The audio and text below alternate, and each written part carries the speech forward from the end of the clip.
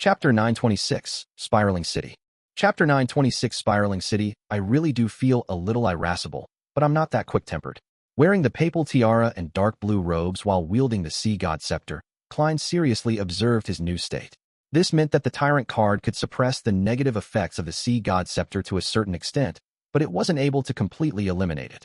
Using cogitation, Klein composed himself and turned to look at the junk pile in the corner. Grozel's Travels? This is my strongest defensive item to this day. Besides, it also has some magical uses, but the problem is that it was made by another ancient god, Dragon of Imagination Inkwelt. Based on what Little Sun said, this Dragon King was once allies with the owner of Calderon's City Ancient Death, Phoenix Ancestor Gregrace. Who knows if this book would trigger any unnecessary developments. To be safe, it's best if I don't bring it. And just like Azek's copper whistle, the mutated paper figurine can't be included. It has the remnant aura of artificial death. This might have a shock and awe effect when exploring Calderon City, but it also contains plenty of latent risks. The Priest of Light Beyonder characteristic? This can effectively restrain dead spirits, a natural nemesis for the City of the Dead, but it's only an ingredient that hasn't been made into a mystical item. The effects it has is rather limited. The negative effects are extremely bad. It won't be helpful to my soul state. In addition, lightning can also purify the dead. With the Sea God Scepter and Word of the Sea, there's no need for me to bring the Priest of Light Beyonder characteristic. Thoughts flashed across Klein's mind as he eliminated the remaining items in the junk pile. He wore the human skin glove on his left hand, wielded Sea God Scepter, and raised his right hand slightly. He made Word of the Sea fly up and land in his palm. Following that, the papal-dressed Klein changed the appearance of his soul. He hid his facial features within the shadows of the papal tiara. He slowly stood up as the dark blue robes fluttered in the wind, the white-boned scepter dazzling. With just one step, Tyrant Klein passed through the door of summoning and walked out of the candlelight, arriving in the real world. He found himself in the rather spacious bathroom. After adding the Fate Siphon Charm and Death Knell into his body, he opened the door and returned to the living room. He got Enzo to come over to receive Word of the Sea. After some thought, Klein took out Death Knell and handed it to Admiral Hell Ludwell. After doing all of this, he brought his two marionettes and relied on traveling to head for the coordinates in the spirit world that were provided by Miss Magician. The trip happened rather smoothly. The Tyrant aura made all kinds of strange spirit world creatures not dare to approach him while en route. They didn't even dare look at him directly. Before long, Klein arrived at his destination. The scene in front of him looked no different from anywhere else in the spirit world. The saturated colors were overlapped, and there was some thin fog emanating everywhere. Elsewhere, in the depths, pairs of eyes moved away one after another. The papal robe's cape fluttered gently in the wind as Klein did a rough scan before getting Enzo and Ludwell to enter a blob of fog that appeared very thin and normal. Suddenly, his field of vision widened with the help of his two marionettes. A grand city that was of legendary proportions appeared in his eyes. This city was abnormal. It didn't develop in a vertical manner, but instead spiraled deep into the ground. It gave one the feeling of an inverted mausoleum. Its buildings had a myriad of styles, but they were equally strange. Some of them had towering pale white rock columns with a huge single house carved out at the top. Some were long and squarish, with the doors placed at the ceiling with no windows in sight. Some were built in the ground, a tombstone erected at their entrances. Some were built with white bones, messy and scattered. The closer it was to the bottom of the pit, the more completely preserved the buildings were. The closer they were to the top, the more collapsed areas there were, ones filled with the dilapidation and rot that time brought. Klein made his two marionettes stop. Despite standing at the edge of the city and overlooking everything, he was unable to identify what was at the bottom of the building. Deep darkness enveloped the area as though no light had been shown inside for thousands and thousands of years. After a brief observation, Enzo lowered his head and chanted using ancient Hermes, the fool that doesn't belong to this era. The mysterious ruler above the gray fog. The king of yellow and black who wields good luck. Just as he finished the statement, Klein, who was still situated outside Calderon City, heard stacked illusory pleas. He also recognized it to be from a man with a deliberately hoarse voice. It's the marionette's prayer from before. Klein heaved a sigh of relief as he silently muttered. This means that Calderon City doesn't screen out the gray fog. At the very least, the outer periphery doesn't. I can enter. Although he said that to himself, he was in no way in a hurry. He subsequently controlled Ludwell to raise his left palm and spread it open. Illusory light was suddenly emitted. Following that, with a point as its origin, the area imploded, forming a pair of double bronze doors. This door was slightly blurry and extremely incorporeal. The surface was covered with countless mysterious patterns that gave one the feeling of indescribable heaviness and silence. With a creak, The mysterious bronze door shifted backward and cracked open a little. Through this crack, Klein saw the deepest and heaviest darkness. Amidst the darkness, pale white colors stirred, swirling up at times and descending at other times. It was like a river that was gushing through a night devoid of light. On its two sides, pale white stone columns appeared, looking extremely identical to Calderon City's interior, but in a more exaggerated manner. At this moment, pairs of transparent eyes and indescribable faces suddenly appeared. They filled the illusory bronze door's crack. Eagerly trying to pass through, Klein's eyes felt a slight stabbing pain as he immediately made Ludwell clench his left palm. Thud! The illusory door covered in mysterious patterns was pushed by an invisible force as it closed, disappearing from Enzo's sight. This mysterious door that separates life from death and leads to the underworld has apparently changed its course. It's no longer the underworld behind the door, but the core region of Calderon City, the deepest point at the bottom of the pit. Wearing the papal tiara while wielding the sea god scepter, Klein nodded in thought. This way, many of the powers of the death domain was remade in Calderon City, causing an anomaly. With this knowledge in mind, Klein once again got Ludwell to raise his left arm. The left part of this marionette's body rapidly turned illusory as dark green specks appeared as though he had turned into a wraith or specter. His arm began to stop abiding by the laws of reality as it suddenly extended into the distance. The center of its palm was abnormally white with an illusory face protruding from it. The face had its mouth half open as its tongue was sharp like a snake's. It was covered in white fur. In a completely surreal manner, the tongue flicked out far into the distance. It was as though it could drill directly into a human's body and absorb one's soul. Indeed, the death envoy powers Ludwell gets from the underworld creature inside his body has mutated. Not only has it been enhanced, but it has also gone from remotely extracting spirit bodies to directly consuming them. Klein stood at Calderon City's entrance and made Admiral Hell display all kinds of beyonder powers of the death domain. Through that, he gleaned the differences that there were from the usual outcome. The thing they had in common was that all of them had become more powerful. Then, Klein experimented by making Enzo use the specialness of his body and the various powers from Flower of Blood and Word of the Sea before coming up with a conclusion. Aspects in the Fate domain aren't affected. Lightning Strike is suppressed, making it much weaker. Unable to fly too high. Powers like Wind Blades, Singing, Illusory Scales, Balance, and Water Membrane undergo no changes. With the end of these experiments, Klein made Enzo and Ludwell walk down the pale white stairs, clinging closely to the periphery of Calderon City. The buildings there had already completely collapsed. As the 200-meter threshold approached, Klein raised his right hand and pressed down on his face that hid in the shadows of the papal tiara. Then, wielding the sea god scepter, he stepped into the thin fog. His mind instantly felt a little groggy as the scene before him changed. He had already entered the city of the dead, Calderon City. Enduring the irascible feelings within him, Klein made his left glove turn dark. His body turned illusory as it was tainted by a dark color, turning him into a shadow. Only the sea god scepter in his hand continued emitting silver or blue beams of light. Using the soul's screening and the Tyrant card suppression to hide the light, Klein floated diagonally ahead, slinking into the shadows of the collapsed buildings. He followed closely behind the two marionettes, beginning to perform an initial inspection of Calderon City's outer region. As he traversed the area, Klein gradually noticed something amiss. It was too quiet. It was so quiet that it was as though the entire city was dead. Even bugs had failed to survive. Based on what a Rhodes and Red Light Ire Moria had said, Phoenix ancestor Greggrace had uprooted Calderon City and thrown it deep into the spirit world. Before doing so, the residents inside the city were allowed to leave. Occasionally, there would be other spirit world creatures entering. But now, not only were there no active creatures in the peripheral region, there weren't even skeletons, zombies, or even one or two non-bone-like buildings.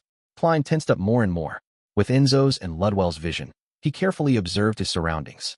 During this process, his gaze swept across a broken pale white column. The ancient but damaged building at the top had a disc burnished from gold inside. The disc's smooth surface reflected a figure, but it wasn't Enzo, but Klein in his papal tiara and dark blue robe. This Klein had a gloomy demeanor. His face was pale, and his eyes were listless as though he had long been dead. Chapter 927, Tyrant's Might. Chapter 927, Tyrant's Might. Hiding in the shadows, Klein's heart tightened. He then quickly calmed down without showing any signs of horror. This was because he was extremely certain that the reflection on the golden disc's smooth surface wasn't him. At least, it wasn't the real him. If it really was him, Enzo would have seen the gray fog, seeing magical scenes that resembled a mythical creature form. This would have caused Klein to faint immediately. Since I'm completely fine, it means that the reflection isn't of me. Klein activated his spirit-body thread's vision, controlled Enzo, and raised word of the sea. He approached the pale white collapsed column and the ancient building which remained in shambles, while secretly releasing some of his luck. The swarthy marionette approached the golden disc one step at a time. Bending his back and raising the cane, he carefully observed the area. The disc had two layers, an inner and outer layer. The core region was as smooth as a mirror with very few patterns. The boundaries were engraved with bird-like creatures. Its entirety had an ancient magnificence to it. The figure it reflected remained the same. Despite reflecting Enzo, it reflected the gloomy, pale Klein with listless eyes. Even the sea god scepter, the papal tiara and papal robe that came with the Tyrant card weren't missing. If it wasn't because of the lack of the gray fog, Klein definitely would have imagined that the disc could influence himself through a marionette and spirit-body threads. Or perhaps it would be like what the Saint of Darkness back at the ruins of the Battle of Gods had encountered, having himself dissociate without realizing it. What does this actually mean? Klein calmly grew out of the shadows, restoring his appearance back when he first stepped into Calderon City. Then, using his beyonder powers as a clown, he produced his present state in his mind. Holding the white bone scepter with embedded blue gems, he wore a caped papal robe with a papal tiara with different gems dotting it. His face was hidden in the shadows, appearing somewhat blurry. His entire body exhibited a gloomy and cadaveric air, as though he was a zombie that was recently dug out. Klein was alarmed. He never expected to really experience such changes. Apart from the gray fogs mixing with reality, the reflection on the golden disc really was him. Something that it doesn't involve the gray fog. It isn't anything to worry too much about. He hurriedly consoled himself as he calmed his mental state. Normally, with Klein's rich experience and good ability to adapt, there was nothing he needed to do at the moment. But first, considering how he was holding the sea god's scepter that easily made him rash, he needed to pay constant attention. Second, he knew that this was once Phoenix ancestor Grigrace's divine kingdom, which contained the setup required for her revival. There was bound to be all kinds of abnormalities. Therefore, he was more nervous than ever before. Getting Ludwell to return, he used his beyonder powers to do a thorough inspection of himself before gaining a preliminary understanding. When living creatures enter Calderon City, they will naturally transform into the deceased. This is similar to the underworld, but there's a fundamental difference. Here, living creatures won't die an abrupt death before slowly turning into mindless, undead creatures. Instead, they will directly turn into dead spirits. I didn't notice it before because Enzo and Ludwell are essentially dead, so there's no need for them to be converted. Erodes and Red Light Ire Moria didn't mention this because the travelers, spirit world creatures, and angels automatically recovered after leaving alive. This kind of transformation is unable to affect the powers of the gray fog that fuses with reality. And the disc reflects the dead me, not all of me, or the me that has had some interaction with Calderon. Klein was more inclined to believe in the latter, but he wasn't too sure. At this moment, he heard a sound coming from nearby. Clang, clang, clang. The sound was heavy but crisp, as though someone was striking metal heavily. Klein wasn't in a hurry to react. He carefully listened for 2 seconds before letting Enzo put down the heavy golden disc and walk towards a nearby broken tombstone. The halved tombstone corresponded to a building that developed further underground. On top of it were the words written with the language of the dead. A quick-tempered fellow, one who died as a result of comparing which was harder, his head or someone else's hammer. Enzo circled around the damaged tombstone and arrived at the entrance to the tomb. He reached out his left hand and turned the knob, pulling open the door. Amidst the rough, grinding sounds of rust, the heavy door slowly opened. So. Pale white beams of arrow-like light flew out. They brushed past Enzo's face, the top of his head, torso, and inner thighs and flew into the distance, stabbing into the ground before vanishing. However, Winter Enzo was completely unharmed. I have to say that such a marionette is excellent for dangerous explorations. Klein sighed inwardly as he made Enzo cast his gaze down the building. It was a blacksmith, a giant with bluish-black skin and a head that looked like a ruptured watermelon held onto a hammer as he kept striking an anvil, but there was nothing on it. As the giant with the cracked head had normal spirit body threads and wasn't the sole avatar of someone else, Klein secretly heaved a sigh of relief. Just as he was about to get Enzo to take a more thorough look, his body suddenly turned numb as his thoughts turned sluggish. This feeling was something he had felt before. Back in Tingen, he had been in a similar state when he was under sealed artifact 2-049's influence. Klein didn't know better back then, but after becoming a marionettist, he knew that this meant that his spirit body threads had been controlled by the sealed artifact. This also meant that someone was controlling his spirit body threads. Furthermore, the difference from before was that not only were his joints rusting, as though someone had infused glue into them, He also felt a strong numbness as if he had been struck by lightning. It made his actions become harder. No good. It's the spirit world plunderer. I was guarded against its use of soul avatar. It distracted me and secretly approached, but I never expected that it not only had a soul avatar, but it also has a partner. That giant blacksmith made me careless, and the marionette's existence made me ignore my own safety.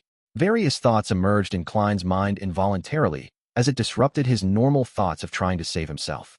At this moment, the giant blacksmith with a ruptured head raised his hammer and rushed over to Enzo, hoping to smash him into a pulp. And by Klein's neck, there was a cold wind blowing at it, pricking his hair up one by one.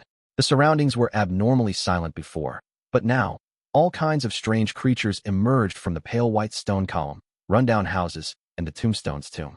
Some of them only had half a body. Others were transparent and nearly invisible. Some were stretched and soft like noodles. Some had a ruptured chest with bloody innards. Some had dark green faces that resembled that of an evil spirit. Others had eyes growing everywhere around their body. There were also others who looked like jellyfish that lived in the air. Countless gazes were cast onto Klein from different areas. They were without any feelings, just indifferent. At this moment, Klein opened his mouth with great difficulty as he said a word slowly. Sing. Just as he said that, the glove on his left palm opened its mouth, revealing its white teeth. Praise you, the Lord that created everything, the Lord who reigns behind the curtain of shadows, the degenerated nature of all living things. Amidst this jarring voice that resembled blackboard, scratching sounds, Enzo, who had been thrown to the ground, successfully avoided the hammer's strike as Word of the Sea began spewing out water bubbles in excitement. Break, break, break. Klein suddenly felt his head ache as his ability to think was instantly recovered, no longer having disconnected thoughts for a brief moment. However, his body remained rusted, as his body was filled with numbness. Following that, he relied on his spirituality while motionless, controlling Ludwell, who had returned to his side, to punch him with his left fist. Bang! Klein staggered back, instantly extricating himself from the numb and sluggish state. Then, wearing the papal tiara, he became hot-headed as he spread his papal cape and raised sea god scepter. The blue gems lit up one after another as a bright silver bolt of lightning blasted down. The bolt of lightning spread into branches, blanketing Calderon City's periphery for hundreds of meters with a lightning forest. The destructive aura and sense of destruction were brought to the forefront. The strange creatures that had charged out from various spots shattered, evaporated, and completely vanished as a result of the swath of silver. Moments after the silver storm quelled, Tyrant Klein's sea god scepter emitted a blinding light once again. The rapturous bolts of lightning snaked, embroiled the area, smiting down again and again like a huge wave. After 2 repeated casts of lightning storm, Klein was exhausted as he found his calm again. His heart beat suddenly as he recalled something. Lightning storm was indiscriminate when it struck. Apart from the sea god's scepter wielding him and the partner who stood beside him, everything else suffered a decimating blast. This also meant that Ludwell was still fine, but there was a high chance of Enzo being wiped out. Klein instinctively looked over and saw Enzo curled by the side of the halved tombstone. Behind him was the huge metallic hammer, which still had tiny bolts of lightning snaking around. Not far from it was 2 non-human charred legs. The tomb corresponding to the tombstone had already collapsed. The iron-black tiles that landed on the ground still had remnant silver bolts of lightning sizzling away. As expected of a winner, he didn't even die despite such an onslaught. The amount of luck he accumulated has probably been passively expended. Klein felt relieved as he activated his spirit body thread's vision to observe his surroundings. He was searching for the spirit world plunderer. He believed that the range of a spirit world plunderer's controlling of spirit body threads couldn't match that of a lightning storm. The already dilapidated buildings had nearly been leveled. The remaining stone pieces and bones were mostly charred black. Even the heavy golden disc was in shambles. Suddenly, a figure emerged from the rubble more than 100 meters away from Klein. It was wearing a translucent white robe. It didn't have a head or limbs. It appeared like it was being propped up by an invisible person. At that moment, it looked like it was in a sorry state, with wounds and black marks everywhere. This is the spirit world plunderer, I suppose. My rash usage of 2 lightning storms seems to have restrained it. Upon seeing this scene, Klein had such thoughts flash through his mind. Chapter 928, Misdirection. Chapter 928, Misdirection. At his point, Klein had roughly understood the situation. Due to the law of beyonder characteristic convergence, he had been targeted by the spirit world plunderer the moment he entered Calderon City, which didn't even have ordinary dead spirits. It first moved the golden disc of unknown origins to the predicted path, allowing his marionette to see it while walking past. As such, his attention was transferred to the transformation effect Calderon City had on the living. Following that, it used the giant blacksmith, which wasn't its sole avatar, to distract him further. Finally, it secretly arrived within controlled distance and achieved success in one try. If it wasn't because I had seen those deceased bodies that are hung up like wind chimes at the cathedral, thus having an instinctual fear of high-sequence beyonders of the seer pathway, and having prepared several autonomous means to disrupt any exertion of control over me, I might have already been made a sole avatar by the spirit world plunger. Seriously, I should have thought of the law of beyonder characteristic convergence before I came in. After carrying the Sea God Scepter, even with the Tyrant card suppressing it, I'm still a little too rash. I nearly missed out on such a crucial detail.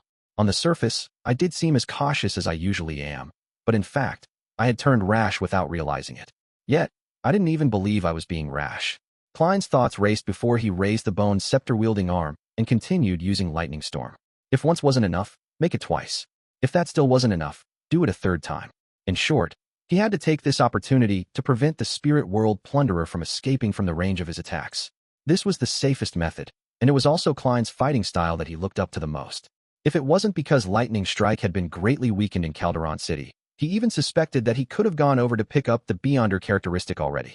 And having already digested most of the Sequence 5 potion, his spirituality was sufficient enough for him to deal out such damage for a while. At this moment, the invisible figure wearing a translucent white robe burst into pale white flames. It appeared in midair several hundred meters away. The spirit world plunderer had used Flaming Jump, which was many times stronger than Klein's version, instantly pulling away from him. At the same time, in the rubble it was hiding in, a 4-meter-tall bluish-black giant staggered to his feet.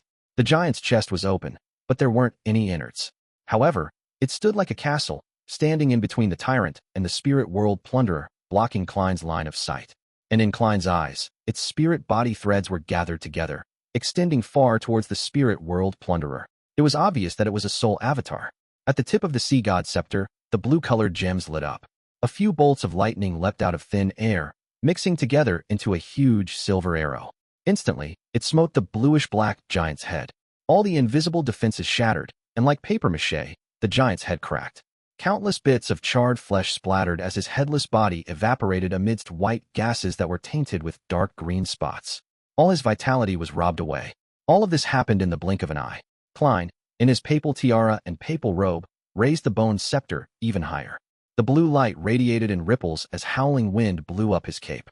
In a very large area of Calderon City's periphery, dark clouds quickly gathered. Under a suppressive layer, they made the area appear darker and more repressed. Smack, smack, smack. Bean-sized drops of water smashed to the ground, releasing dust that had accumulated over time. Splash. The raindrops pattered at an increasing pace, forming a catastrophic storm. The water extinguished the pale white flames and formed a stream that gushed downwards towards the lowest point of the city, right for the end of the deep pit. In such weather, Klein's flaming jump had been made ineffective, but it was likewise for the spirit world plunderer. However, to a tyrant, his spirituality could spread through the dark clouds as though he had transformed into a deity that overlooked the land. Every dark cloud, every drop of water had become Klein's eyes. They allowed him to easily find the spirit world plunderer in every area that had its weather change. This invisible figure with the translucent white robe was hiding behind a broken pale white column. It hadn't left the periphery for the core region. Boom. A deafening boom sounded as bolts of lightning meshed to form a silver beam that shot out from the dark clouds, right at the spirit world plunderer. Relying on its potent spiritual premonition, the invisible figure burrowed into the ground half a second early. 3 thick silver beams smote the area one after another, melting the soil away as they sank downwards, producing charred craters. The spirit world plunderer emerged from another spot as it hurriedly dodged, keeping to the right at times and left at other times, as though it was carrying out a snaking dodge maneuver. However, regardless of where it fled to, the silver beams would chase up to it. They even blocked its path ahead of time, preventing it from attempting to leave the stormy region. Boom, boom, boom. The deity akin to a tyrant, who looked down from the dark clouds at the spirit world plunderer, waved his scepter and struck down again and again at his target, with success barely eluding him several times. Klein turned more and more anxious, eager to immediately end the hunt. Hence, he unreservedly triggered the Sea God Scepter to increase the frequency at which bolts of lightning struck down. Suddenly, he felt a strong sense of exhaustion. This alarmed Klein, for he realized that something was amiss. The spirit world plunderer had the chance of retreating deeper into Calderon City at the beginning, so why is it staying around? It's clearly a spirit world creature without a physical body. It can burrow underground to avoid the lightning and a tyrant's notice, so why is it circling around from time to time? It's trying to make me attack. It has noticed that I'm not a demigod through my spirit body threads and my control over my marionettes. It wishes to drain me of my spirituality. Klein was alarmed. Combining it with his original encounter, he came to a realization of how intelligent the spirit world plunderer was. It was a rather crafty creature. At the same time, he also thought of a problem. Could lightning storm and the stormy rain attract the notice of dangerous existences in the core region of Calderon City? I'm too rash. I keep neglecting the critical details. As thoughts flashed through his mind, Klein put away the sea god scepter. The heavy storm stopped as the dark clouds quickly scattered, the weather restoring to normal. Klein made Enzo return to his side with word of the sea, and he got Ludwell to protect him in the middle. Following that, he and his two marionettes walked out as though they were trying to leave Calderon City while he still had some spirituality left.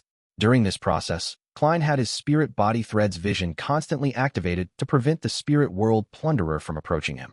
He noticed that this creature's spirit body threads were somewhat special. A portion of them came out from its body and extended outwards normally. A number materialized externally and were bound together in a thick bundle, right into the translucent white robe. Klein suspected that this was the state when a spirit world plunderer controlled a soul avatar, making it different from a marionettist. As he shifted his gaze, he suddenly saw thin black illusory threads coming out from a collapsed house. A portion of them gathered into a thick bunch with its source in the distance.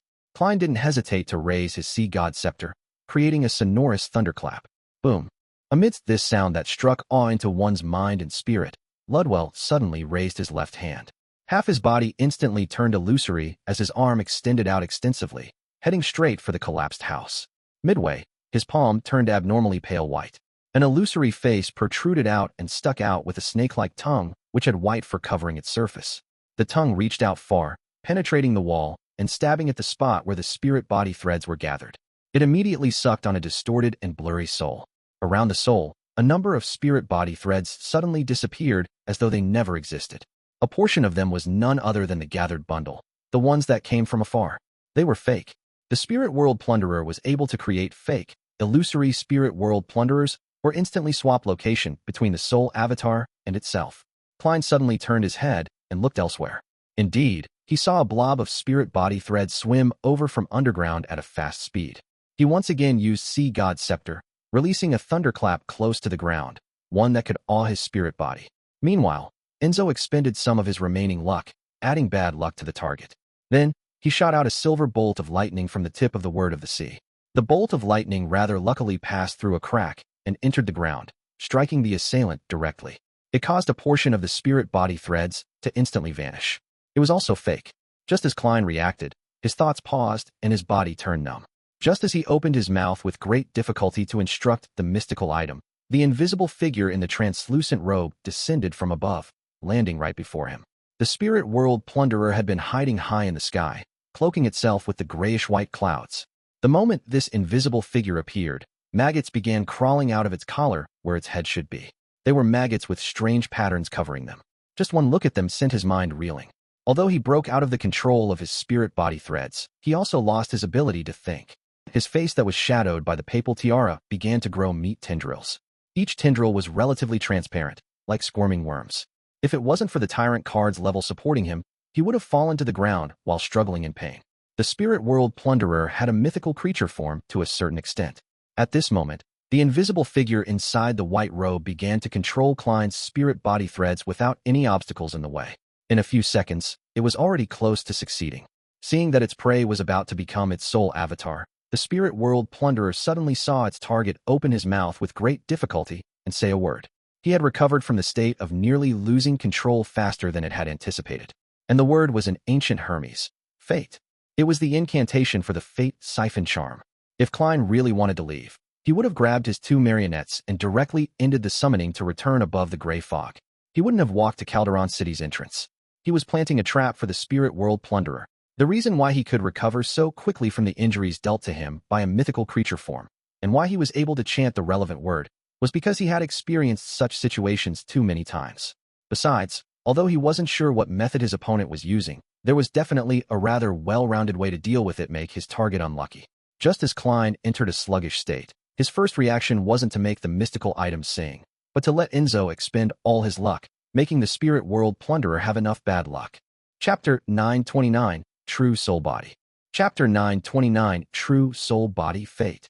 As the dragged-out and abstruse ancient Hermes term resounded, the spots where the spirit world plunderer and Klein stood suddenly darkened. It wasn't very obvious, as though a cloud had drifted over in midair without stopping. But when this illusionary shadow dissipated, the invisible figure that was donning a translucent white robe stood frozen on the spot. The surface of its clothes showed signs of worms crawling across it. It was sluggish, slow, and in a dire state. Across it, Klein's eyes had their lucidity return. The meat tendrils on the shadowed face beneath the papal tiara vanished. It appeared as though it wasn't the spirit world plunderer who had controlled Klein's spirit body threads and nearly succeeded. Instead, it appeared as though Klein was the one who was controlling it and had nearly converted it into his marionette. The fate siphon charm switched one's fate. This was a high-level charm made using a worm of time. It could siphon off the target's subsequent fate, and in a short period of time, burden it with that of the target's, so as to complete an exchanging of fates. Therefore Klein and the spirit world plunderer situations had switched. One went from death to survival, while the other went from victory to instant despair.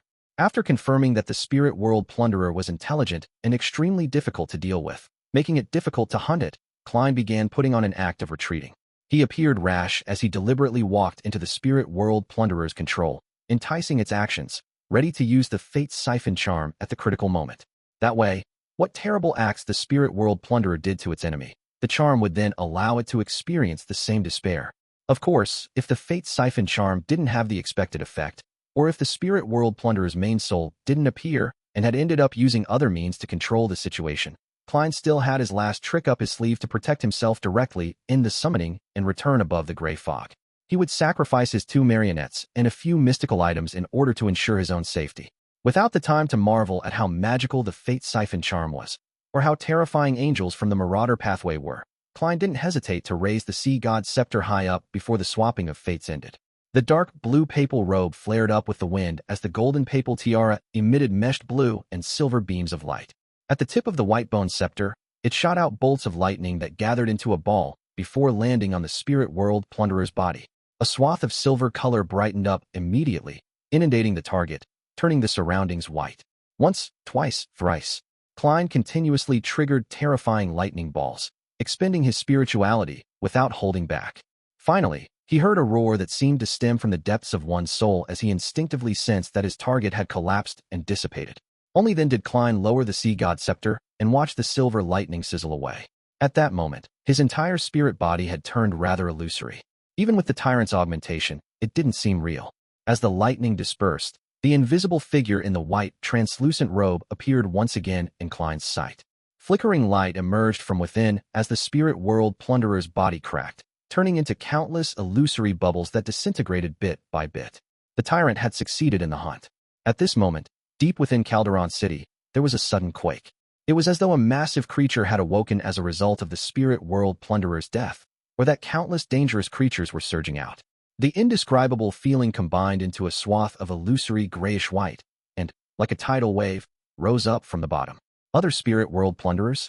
No, it appears to be a more terrifying and horrible creature. A being that the spirit world plunderer attends to. Also, in Calderon City's core region, at the end of the deep pit, it's still as silent as ever. There's no sound at all, making it more horrifying. Klein pumped himself up as he diverted some attention in order to monitor the situation inside Calderon City, as he anxiously waited for the spirit world plunderer's characteristic to appear to form an ingredient. He wasn't relishing in the delight of a successful hunt, but was pacing about anxiously at the edge of the abyss. During this process, Klein got Enzo and Ludwell to stay close to him. He threw the sea god's scepter to the former so as to escape the state of irascibility. He began considering how to deal with the subsequent development with a clear mind, as well as consider whether he had missed out on some other details. As the thoughts flashed in his mind, Klein suddenly recalled something. Back when he made the mystical items sing, Creeping Hunger had praised the true creator and had used his complete honorific name. Although the human skin glove had used Hermes instead of ancient Hermes or other languages that could stir the powers of nature, the former was still usable when it came to sacrifices. This also meant that the true creator might have very well heard Creeping Hunger's praises and noticed the commotion here. Apart from the rising grayish-white tide and the terrifying creature deep down in the city, There are other dangers. Wait, I'm now a spirit body, equivalent to a wraith. I'm not in my normal state. Just as Klein's mind thought of something, his spiritual perception was triggered as he instinctively cast his gaze at the entrance to Calderon City. The lights there flickered as a figure entered. The figure was wearing a simple and ordinary linen robe with a head of silver hair. He was a handsome man with soft facial features. His eyes were gentle with some hints of coldness. It was as though he was observing the fates of everyone in the world like a spectator.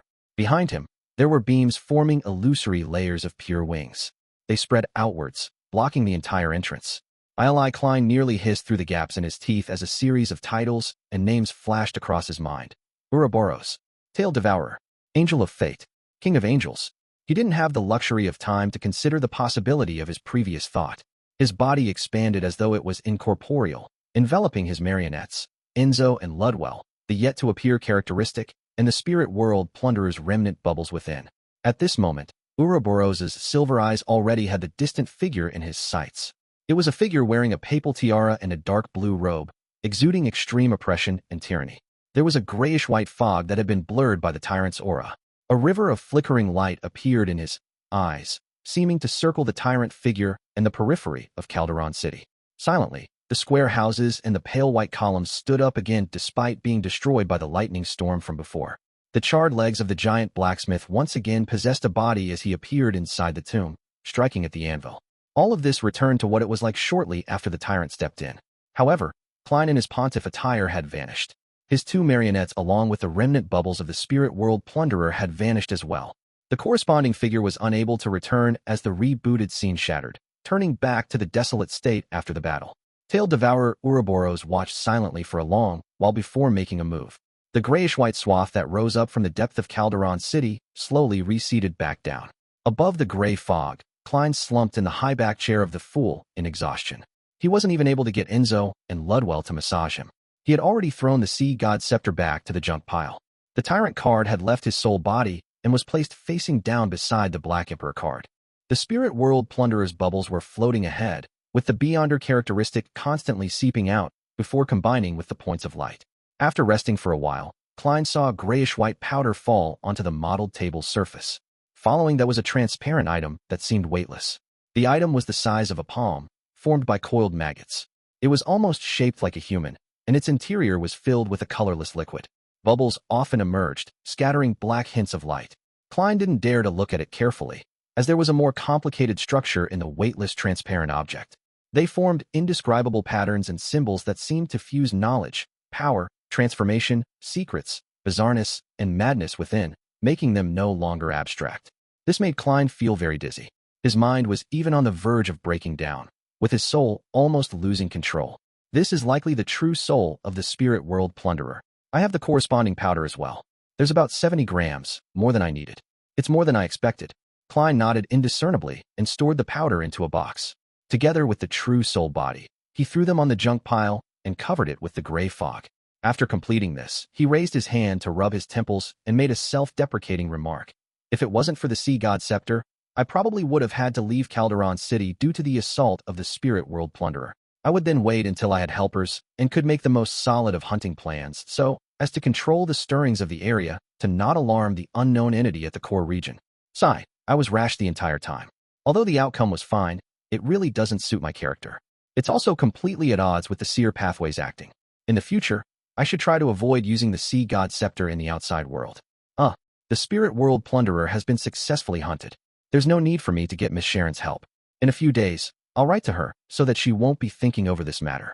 However, I have a premonition that I'll still be heading to Calderon City in the future. When that happens, perhaps I might still need Miss Sharon's help. In addition, I have to seek out information on Bizarro Banes. I can't put all my hope on the City of Silver. Amidst his thoughts, Klein directly returned to his body, without bringing his marionettes. He ended the ritual and headed straight for bed, falling asleep the moment his head hit the pillow. Escaped. Soest looked at the man opposite him and asked Daily Simone, who was carrying out a spirit channeling. They had just finished their operation and had captured a few numinous episcopate members. However, the key personnel the intel pointed at, Hand of White Palinque to Siblius, wasn't at the secret gathering point. He was a Sequence 4 demigod. Therefore, not only had the Red Gloves team used a Grade 1 sealed artifact, they had even requested Goddesses Ilia's help. However, it was all futile. Daily Simone nodded. Yes. She then looked at the captive, suddenly speaking with an ethereal voice. Where did Palenque to Siblius go? He said he was going to meet someone. The numinous episcopate member answered slowly. Who is that person? Daily Simone pressed. Leonard Mitchell and company also cast their gazes over. The man who was being spirit-channeled answered with an unperturbed voice. In Zangwell. Chapter 930, Former Organization. Chapter 930, Former Organization, in Zangwell. Upon hearing the name, all the red gloves present fell silent. Not a single one spoke for a moment. Ever since this former bishop betrayed and fled the Church of Evernight had never relaxed its pursuit of him. Archbishops and high-ranking deacons who took up high posts had taken turns being responsible for searching for him. They helped each other, often bringing the relevant sealed artifacts everywhere to search for clues about him. But ultimately, they were unable to lock onto Nsangwell. He slipped away as a result of all kinds of coincidences. His shadow wasn't even noticed. Furthermore, he had caused several major events that killed many Nighthawks. To the Church of Evernight, especially the Nighthawks, he was someone they hated that had also insulted them. Without realizing it, Leonard Mitchell had already clenched his hanging fists as his breathing grew deeper. He soon forced himself to extricate himself from the sudden emotions that emerged within him. He turned his attention to something else. It was no wonder Dwayne Dantes was able to meet in Zangwil on Waypoint Island in the Berserk Sea. It was because the latter's goal was also the southern continent, East Balam. Amidst everyone's silence, Daily Simone immediately used her spirit body to emit an ethereal voice without any obvious changes. With some coldness, she spoke at a quickened pace. Where are they meeting? The numinous episcopate member shook his head blankly. I don't know. Daly raised a few more questions, but she didn't get an ideal reply. Finally, she took a step back and cast her eyes at the Red Gloves team captain, Soist. Soist sighed and deliberated over his words before saying, First, we need to inform this piece of intel to Her Excellency, Goddess's Eye. We shall leave it to her to contact the Holy Cathedral. Ince, who has 0-08 with him, isn't someone a Red Gloves team can handle. Second, we should continue investigating and follow this clue pertaining to Palenque to Siblius. Let's hope that we can figure out Nsangwell's motives. With the situation of us not being able to track him or lock onto him, grasping his motives is more important than knowing where he is. Perhaps it can help us set up a trap that he has no choice but to step into. Finally, from now on, everyone is to take note of any coincidences. Regardless of the reason, they are to be reported to me. Yes, Captain, the Red Glove members replied in unison. Leonard maintained his silence as he turned his head to glance at Daily Simone. He found that this gatekeeper who addressed herself as a spirit medium was similarly silent. Her gaze was dark.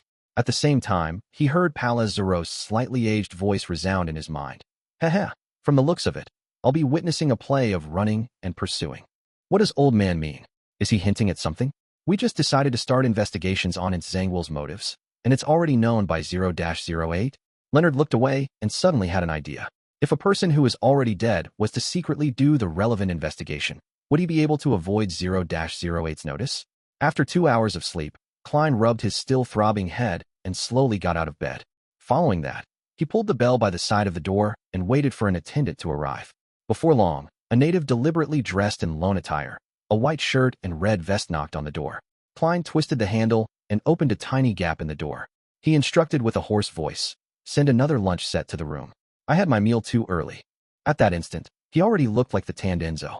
As a gentleman living in a luxurious room with 2 servants, it was impossible for him to personally instruct the attendant at the door. "Yes, sir, a lunch set. Any special requests?" The native attendant took out some paper and a pen and began recording as he asked with a rather strange Loanese accent. Klein used an equally odd Loanese accent. "With braised meat as the main dish. Match it with a cup of sparkling wine with ice and lemon." "Do I include 2 servant meals?" the native attendant asked, following the usual procedure. Klein was silent for 2 seconds before saying, "Yes." After ending the conversation, he closed the door and quickly set up a ritual, bringing back Enzo and Ludwell from above the gray fog to the real world. As for Creeping Hunger and Word of the Sea, he temporarily left them in the junk pile. One of them was starving, and the other could hardly resist the urge to sing. After Klein controlled the marionettes to clean up his room, a few attendants came to deliver lunch. Soon, the entire room was filled with the sounds of cutlery hitting the plate and a soft chewing sound. After some time, Klein put down his cutlery, picked up his napkin, and wiped his mouth. In satisfaction, he leaned backward and shook his head helplessly. "If this continues, I'll really become fat." The 2 marionettes had already lost the ability to eat, but to conceal that fact, Klein had no choice but to add servant meals. With him unwilling to see food go to waste, he could only try to eat as much as he could. Thankfully, I'm a faceless. Klein covered his mouth as he burped before drinking the last bit of sparkling wine. Only at this moment did he feel like he had recovered. He now had the energy to consider the various details of his trip to Calderon City. The Marauder pathway is truly terrifying. Just a charm created from a worm of time is able to achieve such incredulous effects. As a king of angels, it's obvious how terrifying Blasphemer Amon is. Even an avatar isn't easy to deal with. Thankfully, I didn't put on a brave front. I knew to mimic those with experience and directly fled to the southern continent. The true creator places a great importance on me. He directly got tail devourer Ouroboros to rush over. This does have a feeling of traveling across time. The angels on ancient murals are just walking out and standing before me. Thankfully, I was still able to directly end the summoning. Just as Klein thought of this, his expression sank as he discovered a serious problem. Ouroboros is a king of angels from the monster pathway. This also meant that he could directly see the uniqueness about him. He could see the grayish-white fog and see the illusory door formed of spherical lights and the transparent and translucent maggots that formed the spherical lights. What does this actually imply? The angel of fate who has survived since the second epoch should know something. And the true creator probably knows more. Could they be able to tell that I'm the master of the mysterious space above the gray fog? Regardless, the importance they place on me will rise. Klein clenched his right fist and put it to order or Rose Redemption might take. He felt lucky that, be it Rose Redemption or the Aurora Order, they had yet to lock onto any of the Fool's believers. However, during the chaotic battle outside Biome, when he was still active as Gehrman Sparrow, he had thrown out the Tinder Glove, which had been corrupted by the true creator, to attempt to attract a saint from the Aurora Order. This might very well have led to the crazy adventurer to enter the suspect list. From the clues extending outward from Gehrman Sparrow, there's Admiral of Stars, Vice Admiral Iceberg, Danitz, and Anderson. All of them will be investigated by the Aurora Order. I have to warn them. Klein slowly exhaled and stood up, prepared to head above the gray fog. From his point of view, the pursuit of Gehrman Sparrow by the military, Church of Storms, Rose School of Thought, and Numinous Episcopate were all different. The true creator's believers were rather crazy and had a king of angels, a leader who was good at prying into the secrets of fate, active in the real world. This way, it didn't matter if Catlia and company were at sea, making it difficult to be locked on. There was still the risk of them being found. Among them, Vice Admiral Iceberg Edwina and the Fog Sea's strongest hunter Anderson weren't people Klein was worried too much about. They knew little, nothing that pointed towards the core problem. Nothing much would happen aside from the need to consider whether the bunch of lunatics of the Aurora Order would employ extreme methods in the interrogation process. West Balam, Northern State. In the Kukua city ruled by May Sanchez, Danitz, who was chewing on roasted meat, paused suddenly. He heard Mr. Fool pass him the warning from Gehrman Sparrow. Be careful of the Numinous Episcopate. Be careful of the Aurora Order, especially the latter. Pay special attention. Also, warn Anderson Hood as well as Edwina Edwards. Be careful of the Numinous Episcopate. Be careful of the Aurora Order. How many has it been? The military, Church of Storms, Church of Evernight, Rose School of Thought. What did Gehrman Sparrow do? Why has he offended so many factions? Dodge *T. Danitz's expression froze before grimacing. He had no idea that the strongest person of the 7 pirate admirals had changed. Opposite him, Anderson put down the knife he used to slice meat, pricked up his brows, and curiously asked, "Have you recalled something?" Danitz secretly took a deep breath and asked after some deliberation, "Have you heard of the Aurora Order?" He wasn't sure if Anderson knew. After all, the Aurora Order was a rather secretive organization in the beginning. Its reputation was later built up in the Lone Kingdom. Anderson chuckled. "I'm actually more surprised that you know of them. Did your captain tell you?" Without waiting for Danitz to answer, he combed his short hair with his finger and continued. "They believe that the Creator is omnipresent. Everything has godhood. They believe that life is nothing but a spiritual journey. As long as one is willing to listen to their preachings, understand, discover, and gather the godhood, they will eventually become angels to transcend reality." Such an idea doesn't sound bad, but that's not the main point. The main point is that they believe in the true Creator. Upon hearing that, Danitz couldn't help but jeer. "You know quite a bit, just slightly less than I know." Anderson immediately curled the ends of his mouth and said with a beaming smile, "Of course. I once joined an organization in Intis. They hoped to change society, the world, to make the supernatural no longer secret and to be out in the open for everyone to see, so as to become true rulers. They're called the Iron and Blood Cross Order, and they also believe in the true Creator." Danitz's expression froze as cold sweat oozed out of his forehead. Chapter 931, New Method to Acquiring Intel. Chapter 931, New Method to Acquiring Intel. Glancing at Danitz's expression, Anderson continued, as though he didn't notice a thing. However, Their brains appear to have been eaten by zombies. They were fervent to the point of stupidity. They didn't adhere to my sense of aesthetics. So after cheating them of their things, I quit. Why's your face a little pale? You're even sweating. Did you get heatstroke? As a hunter, shouldn't adapting to the environment be an intrinsic ability? Danitz lifted his right hand and wiped his sweat. Cursing inwardly, he forced a smile and said, I've heard that once someone believes in an evil god, it's almost impossible to escape the faith. As he spoke, he raised his chin slightly, wearing a look as though he was musing over the circumstances of his future death. It didn't cross his mind that Gehrman Sparrow had just offended the Aurora Order and was being targeted by the true Creator's believers. He also didn't make the connection that he was believing in a suspected evil god, the fool. Well said, Anderson replied with a smile that didn't have the slightest hint of gloom. It's not like I have any true faith. Back then, the incantations I said were lines I modified from the god of knowledge and wisdom. Since they don't really enjoy using their brains, no, they don't even have that. As long as you superficially appear devout, any random excuse can be used to fool them. Without waiting for Danitz to develop the discussion further, he asked, Why are you suddenly asking about the Aurora Order? Danitz bit down on his roasted meat and slowly chewed and swallowed. After a deliberate pause of 20 to 30 seconds, he said, I just recalled something. For some reason, Gehrman Sparrow has been identified by the Aurora Order as a high-priority elimination target. Oh right, there's also the numinous episcopate. And both you and me are known to have relations with him. You want me to be careful against the Aurora Order and the numinous episcopate? Anderson nodded in enlightenment as he chuckled. You've recently mentioned something similar. Rose School of Thought, Church of Storms, Lone Military. Man, at times, I even feel that Gehrman Sparrow is more suited to being a hunter than me. Danitz could hardly retort as he nodded heavily in agreement. Anderson thought for a moment when he suddenly changed topics out of the blue. What do you plan on doing here in West Balham? Helping Gehrman Sparrow with something? Upon hearing this question, Danitz fell silent for a second. He put down the item in his hand and tidied his clothes in an unhurried manner. Investigate the faith of the different classes of West Balham. This was determined after his discussion with Vice Admiral Iceberg Edwina. In common parlance, it meant investigating the developments of the various secret organizations and factions in West Balham.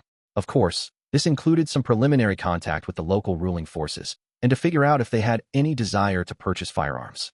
Investigate the faith of the different classes of West Balham. Anderson repeated Danitz's words as he reflectively raised his right hand to rub his temples as though he had a headache. After the end of the tarot gathering, and warning Admiral of Stars to take note of the Aurora Orders and Numinous Episcopate's investigations, with the best choice being seeking the Moses Ascetic Order's help, Klein busily finished the three-party transaction between the world, the moon, and the sun. He received £5,000 in return. After dinner, he bit on an unlit, disguised smoke pipe as he read the papers. Then, he saw Miss Messenger walk out of the void to deliver him a letter. Leonard's. Klein reached out to receive it and noticed that Rionette Tynker didn't stay at all. She had rapidly returned to the spirit world. This also made him determine that Leonard Mitchell had already paid the mailing fee. Hence, he took out his other hand and unfolded the letter. Ince Zangwill has appeared in East Balham. He's suspected to have met with Palenque to Siblius from the Numinous Episcopate's artificial death faction. Ince Zangwill. Klein ruminated over the name as he slowly leaned back into his reclining chair. In the letter, Leonard wished that he could do some investigations in secret to figure out Ince Zangwill's motives. But the problem is that 0-08 has the characteristic of any mention of it will be known. Knowing of it also means being known by it. Besides, it's good at arranging coincidences, making people follow its directions without even realizing it. Under such circumstances, it's very difficult to avoid 0-08's notice while investigating Ince Zangwill. Not only is there no chance of success, it's also easy to expose myself. As Klein thought, he made Enzo walk behind him and begin massaging his shoulder. He read Leonard Mitchell's letter again, hoping to find more clues and incisive points for investigations from those few words. East Balham, Numinous Episcopate, artificial death, Palenque to Siblius. Why isn't Zangwill looking for them for?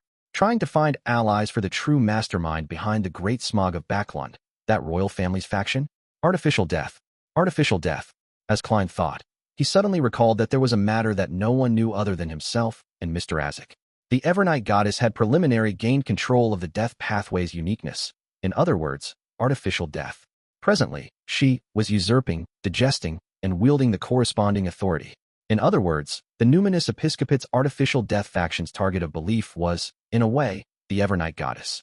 After the authority was fully transferred and seized, they were bound to suffer a purge before slowly merging with the Church of Evernight, where they might continue their work, making contact with the other numinous episcopate factions and other secret factions while unnoticeably cooperating with the Nighthawks. To Klein, this wasn't anything of importance. What was important was that in an ancient text he found before, it mentioned, to artificially create death, a number of numinous episcopate members had to pray to the uniqueness daily, as though it was a true deity. It was an attempt to slowly awaken its sentience and allow it to come to life. Of course, this was only one part of the overall plan which wasn't critical. Then, could it be possible that when Palenque to Siblius prayed to artificial death, he had mentioned in Zangwill's motives and had sought blessings? But he will probably never imagine that artificial death has already been controlled by the Evernight goddess. Although it hasn't become part of her manifestation, it has already lost its freedom. From this angle, directly setting up a ritual to pray to the goddess might allow one to obtain in Zangwill's motives. That's quite possible. The more Klein thought about it, the more certain he was that his seemingly ridiculous plan would succeed. And as for the reason why this could become a reality, it was because the enemy's leader was their spy. After getting Enzo to stop massaging him, Klein slowly got up and paced about, considering if he should make the attempt, and if so, how. Ince Zangwill is a traitor of the church. He's an insult to all Nighthawks. If there's a chance to wipe him out, the goddess should be very willing to see it happen. She wouldn't mind providing some help. But the goddess is now in a critical stage of seizing the artificial death's authority. She will not be able to provide answers for a long period of time, and she can only provide feedback to normal ritualistic magic. Besides, I also lack the corresponding materials. Also, I've been constantly warning myself to be on guard. I must not fully trust and rely on the goddess. On second thoughts, directly praying to her to obtain a revelation might not be too good. I hope to maintain a safe distance. Amidst his thoughts, Klein felt a little hesitant. He began letting his thoughts wander in a bid to find a more acceptable plan. Suddenly, he had a more ridiculous idea. Directly pray to artificial death. This actually posed no danger. This was because artificial death wasn't able to respond to prayers and rituals. If there was any feedback, it meant that it was essentially controlled by the Evernight goddess. On the other hand, Klein had the feather produced and left behind from the artificial death project. He also had Azek's copper whistle. He didn't need to spend too much time to gather the ingredients needed to set up a ritual for a revelation. In addition, there's a layer in between us. I'm not directly contacting the goddess. Perhaps this might even help her further seize artificial death's authority. Klein consoled himself as he began busying himself. He first used the sacrificial and bestowment ritual. He brought back the 2 remaining feathers and some full moon essence oil, night vanilla powder, and other items which he had not used in a while to the real world. Then, he modified the sacrificial altar and completed the first part of the preparations. After all, he was essentially praying to the Evernight goddess. He couldn't be bothered to head out to buy ritualistic materials of the death domain. This was essentially the same as other normal ritualistic magic. With great familiarity, Klein lit the candles, dripped some essential oils, and drew the symbols for human and concealment on an artificial goatskin. Then, in the thin fog that spread, he pressed Azek's copper whistle over it. Immediately after that, he placed the white feather stained with pale yellow oil stains inside the silver bowl that had burning herbal powder. He then watched it curl without any signs of it turning black. After exhaling silently, Klein took a step back and chanted in Hermes, "You are the essence of death. You are the Lord of the dead. You are the final home to all living beings. I pray for your help. I pray for you to tell me the motives for Ince Zangwill's contact with the numinous episcopate." Just as he said those words, the 3 candlelight burgeoned as though they brightened significantly but were tainted with a dark green. The surroundings turned cold and creepy. Klein closed his eyes and entered cogitation for 30 seconds, feeling uneasy. He walked in front of the altar, picked up the full moon essence oil, and dripped 1 drop onto each of the 3 candles. After doing this, he took away Azek's copper whistle, grabbed the artificial goatskin, and moved it close to the candlelight representing himself. When it ignited, he threw it into the silver bowl. With a whoosh, the white feather, which didn't show any signs of damage, soared with pale white flames, covering the entire silver bowl and obstructing Klein's vision. About 3 seconds later, the fire subsided, leaving a mound of powder in the silver bowl. The powder moved without the help of any wind, forming one word after another. Possessed by an evil spirit. Requires exorcism. Chapter 932, Thin-skinned. Chapter 932, Thin-skinned. The goddess really replied. Upon seeing the words formed by the powder, Klein's first reaction had nothing to do with the content. Instead, he was shocked that this seemingly ridiculous thing had happened. Although he was already mentally prepared and had believed that the chance of success was rather high, he still felt conflicting emotions. It took him almost a minute to accept it. After a while, Klein exhaled slowly, raised his right hand, and tapped his chest 4 times in a clockwise manner. Praise the lady. He then ended the ritual, forcing himself to focus his attention on the revelation itself. Possessed by an evil spirit. Requires exorcism? Zhangguo actually got possessed by an evil spirit? He had gone from sequence 9 to sequence 5 of the death pathway. The godhood he obtained at the critical stage is also sequence 4 Night Watcher of the Evernight pathway, one that is good at dealing with spirit body type creatures. Evil spirits and wraiths should be afraid of him. So why would he end up being possessed? That's unless the evil spirit's level is extremely high or, at its core, is very special. Unfortunately, I've only met one evil spirit in the truest sense of the word. It's that ancient evil spirit sealed in the underground ruins of Alistitutor. I know little about such monsters, so it's difficult for me to grasp the details. I can write to ask Miss Sharon. I can also get little son to find out more. That shepherd elder Lovia had grazed an evil spirit. It's no wonder Zhangguo is trying to meet a demigod of the numinous episcopate. When it comes to exorcising evil spirits, aside from the Church of Evernight and Church of the Eternal Blazing Sun, the best would probably be the numinous episcopate. There's probably the Church of the God of Combat as well. Neighboring pathways often have similar traits. There's also one point that can be gleaned from this. Zhangguo doesn't wish for his possessed state to be known by the royal family faction and the demonist sect who are in cahoots with him. Otherwise, there's no need for him to come all the way to the southern continent. The 2 factions existed before the 5th epoch, and they have a long legacy. It's quite unlikely that they don't have a sealed artifact that can remove or exorcise evil spirits. Even if they can't find one, getting the demonist sect to contact the numinous episcopate is definitely safer and more covert than getting Zhangguo to make the trip himself. As his thoughts raced, Klein unfolded a piece of paper and wrote, "The intel you have provided me made me connect certain clues from what I've previously gathered. And due to a particular great existence's help, this points to a clear conclusion. Zhangguo is possessed by an evil spirit, and he's seeking the numinous episcopate's help. Just based on this fact alone, we can make several useful judgments. Zhangguo will often manifest inconsistency in his words and actions. He will often deviate from his normal path, doing something we feel that is absolutely impossible for him to do, and to make mistakes we find incomprehensible. Before this problem is resolved, he will not stop having contact with the numinous episcopate. It might even become more frequent. Making investigations based on this might allow us to catch Zhangguo by the tail. However, I believe we still wouldn't be able to lock onto him. The creation of coincidences from that grade O sealed artifact is insurmountable." Upon writing this, Klein couldn't help but recall his direct encounter with Zhangguo. His own investigations didn't directly point to him, but it caused their ploy to nearly fail. Hence, Zhangguo personally took action, sending a meteor falling from the sky in an attempt to kill Sherlock Moriarty so as to obliterate any clues. And he ultimately received Mr. Azek's help and escaped the dire situation, forcing Zhangguo to step into the limelight and expose himself. Back then, if Mr. Azek had recovered to his former strength, Zhangguo might already be dead. But to replicate such a situation and force him to appear before me is still extremely difficult. After all, back then, not only was there Mr. Azek, a death console, and my use of the gray fog to foil the coincidences, there was also Trissy Cheek and the ring which was suspected to be a grade O sealed artifact. Without her suddenly escaping, Zhangguo wouldn't have been forced to personally take action.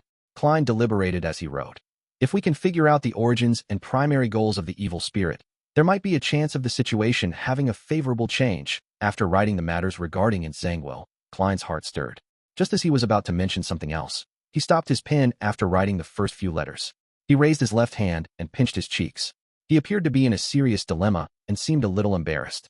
After muttering silently a few times, Klein finally smoothly wrote the rest.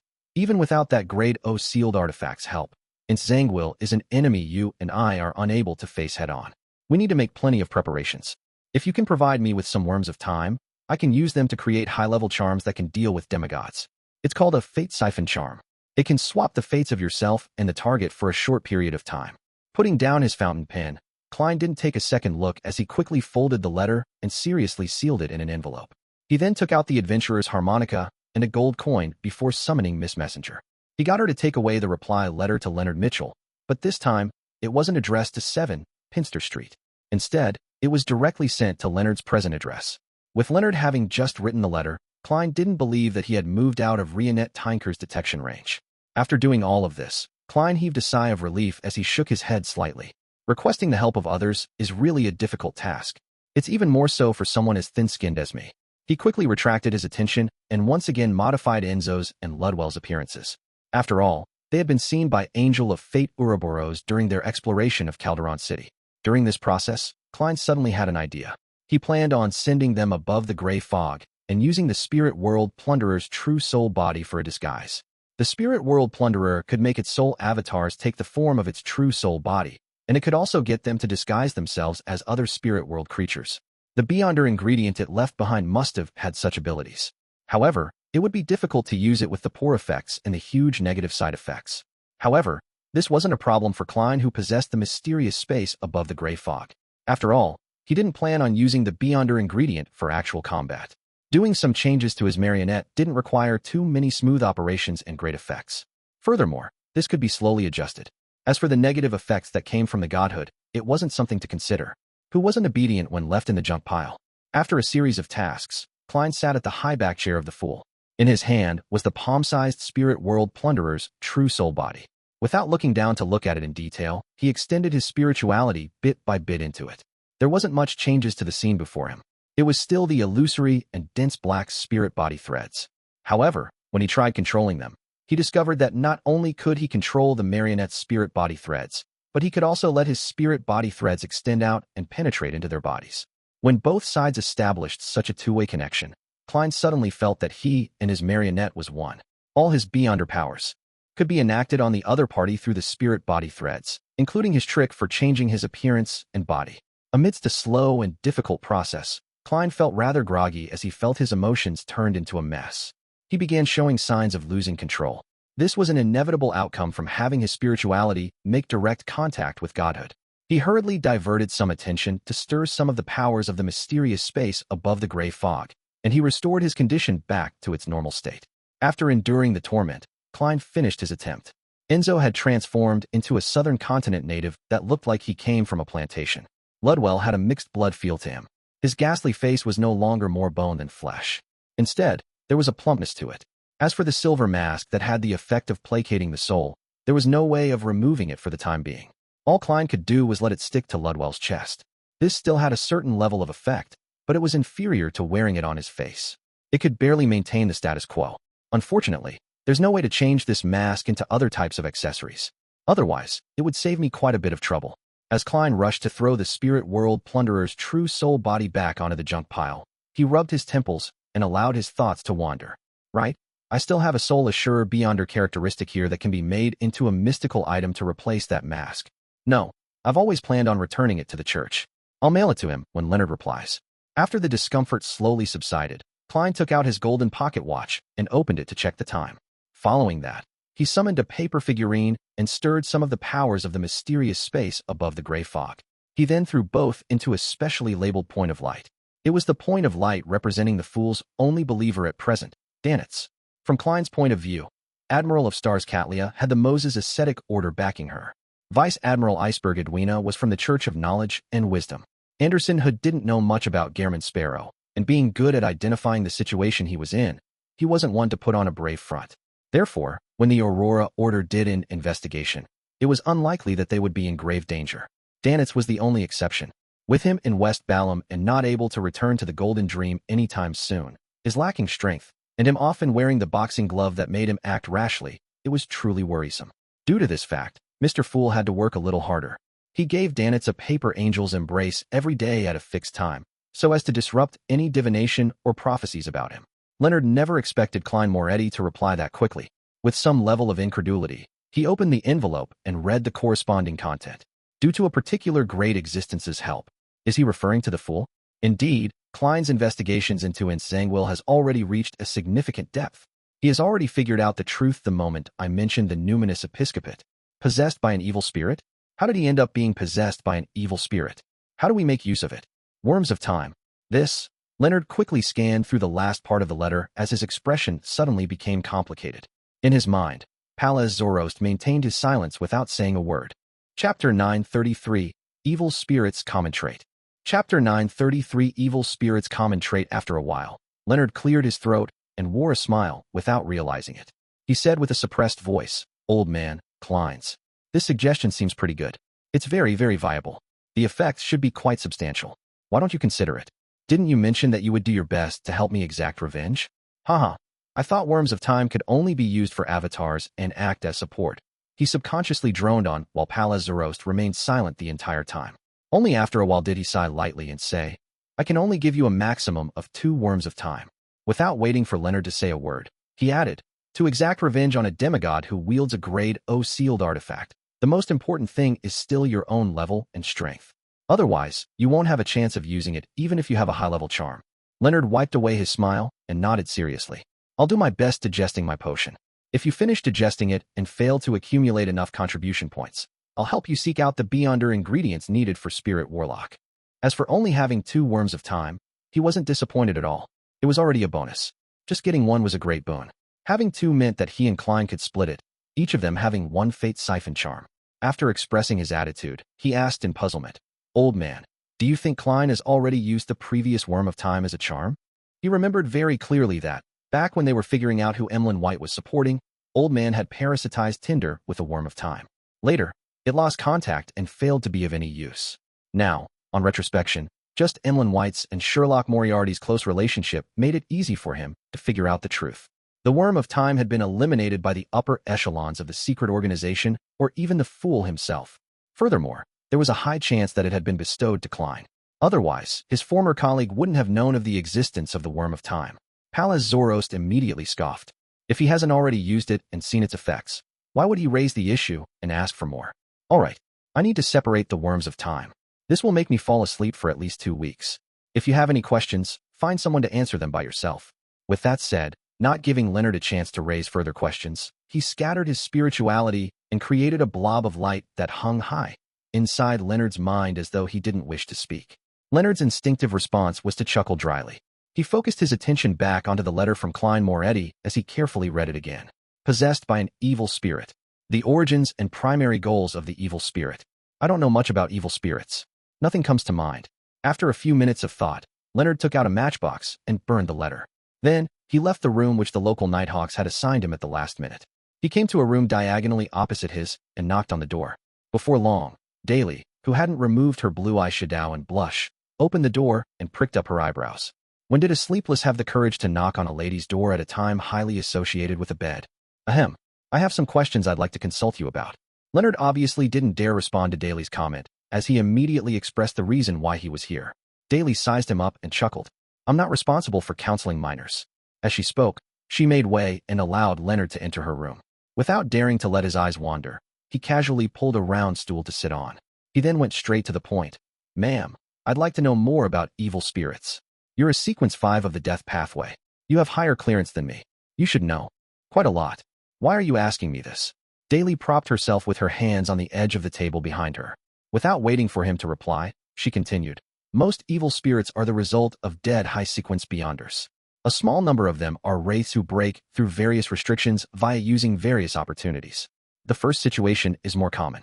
After high-sequence beyonders consume a potion to obtain godhood, their soul body would have experienced a mutation. It would be a mutation at their core. This allows their soul body to remain even in death or when their powers are dispersed. There will be a certain level of divinity to it, making them rather terrifying. The second situation isn't different on a fundamental level.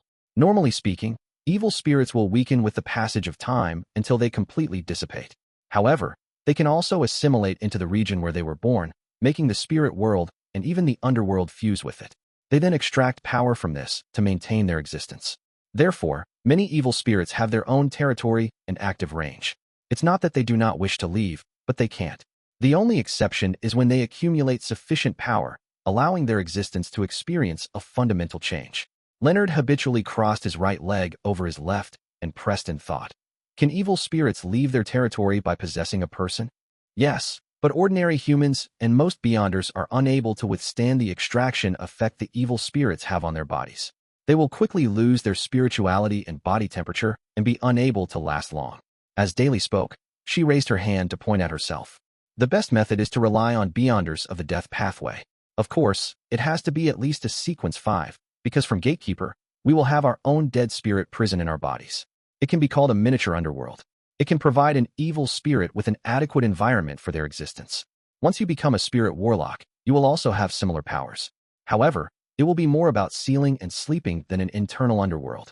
Haha, those natural spirits and wraiths are truly troublesome when they come in and out. In Zhangwell's Sequence 5 is Gatekeeper. It's no wonder that the evil spirit can possess him for long periods of time. Or could it be that he failed at an attempt to enslave an evil spirit? Leonard's thoughts opened up as he immediately made connections. He deliberated for a few seconds before asking, what sort of needs does an evil spirit have? Needs? Singing? Dancing? Poetry? Men? Women? The sea of stars. Daly returned with a question, amused. Leonard realized that his usage of words was problematic as he awkwardly ruffled his hair.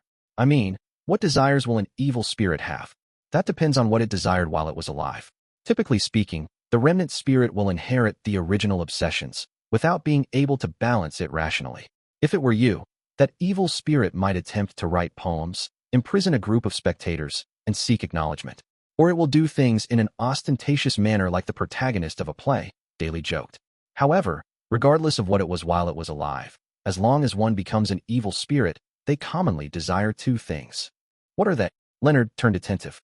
Daly shot a glance at him and said, first, it's to feed on the souls of living creatures. This can pleasure them, an innate pleasure that stems from the need to maintain their existence. In addition, a large number of souls will allow them to escape the restrictions of their territory and active range. It will replace the power provided by the spirit world and underworld. Second, it's to seek out beyonder ingredients from their pathway while they were alive. Through this, they could create another foundation. At a certain stage, the evil spirit would no longer need to draw on the powers of the spirit world and underworld. They would no longer be restricted by their territories or active range. In a sense, they would have transformed into a special spirit world creature. Leonard seemed to realize something as he thought. This also means that evil spirits can consume sequence potions?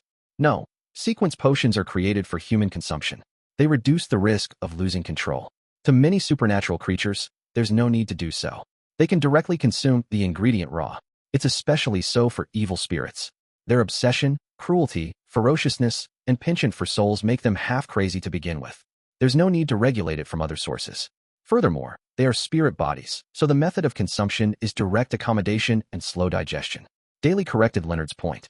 This, to the evil spirit that possesses Zhangwell, whenever it has the upper hand, it will control the body to seek out beyonder ingredients of its pathway while it was alive.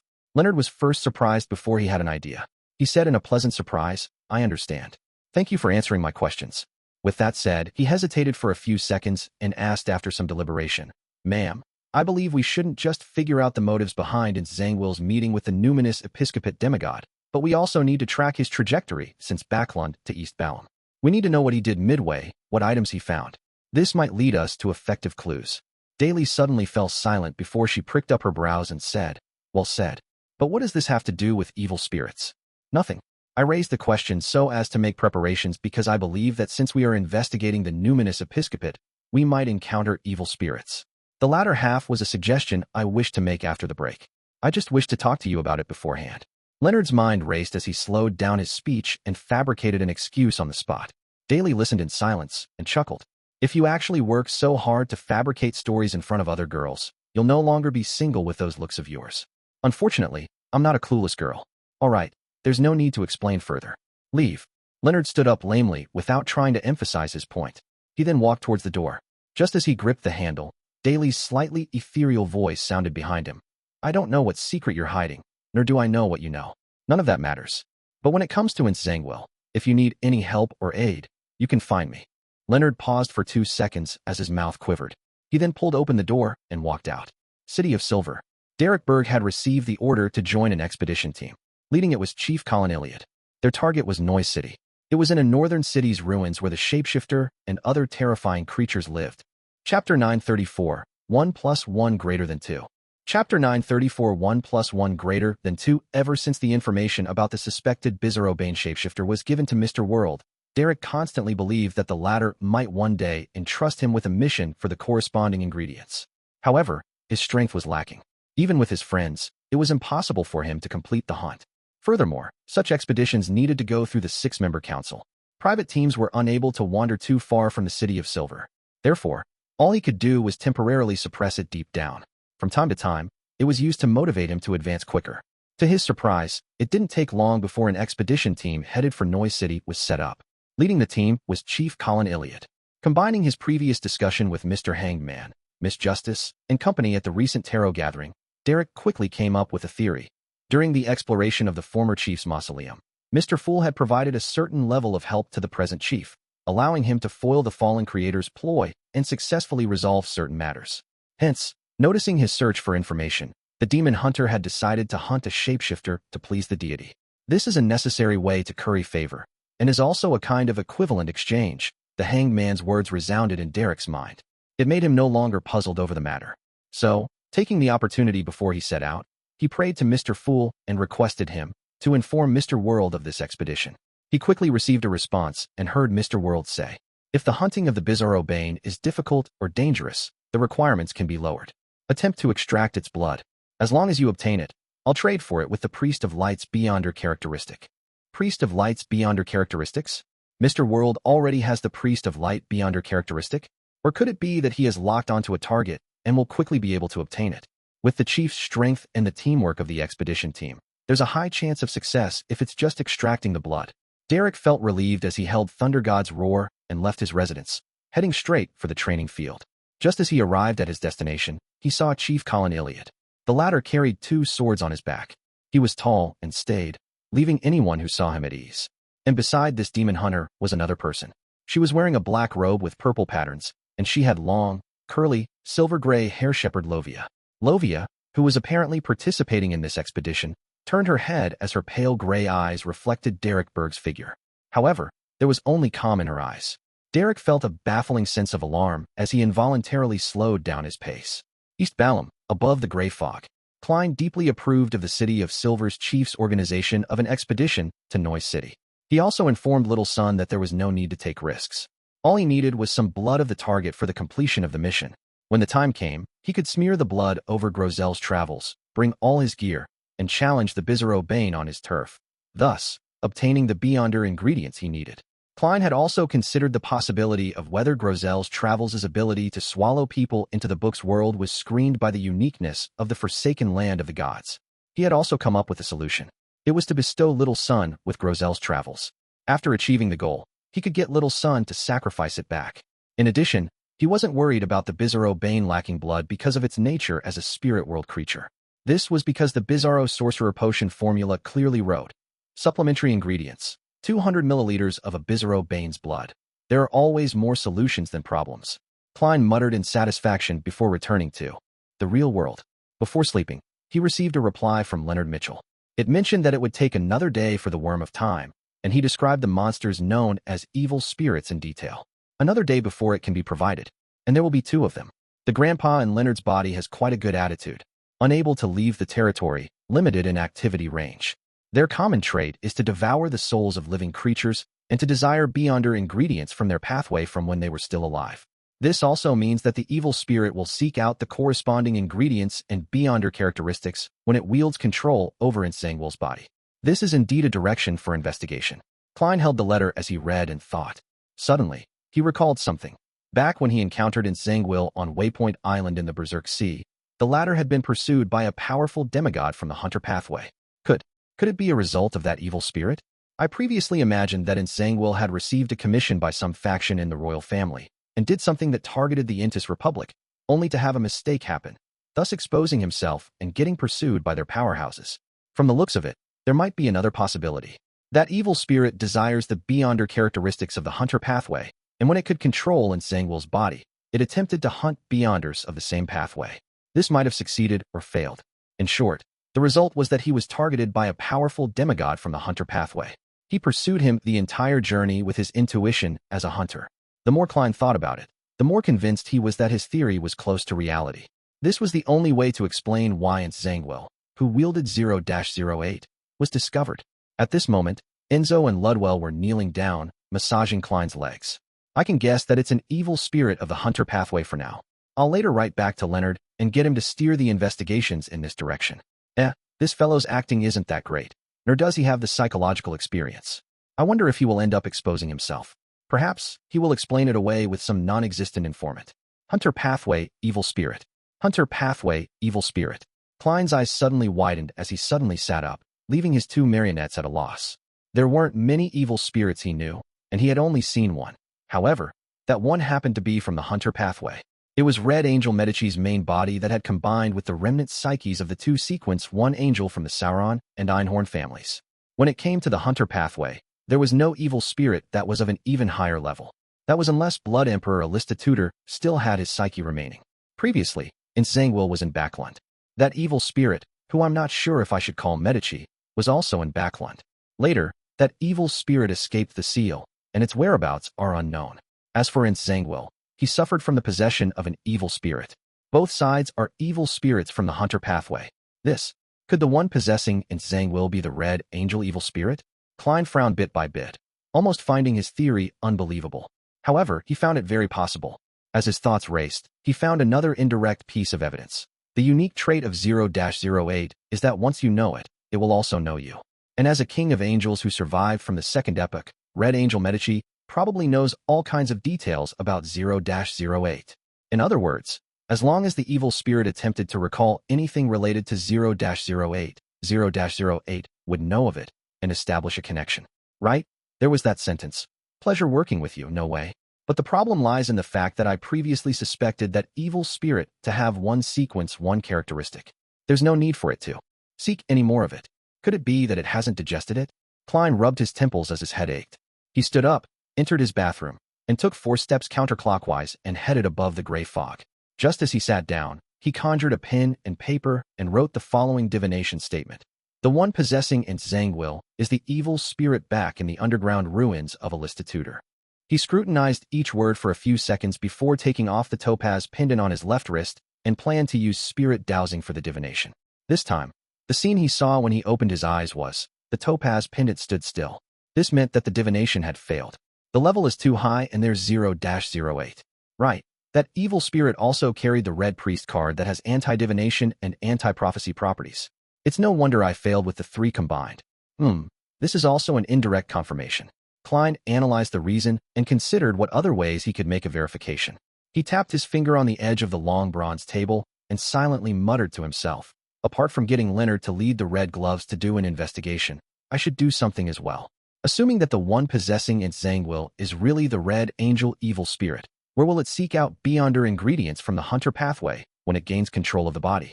Intis's capital, Trier? Faceac capital, St. Millum? Or would it solely rely on the card of blasphemy's activation and seal in order to use the law of beyonder characteristic convergence to attract beyonders to fly to it like moths flying to a fire? Wait, it mentioned before that the descendants of the Medici family are in Bansi Harbor. Although it has already been destroyed, there might still be something buried there.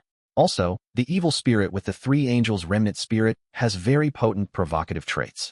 This matches Leonard's description of evil spirits in the letter. It might have deliberately left something in Bansi. With this in mind, Klein immediately conjured the World Gairman Sparrow's figure and requested the Hanged Man to head to Bansi once more to do a more thorough investigation. After doing that, Klein began contemplating. Once he confirmed that Zangwill had the Red Angel evil spirit in him, he wondered if he could use the law of beyonder characteristic convergence as a starting point, enticing Zangwill into the trap he set up using the corresponding ingredients. Hunter pathway. Hunter pathway.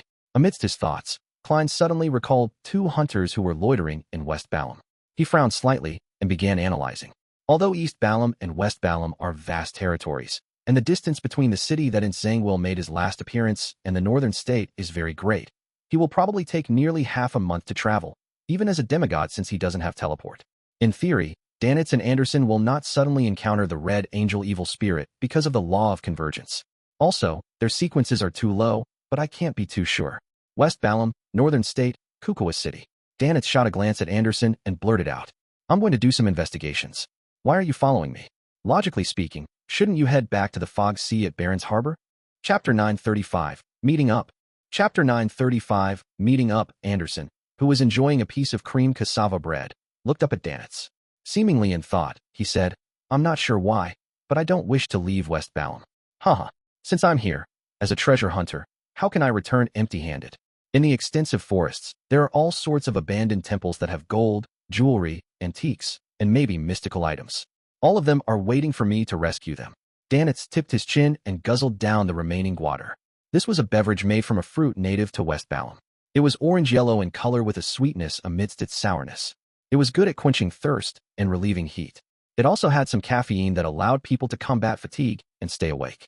Putting down the cup and picking up his napkin to wipe his mouth, Dannett scoffed. I keep feeling as though you're up to something.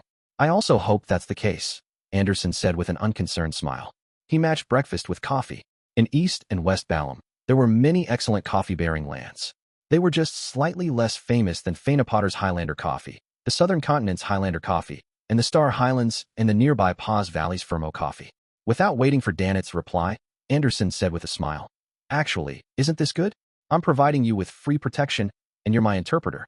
Everyone benefits out of this arrangement. Recalling that he was only a Sequence 7 and was wanted by all kinds of factions, Dannett had a baffling feeling that Anderson's words made sense. He coughed slightly and said, But there will be certain times when I'll get you to stay away. If you say please, then there's no problem, Anderson said in a relaxed manner. Dannett immediately hooded himself and walked towards the hotel's exit in preparation to begin today's investigations. Midway, he suddenly said, Have you had such an experience? Often dreaming of an angel's descent, wrapping you in its layered wings. No, it's not only a dream. I occasionally will have the same hallucination even when I'm awake. Anderson glanced at the boxing glove Dannett was wearing. After pondering for a few seconds, he said with a smile, Are you a believer of some secret existence? Or have you made contact with some ancient item? Dannett's expression froze as he forced a smile. If it were as simple as you said, I would have long guessed the reason. As he spoke, he brushed shoulders with the three men who came in before walking out. Anderson habitually sized up the passers-by to confirm his surroundings. Therefore, he glanced at the three men and realized that they were a master and two servants. The master was tall and his skin was brown. He had soft facial features, as though he had parents from Balham and Lone. He wore attire in the style of the Northern Continent silk top hat, black formal suit, and a gold inlaid cane. The two servants were standard locals that seemed to come from plantations. They were helping their master hold his cane and leather suitcase. One of them was a mixed blood with a fleshy face and baggy clothes. On his waist was a rapier, as though he was also playing the role of a bodyguard. Unconcerned, Anderson retracted his gaze and followed Dannett onto the street. He pointed at the different styled coffins that were horse-drawn or manually lifted with piqued interest. Want to try one of those? It's very interesting. Once you get used to it, you will realize that death isn't something to be afraid of. Perhaps you might be able to open the lid at some point in time and stand up again. Dannett looked at the strange transportation tool through the corner of his eyes as he didn't hesitate to shake his head. As a pirate, I more or less believe in the Lord of Storms. Certain things are taboo, and one of them is to stay away from coffins. I'm different. I don't have any taboos. Anderson casually took out a few. Delexi and bought a few sets of newspapers from the paperboy on the street. It had to be said that when it came to paperboys, the various cities in the Southern Continent weren't inferior to the Northern Continent. After all, manual labor was cheaper, and there were many children who needed to supplement their family's income. As Dannett walked to the end of the street in search of a carriage meant for foreigners, he took a copy of the newspapers from Anderson and quickly browsed through it. Suddenly, he noticed a piece of news. Infamous pirate who calls himself Admiral Hell, Ludwell, has been killed by the crazy adventurer, Gehrman Sparrow. His Black Tulip and entire crew has been taken over by Morella, who claims to be Death's envoy. Dannett's mouth turned slightly agape, and he was hardly able to close it. He finally understood why Gehrman Sparrow wanted him to be careful of the numinous episcopate. This lunatic had actually killed the strongest of the 7 pirate admirals, Ludwell. About 10 seconds later, Dannett handed the newspapers to Anderson with a dazed expression. Take a look at this. Anderson received the newspaper with a smile and quickly scanned through it. After a brief silence, he whistled and chuckled. That fellow likely has a new nickname. Pirate Admiral Nemesis.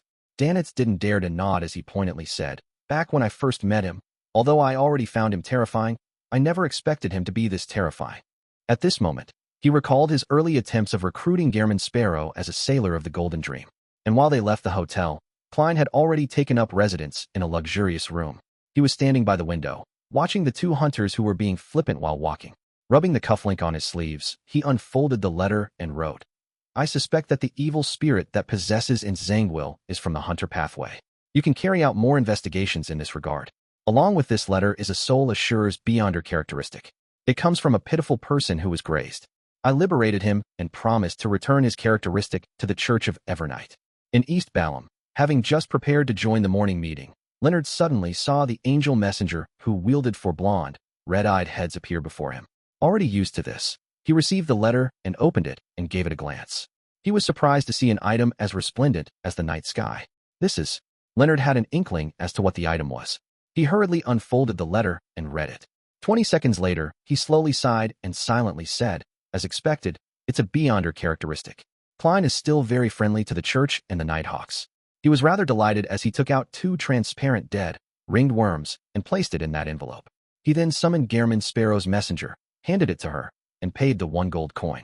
After doing this, Leonard loosened the top buttons of his shirt, walked out the room, and headed underground. On the way, he encountered Daily Simone. Still dressed as a spirit medium, Daily looked forward and asked very normally, "Any new clues?" It's suspected to be an evil spirit of the Hunter pathway. Leonard fell silent for 2 seconds before he decided against concealing the matter. Daly nodded indiscernibly and said after some thought, "Then it might have the instinct of being provocative. It will proactively leave clues for us. Of course, this might also contain some level of misdirection to it." Knock, knock, knock. Someone knocked at the captain's cabin of the Blue Avenger. "Come on in." Alger put down the brass sextant in his hand and said in a deep voice. A sailor opened the door and looked back. With the urging of his companions, he hesitantly entered the room and struck his left breast with his right fist and bowed. "Holy Lord of Storms." After Alger did the same response, he forced a smile and said, "Captain, many pirates and sailors from merchant ships have been recently saying that they found valuable items in the ruins of Bansi Harbor. There was even gold. We don't have any particularly important missions recently, so everyone is wondering if we should make another trip to Bansi. Such a bustling harbor. Even if it has been searched numerous times, it should still have plenty of things left." Alger listened with a deadpan expression. After a few seconds of thought, he said, "I can understand your feelings. Let's do this. Let's head in the direction of Bansi Harbor, but do not set a destination. If nothing happens midway, we will stay there for a day." "Aye, aye, Captain." The sailor excitedly clenched his right fist and struck his left breast again. "May the storm be with you. May the storm be with you." Alger watched as his subordinate left and closed the door. Then, as though nothing had happened, he poured himself a cup of Lanty-proof without any joy or anger as he sipped it slowly. Whatever that had just happened was within his expectations. This was because the news of finding items of value in Bansi Harbor's ruins was something he had spread while disguised. As a captain of the Church of Storms, he was constantly monitored by his sailors. Having been to Bansi once, mentioning it again made it suspicious. Therefore, Alger decided on getting the crew to make the request themselves. That way, even if they discovered anything or encountered something at Bansi Harbor, no one would suspect him, the captain. To the sailors, especially sailors who had just spent all their money in Byam, any news or rumors with sufficient allure would stir their hearts the most. Alger knew this very well. In addition, the Blue Avenger had stayed in Byam for too long. If he hadn't set sail, it would also be suspicious. As for monitoring Artisan Sealf, it was naturally left to the Hermit Catlia. Due to the investigations of the Aurora Order, this pirate admiral and the future had recently been hanging around the Rorstad archipelago. It was said to be an important base of the Moses Ascetic Order. After drinking the liquor, Alger put down his cup and looked out at the undulating waves and silently said a word. "Bansi." Considering how it was late June, and while Septon's birthday was still unclear, Klein did some reorganization before heading above the gray fog to bring the radio transceiver back to the real world. He also warned himself that he could only ask a maximum of 2 questions. In the room that suddenly turned gloomy and cold, the unmanned transceiver began producing clicking voices. Chapter 936, Don't Want to Miss Out.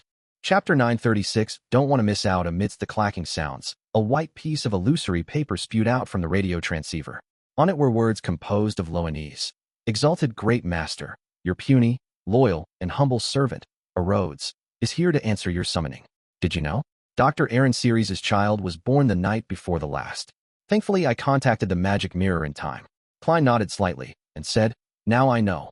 Amidst clacking sounds, more of the illusory white paper spewed out. "Based on the principle of reciprocity, it's your turn to ask a question."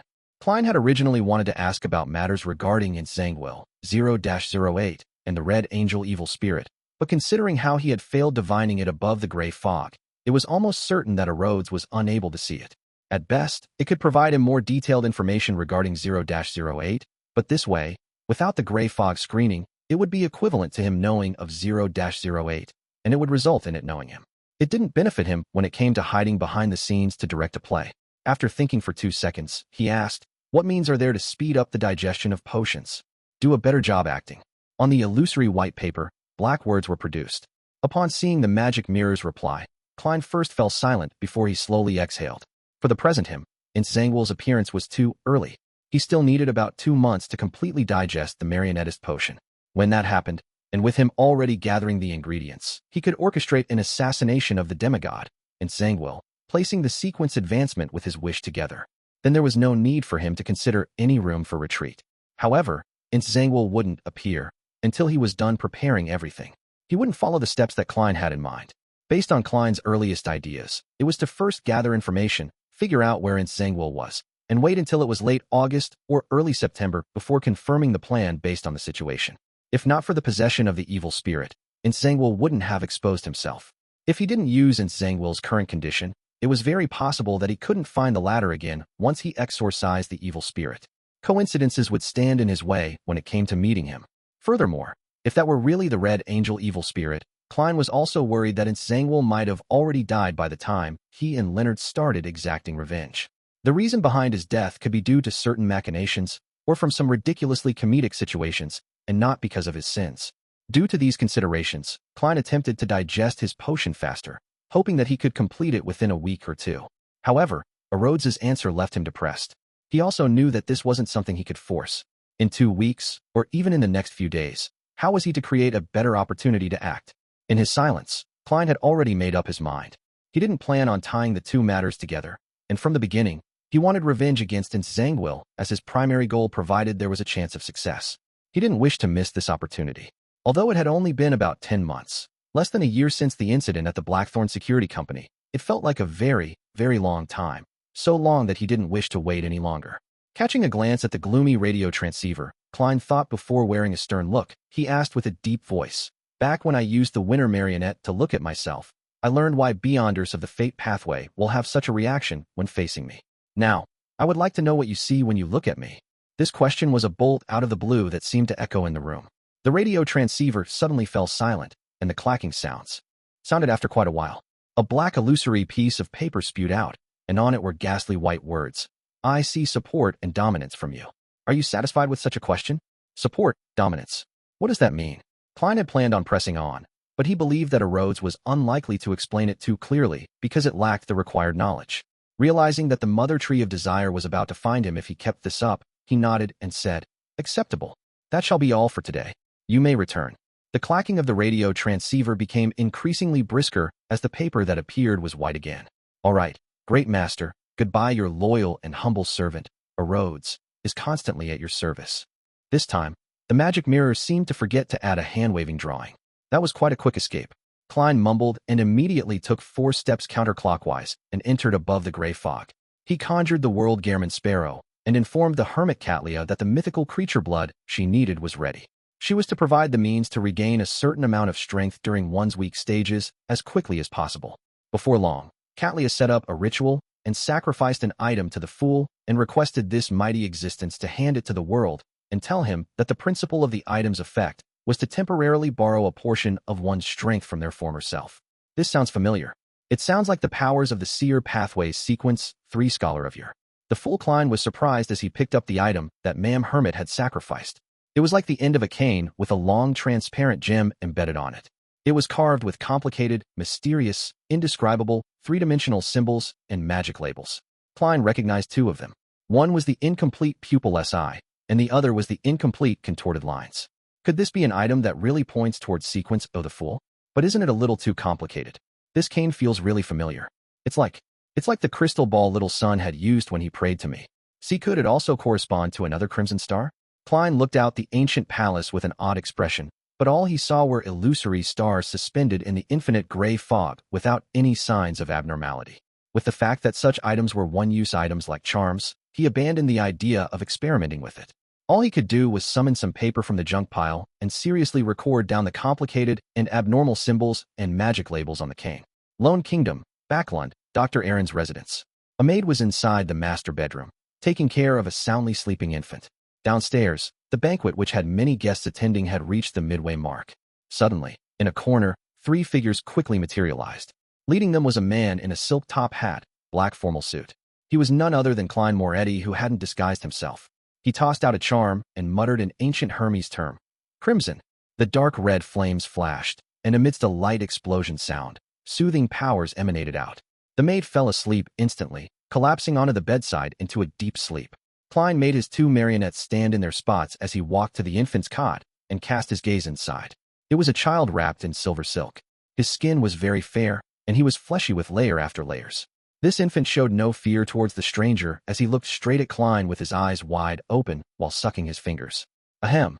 Klein couldn't help but smile as he took off his hat and bowed. Congratulations on being born.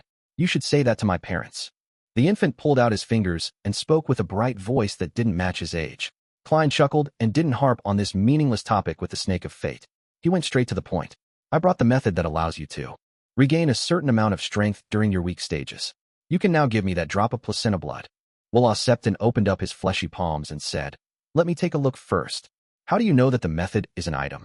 Klein couldn't help but ask in puzzlement. Wullah Septon scoffed. An intuition of fate. It's like you didn't say a thing.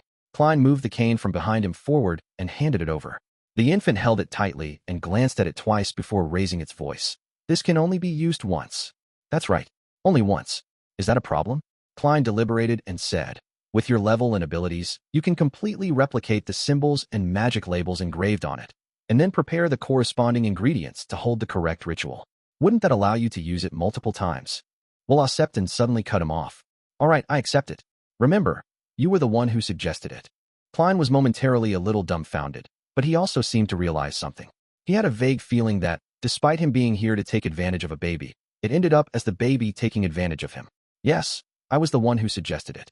He finally drew a breath and nodded earnestly. The baby's plump face revealed a smile as he spread open his other hand. I've already prepared it for you. A total of 2 drops. 1 drop is for the transaction, and the other drop is your commission for facilitating this transaction. There's a commission? Klein was delighted as he hurriedly looked at Wullah Septon's palm. There were 2 drops of silver blood there. Each drop appeared to have countless, minute, illusory wheels spinning. They formed a belt that had its head connected to its tail. Just one look at it made Klein seem to lose his ability to think. He felt all his thoughts repeatedly appearing in his mind. He hurriedly shook his head and took out the iron cigar case which contained Azek's copper whistle. He then placed the 2 drops of snake of fate blood, which had clearly been sealed, inside. Thank you for your generosity, Klein said sincerely before asking. Can this be used to make a charm? The baby sucked his fingers and said, of course.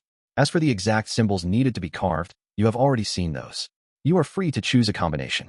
Whatever you get will all depend on your luck. Klein nodded and asked again, who should I pray to? You're probably unable to respond to relatively high-level rituals for the time being. And praying to Ouroboros is bordering on being a provocation. Do I pray to a sequence to Angel of the Fate Pathway? But I don't know their honorific names. Wullah Septon immediately grinned. There's a more convenient method. Who? Klein pressed in delight. The baby replied with a giggle. Empress of Misfortune and Horror. Chapter 937, several days later. Chapter 937 Several days later Empress of Misfortune and Horror. Isn't that the goddess? That's right. Misfortune includes bad luck, a part of fate. The goddess has the corresponding authority and can naturally give a response. By giving this suggestion, doesn't it mean that, in Wullah Septon's eyes, he has always suspected that I'm Evernights blessed? It's just that I didn't notice it myself. It's the same as the answer I received about how I should get the high sequence Beyonder potion formula of the seer pathway. He is even more certain after what happened at St. Samuel Cathedral. Klein was first taken aback before he became enlightened.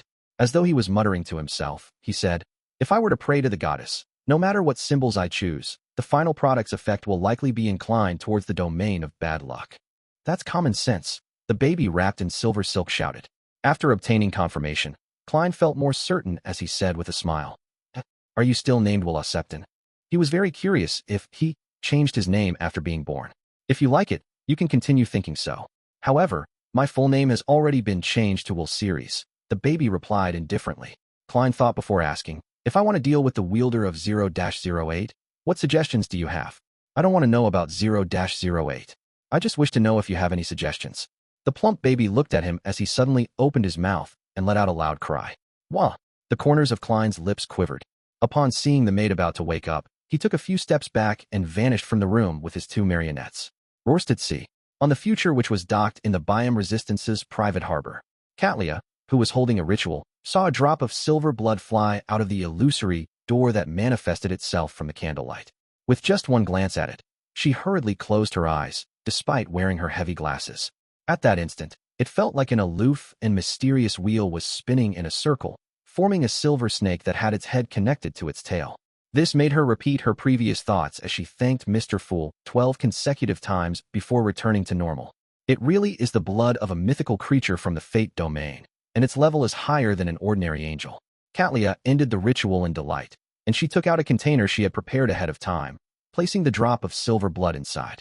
After obtaining some information on the monster pathway from Queen Mystic, and learning the existence of Angel of Fate Ouroboros from Mr. Fool, she quickly came up with a guess as to who the blood belonged to. Perhaps it's the one from the Life School of Thought, or there might be another Sequence 1 angel. Regardless, Mr. Fool is able to use at least 2 angels in the real world. Along with that ancient bane that I can't be certain of, aside from the lack of sealed artifacts, the faction that believes in Mr. Fool is enough to match that of Orthodox churches. Even the Element Dawn and Moses' ascetic order can't compare. As expected of an awakening ancient god. Increasingly filled with awe, Katlia drew a gasp and began considering her matters. Her other preparations were rather smooth sailing, without any accidents. All she needed was to wait a month or so to attempt advancing to Sequence 4 to obtain godhood. Overcast with heavy, black clouds, silver lightning would occasionally streak across the sky, illuminating the desolate plains and the winding rivers that ran dry. And in the middle of the plains, where the river made a half-circle, black, stacked shadowy outlines loomed. It was a lifeless city. After several days of traveling, the team led by the chief of the City of Silver's 6-member council, demon hunter Colin Iliad, finally arrived at their destination Noise City. The team was a small one. Excluding Colin, there were only 4 other members. They were the 6-member council elder, Shepherd Lovia, 2 Sequence 5 guardians, Leger and Gonlin, as well as Sequence 6 notary, Derek Berg. The overall strength of the team wasn't weaker than a complete expedition team. It was perhaps even stronger. According to Colin Iliad, this was because Noise City was filled with monsters, making it very dangerous. Shapeshifters were adept at disguises, and they enjoyed making use of the trust between teammates. Therefore, the smaller the expedition team, the better. And since there were fewer people, there was undoubtedly a need to prepare it with a stronger team. Was as they watched the city in front of them, which was covered in mist, one that couldn't be lit up despite the lightning, demon hunter Colin drew the 2 swords on his back. Unhurriedly, he slathered a silver-gray ointment on one and a golden liquid on the other. He then stabbed the 2 swords in front of him. He then removed 3 small metal bottles from a hidden compartment on his belt, pulled out the stopper, and gulped the contents of the potion. Meanwhile, Leger and Gonlin had made preparations for combat. Derek Berg held his hammer with one hand as he opened up his other palm. With a solemn tone, he said in Jotun, "God says it's effective." Silently, Colin Iliad and company felt that the consumed potion, the conjured dawn, and the slathered ointment had been significantly augmented. Right on the heels of that, concentric rings of warm light emanated out, endowing the expedition team with courage and strength. After Derek used Holy Oath to boost his agility, Colin shot a glance at Lovia, who was holding an animal hide lantern and standing silently observing. He then turned his head to point at the perimeter of Noise City, which was more than 10 meters away. He said to the teenager, who was once again a little taller, "Use your ability to light up the streets ahead." After saying that, he surveyed his surroundings and added, "Once we enter Noise City, make sure we do not separate." A few days ago, I had already introduced the more active monsters that hide away in the darkness in this region. All of you should be aware of how separating will be utilized by the shapeshifter. Gonlin was a beautiful, female warrior who was 2.4 to 2.5 meters tall. Upon hearing that, she thought and asked, "Then, should we make use of this to hunt the shapeshifter?" "It's best that we do not do so. It's just too dangerous. Also, it's very easy to end up killing our own teammates or end up becoming lost in Noise City forever," the grizzled Colin Iliad seriously warned. Derek looked at the silent city that was cloaked in thin mist as he subconsciously asked, "Your Excellency, was this city also under the giant king's court?" "Yes, but it's very close to a kingdom ruled by another ancient god," Colin answered patiently. Holding 2 iron-black poles, the 2.4-meter-tall Leger pressed with intrigue. "Which ancient god?" "King of demonic wolves, the annihilator, Phlegria." "Is that so?" Derek remembered the chief's introduction, took a step forward, and extended his arms. Pure, radiant sunlight emitted from his body, illuminating the either collapsed or rotting buildings, the grayish-white stone-paved streets, and the extremely silent city perimeter. Derek and company saw figures appear on the streets. They were either wearing linen robes or animal hides, as though they were busily going on about their day. Upon sensing the sunlight's illumination, they silently turned their heads in unison and looked at the City of Silver expedition team. Fancy Harbor at night would occasionally have ravens or other birds calling out. It accentuated the gloom and deathly silence of the ruins. Even the sounds of crashing waves were unable to wash away that feeling as believers of the Lord of Storms and crew members of the Blue Avenger. The sailors were bold, especially when they believed that there might be gold or valuables hidden within the collapsed buildings. It spurred them on, sapping away any fear that might exist. The moment they arrived, They rushed down the ship and began searching the area in groups of 2 or 3. Alger didn't follow them as he strolled through the ruins alone, in search of any marks that appeared after Bansi Harbor's destruction. As he walked, with him wearing the whip of mind ring and having the blade of poison slung by his waist, he came to a collapsed building with crumbling walls and a door that was only a few pieces of charred wood. If I remember correctly, this was the telegraph office of Bansi Harbor. Alger nodded slightly as he approached and did a slight inspection. He then saw a relatively empty area amidst the rubble. The ground was parched black with 2 blood-red silhouettes. It was as though 2 people had been lying there, only to be squashed flat. And this had been months ago. Yet, the 2 streaks of blood remained fresh, as though they still contained some degree of vitality to it. Alger's forehead throbbed as he felt as though he could imagine the vileness before Bansi Harbor was destroyed. He swept his gaze and suddenly saw a picture engraved on a crumbling wall beside the 2 blood-colored figures. It was a spot that the moonlight could hardly shine onto. The picture was very simple, and it wasn't even colored. It was of an armored monster with a squid's head that wielded a trident. Lightning swirled around it as waves surged at its feet. Behind it was a cape formed by bird feathers. Alger's eyes widened suddenly as he felt a tumultuous storm rage within him. He recognized who the monster was representing because the sun had once depicted it before. It was the warped version of the Lord of Storms according to Rose Redemption. And could this picture's appearance imply that a Rose Redemption member had previously come to Bansi Harbor, and they had drawn this picture after the building collapsed? Otherwise, it was impossible for the mural to not be damaged. It happened to fill an abnormal, crumbling wall. This should be what the world wanted me to find in Bansi Harbor. He's pursuing Rose Redemption? Alger muttered silently to himself as he raised his right hand. He had planned on destroying the picture, but after some thought, he retracted his arm, circling around Bansi Harbor's former telegraph office as though he hadn't discovered anything. He then walked in another direction. Chapter 938, Writing. Chapter 938, Writing above the endless gray fog, in the magnificent and ancient palace. The warped picture of the Lord of Storms, one that's suspected to be left behind by a Rose Redemption member. Red Angel Medici is one of the founders of Rose Redemption. Klein sat in the high-back chair belonging to the Fool as he silently looked at the crimson star representing the hanged man. Using his feedback, he had basically confirmed that the one possessing Zhangwil was the Red Angel evil spirit. In the eternal silence, Klein silently sat at the seat of honor of the modeled table as though he had become a deity's statue. After an unknown period of time, he nodded indiscernibly and slowly exhaled. His figure vanished and returned to the real world. He continued his nap without thinking of any plans or considering anything related to Zhangwil.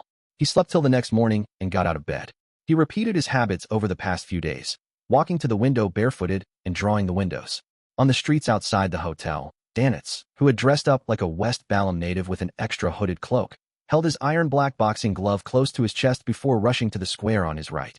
Based on his previous report, Klein knew that he was meeting one of the local ruling factions today to understand their stance on the arms deal. Anderson didn't follow. He had ruffled his parted short blonde hair in a mess as he leisurely strolled around the perimeter of the square, sat down, and wore a funny-looking puppet over his left black-gloved hand, and began putting on a ventriloquist act for the people who walked by. The man and puppet each had different voices as they mocked each other with witty remarks. It was quite good at attracting attention. The only problem was that it was done in the Intis language and not Dudanese. Few people understood it, so after standing around to watch for a moment, they walked off. Klein focused on the Fog Sea's strongest hunter with the same expression as before. His eyes betrayed how deep in thought he was. East Balam, in the temporary office for Soist's red gloves. Cindy, who had long, wine-red hair, walked in with a few telegrams as she said excitedly, "New clues." "What clues?" Soist put down the white porcelain coffee mug in his hand as Leonard and Daly cast their gazes to the door. As Cindy handed the telegram to her captain, she said, "Emperor Rosel's quote, 'Wherever he steps, whatever he touches, whatever he leaves, even unconsciously, will serve as a silent witness against him,' really makes sense. We've found people witnessing in Zhangwil in several places, forming a complete trajectory. From this, we've realized that Zhangwil's thoughts seem to be contradictory. He often approaches the colonies of Intis, staying for a short moment, before leaving it. He then approaches it once again and leaves it repeatedly as though. Isn't this what Klein mentioned?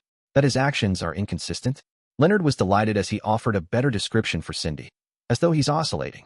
"Yes, oscillating." Cindy heaved a sigh of relief and began describing the findings. In addition, Zhangwil has killed a few Intis military spies and has purchased several Beyonder ingredients. It's unknown what he's trying to do. Leonard deliberated and said, "Which pathways Beyonder ingredients are being bought by Zhangwil?" They are from the warrior, hunter, and bard pathways. Cindy pointed at the few telegrams that Captain Soest was reading. Indeed, there's the hunter pathway. Having failed to find an excuse to get his teammates to take notice of hunter-related clues, Leonard exhaled silently and no longer had any doubts regarding Klein's theory. He believed it to be the truth. Next, how should I make everyone realize that Ince has been possessed by an evil spirit of the hunter pathway? Leonard fell into deep thought. He waited until Soest finished reading the telegram and handed it to the other teammates before he came up with something. He decided to take a risk. Before he spoke, he subconsciously glanced at Daily Simone. Dressed in a spirit medium's attire, this lady lowered her hand slightly, indicating that he shouldn't be too anxious and to stop whatever he was about to attempt. Ma'am Daly is telling me that it isn't time, that I should wait for a better opportunity?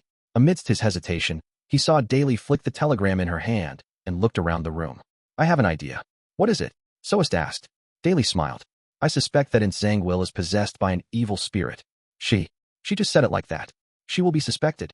Leonard jumped in fright. Without waiting for Soest, Cindy, and company to raise their doubts, Daly continued. Ince Zangwill was once a gatekeeper, and now he's a night watcher. His body can accommodate evil spirits and use their powers. Furthermore, he also has 0-08's help. If I were him, I'd definitely try to seek out stronger evil spirits and raise my strength as much as possible. This way, before he obtains complete control over the evil spirit, there will be backlashes. Ince Zangwill will take actions that seem contradictory. This can explain what's mentioned on the telegram. In addition, haven't we been puzzled as to why Ince Zangwill has been trying to contact important members of the numinous episcopate, and we had come up with various theories? Perhaps getting them to help him exorcise, purify, or completely control the evil spirit is his goal. Soest thought for a moment and deliberated over his words. That possibility cannot be ruled out, but this is fundamentally a subjective theory of yours. How did you come up with this? Which details gave you the inspiration? Leonard became nervous as Daly chuckled. This is a woman's intuition. It's just like how I know your thoughts, as well as those of the rest of you at times. Besides, since this is a discussion and analysis, we should list down all the possibilities. We should then eliminate the possibilities based on the actual investigations. This will aid us in finding the correct answer. Therefore, we need to let our thoughts wander. No matter how ridiculous the idea is, we must dare to propose it. From the various details we obtained from our feedback, I believe my theory is the most likely one. Ma'am Daly sure is good with words. At least, she has convinced me. She raised the theory of an evil spirit's possession to protect me and direct the risk towards herself. On this matter regarding Ince Zangwill, she seems willing to take on everything. Leonard became enlightened as he felt poignant. After hearing Daly's reply, Soest nodded slightly. Indeed, since this is a discussion, we shouldn't limit our thoughts. The possibility of an evil spirit possession scenario is quite high. I'll report this to Her Excellency Goddess's Eye. I'll leave it to the Archbishop and high-ranking deacons to decide the subsequent investigations. After all, we know too little about 0-08. The Red Gloves team, led by Soest, discovered Ince Zangwill's abnormalities from the feedback from various telegrams. Daily Simone used this opportunity to mention the assumption of an evil spirit's possession and had received a unanimous agreement. She claimed it to be a reasonable theory, but she was already in the know. She had learned it from Leonard Mitchell, who has a parasite, and Leonard Mitchell's information source came from a letter sent by Rionette Tinker. Who could be the one who mailed it? Meanwhile, Leonard Mitchell and Daily Simone had already suspected that the evil spirit possessing Ince Zangwill belongs to the hunter pathway. A classic quill dabbed in black ink was writing rapidly on an ordinary notebook as though it was held by an invisible hand. Suddenly, a silently pale hand reached out and grabbed the quill. The owner of that hand had dark blonde hair with facial features akin to a classic sculpture. One of his eyes was so blue that it was nearly black, and the other was filled with small but obvious blood vessels. He lowered his wrist and continued writing. But is this the truth to the matter? Will everything develop according to what Daily Simone, Leonard Mitchell, and Soest Red Gloves team have in mind? In the forsaken land of the gods, in Noise City which couldn't be illuminated by the lightning, the figures looked over without making any sound, giving Derek a fright. He nearly stopped the illumination effect as he dodged to avoid facing them directly. However, having trained from a young age, and with his experience over the past year, he didn't end up flustered. He didn't rush to end it as he forcefully held back his horror and waited for the chief to give the next order. Two dark green, complicated symbols appeared in Colin Iliad's eyes. He took in the streets that were blanketed with faint mist and the seemingly normal figures which didn't take any action. Suddenly, he grunted and genuflected, his hands grabbing the two swords that were stabbed in the ground. At the back of his neck, his bluish-black skin swelled a little as indescribable and complicated mysterious symbols appeared. They were half illusory and half real as they crept to either higher or lower levels. At the same time, Shepherd Lovia let out a painful grunt as she raised her hands and held her head, vomiting some blobs of squirming flesh and blood. Her palms and her body seemed to have silver armor strangely appear, overlapping on top of her. "Stop," Demon Hunter Colin muttered softly 1 second later. Derek hurriedly ended the illumination and allowed the thin mist to cloak the figures, allowing the dead silence to once again blanket the ancient noise city. Everything quickly returned to its former form as Colin Iliad slowly got up. He cast his heavy gaze at the tower, cathedral, and other buildings that could barely be made out through the thin mist. "It's a bit different from my last expedition. I'm not sure why there are such changes either." Demon Hunter Colin retracted his gaze as he surveyed the team members. "Do you have any ideas or thoughts?"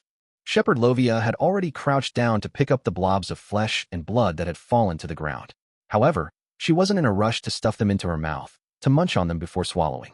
She offered, "We can change directions and explore Noise City's other entrances. Perhaps we might discover something." She had been maintaining her silence and kept the attitude of a spectator the entire journey. This was the first time she was voicing out her thoughts and giving her point of view. Chapter 939 Bait. Chapter 939 Bait. Colin Iliad glanced at Lovia without giving a direct response. After he pulled out the 2 swords in the ground, he nodded and said, "Okay." The group of 5 circled around Noise City's perimeter, making a few attempts to enter, but they were frightened away by the seemingly normal but silent city's carrying out of its daily routine. They didn't dare to venture in. With the frequency of the lightning reducing and how darkness was slowly beginning to rule the world, Colin took a deep look at Noise City for a few seconds and said, "We will first set up a small camp. We will continue when it's daytime." The so-called daytime meant when the frequency of lightning was relatively higher, keeping the moments of darkness to a minimum. The expedition team members didn't object to it. Soon, they set up a simple camp by the riverside amidst a series of rocks. At the extreme end of the camp, there was a huge boulder providing them with shelter, so there weren't any worries about rain. A bonfire was burning with all kinds of strange creature carcasses piled to the side. From time to time, they would be thrown in as timber. Colin, Lovia, and company sat around the fire, eating the rations they had brought and the monster corpses that had been proven to not cause serious harm. As the fat sizzled from the roasting, Chief Colin Iliad from the 6-member council looked at Derek Berg and said, "We shall inspect the camp first. We'll switch when they're done with their meals." If this were any other time, Derek wouldn't have thought otherwise. But now, the first thought that came to mind was, "The chief wishes to speak to me in private." All right. Derek stuffed the remaining piece of meat into his mouth and lifted the thunder god's roar at his side. The piece of meat was clearly already ready, but it still presented a ghastly green color. After coming to the dark edge of the camp, Demon Hunter Colin said in a deep voice, his tone unchanging, "Noise City is more sinister and dangerous than I expected. I'm wondering if you have any views on what we should do next. I know nothing about this place. I'm also lacking in experience. Why is Chief asking for my views?" Derek was instantly taken aback, wishing to raise his left hand to scratch the back of his head. He then recalled the few times he had spoken with the chief while they were in the City of Silver. He recalled Mr. Hangman's analysis of the hidden context in their conversations as he suddenly realized something. Chief is giving me a hint. He's trying to tell me that Noise City is more sinister and dangerous than he expected. The difficulty of hunting a shapeshifter far exceeds his expectations. He's wondering if there's a possibility of changing the target. He wishes for me to pray to Mr. Fool and receive a revelation so as to get his views. Mr. World really is a wise person. Along the way, he had already told me of a method to hunt the Bizarro Bane in a relatively easy manner. It's by getting its blood. With the present situation, it seems like his plan is feasible. As his thoughts raced, Derek replied earnestly, "Yes, Your Excellency. I have some suggestions." Colin Iliad silently heaved a sigh of relief, holding back the more direct speech he had prepared as he nodded gently. "Go ahead. Since Noise City has changed, it will be very risky for us to enter. Perhaps we can consider luring the shapeshifter out." Derek didn't directly regurgitate the World Gairman Sparrow's method, but he did make some modifications based on the present situation. Colin didn't directly reject it, and said rather seriously, "Then how should we lure the shapeshifter?" Derek didn't hesitate to say, "I have an item that is extremely enticing to shapeshifters. As long as it's placed at the boundary of Noise City, or even further, it will lure a shapeshifter out." The grizzled Colin wasn't surprised by his words. He amiably nodded and said, "What's the item?" He long knew that Derek Berg had secretly held a bestowment ritual at night during his guard duty shift. Furthermore, if he hadn't kept the truth undercover, it was impossible for Derek to keep it from Lovia, and Gonlin. Derek didn't know what its name or description was. He immediately took out an iron black box, which was completely different from the City of Silver style, before removing the wall of spirituality. Following that, he didn't lower his head. Instead, he turned his head and opened the box solely using his sense of touch. Inside the box was a palm-sized human-shaped object. A cursory glance allowed one to see the transparent liquid filling the inside. From time to time, it bubbled, emanating a black glow. Upon scrutinizing it, there appeared to be maggots circling around the object. This was the true soul body of the spirit world plunderer which Klein had previously obtained. He believed that, for the bizarro Bane, this Beyonder ingredient had an unparalleled allure.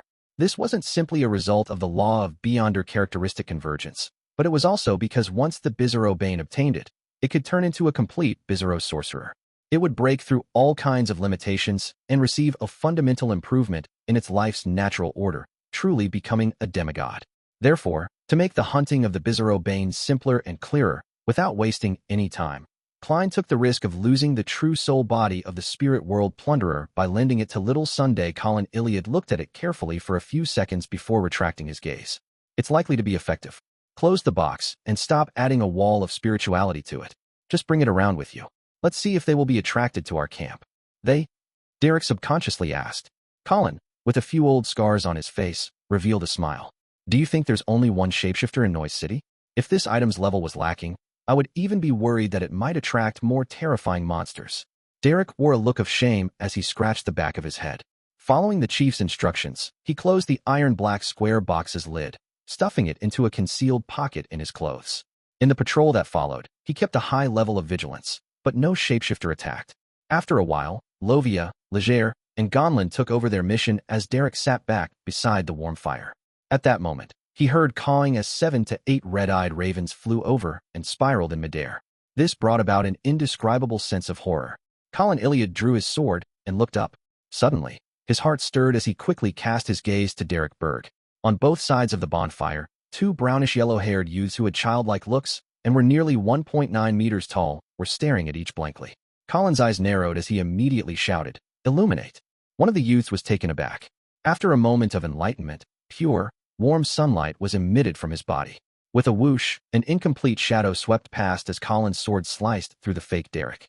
It was a shadow, a blurry, transparent shadow. At the same time, a red-eyed raven fell from the sky. Its body swelled up, turning into a pitch-black shadow. Above this shadow shimmered a transparent, ghostly blue single eye. Around the eye were similar eyes, but smaller. Shapeshifter. A shapeshifter that could disguise itself as ravens. Just as this pitch-black shadow landed, Derek's mind turned numb as he could hardly move, as though he was being petrified. All he could do was watch the enemy pounce at him. The shapeshifter slammed into an invisible wall and failed to take a further step. Beside the bonfire, Colin Iliad stabbed the sword in his hand into the ground and drew the other sword on his back. The surrounding area lit up, and like the legendary dawn, it descended upon this abandoned land. Infinite beams of light reminiscent of dawn erupted, turning into an illusory ocean. It devoured the pitch-black shadows along with all the ravens from the bottom up. At the entrance of the camp, an illusory knight in silver armor, standing more than 5 meters tall, appeared behind Shepherd Lovia. The knight's eyes burned with dark red flames as they instantly locked onto a spot. He suddenly opened up his stride and appeared hundreds of meters away in a flash. Beams of sharp silver light shot out, dicing all the objects around into tiny, neat pieces, including all the different monsters hiding there. It included the shapeshifter that had used some ability to escape the demon hunter's lethal strike. The monster hadn't died as it switched its true body once again, but the pure, bright light of dawn descended once again, completely drowning a huge area. After the light of dawn turned faint, Colin Iliad in his brown coat appeared with 2 swords in hand. He calmly watched as points of light gathered above the ground which was covered with cracks. Black-red blood which had mostly evaporated was slowly dispersed. Success! As Derek reeled in delight, he hurriedly sealed the black square box with a wall of spirituality. Colin immediately stabbed the 2 swords into the ground, took out 3 metal bottles that had been emptied of their potions, and filled them with the blood on the ground. While waiting for the ingredient to take form, he said to Lovia and company with his usual expression, "I have a use for the ingredients left by the shapeshifter. I wish to directly make an exchange for them." In the City of Silver, there were typically 2 ways to handle the spoils from such expeditions. First, it was to bring it back and give it to the city and exchange it for the corresponding contribution points. The distribution depended on the amount of effort put in during the expedition. Second, if it wasn't something especially important, and if it had caught the fancy of a member of the expedition, they could directly make an exchange for it with equivalent items or contribution points. I have no objections, Leger and Gonlin answered in unison. Lovia didn't say a word as a form of tacit consent. After the illusory silver-armored knight returned, she turned her head and looked towards the bonfire where Derek Berg was with a deadpan expression. In East Balham, in the temporary office for the Red Gloves, Soist surveyed the area and said to all the team members, Her Excellency, Goddess's Eye, has ordered us to investigate the sale of Hunter Pathway ingredients in the local and surrounding cities, as well as any disappearances or deaths of Beyonders of the same pathway. She agrees with Daly's guess, and she suspects from the death of the Intis spies that it's an evil spirit of the Hunter Pathway. Of course, we mustn't ignore any abnormalities since it's only one possibility. There's also another thing. We only need to do the gathering of information and to ignore everything else. We will not delve deeper into the investigations. It's an order by Her Excellency, Goddess's Eye. Got that? Yes. Cindy and company replied.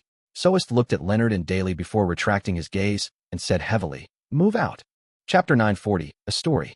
Chapter 940, A Story. After leaving the local Nighthawks' base, which was disguised as a private detective office, Leonard glanced at Daly Simone, who had suggested to team up with him. Where do we begin? Any suggestions?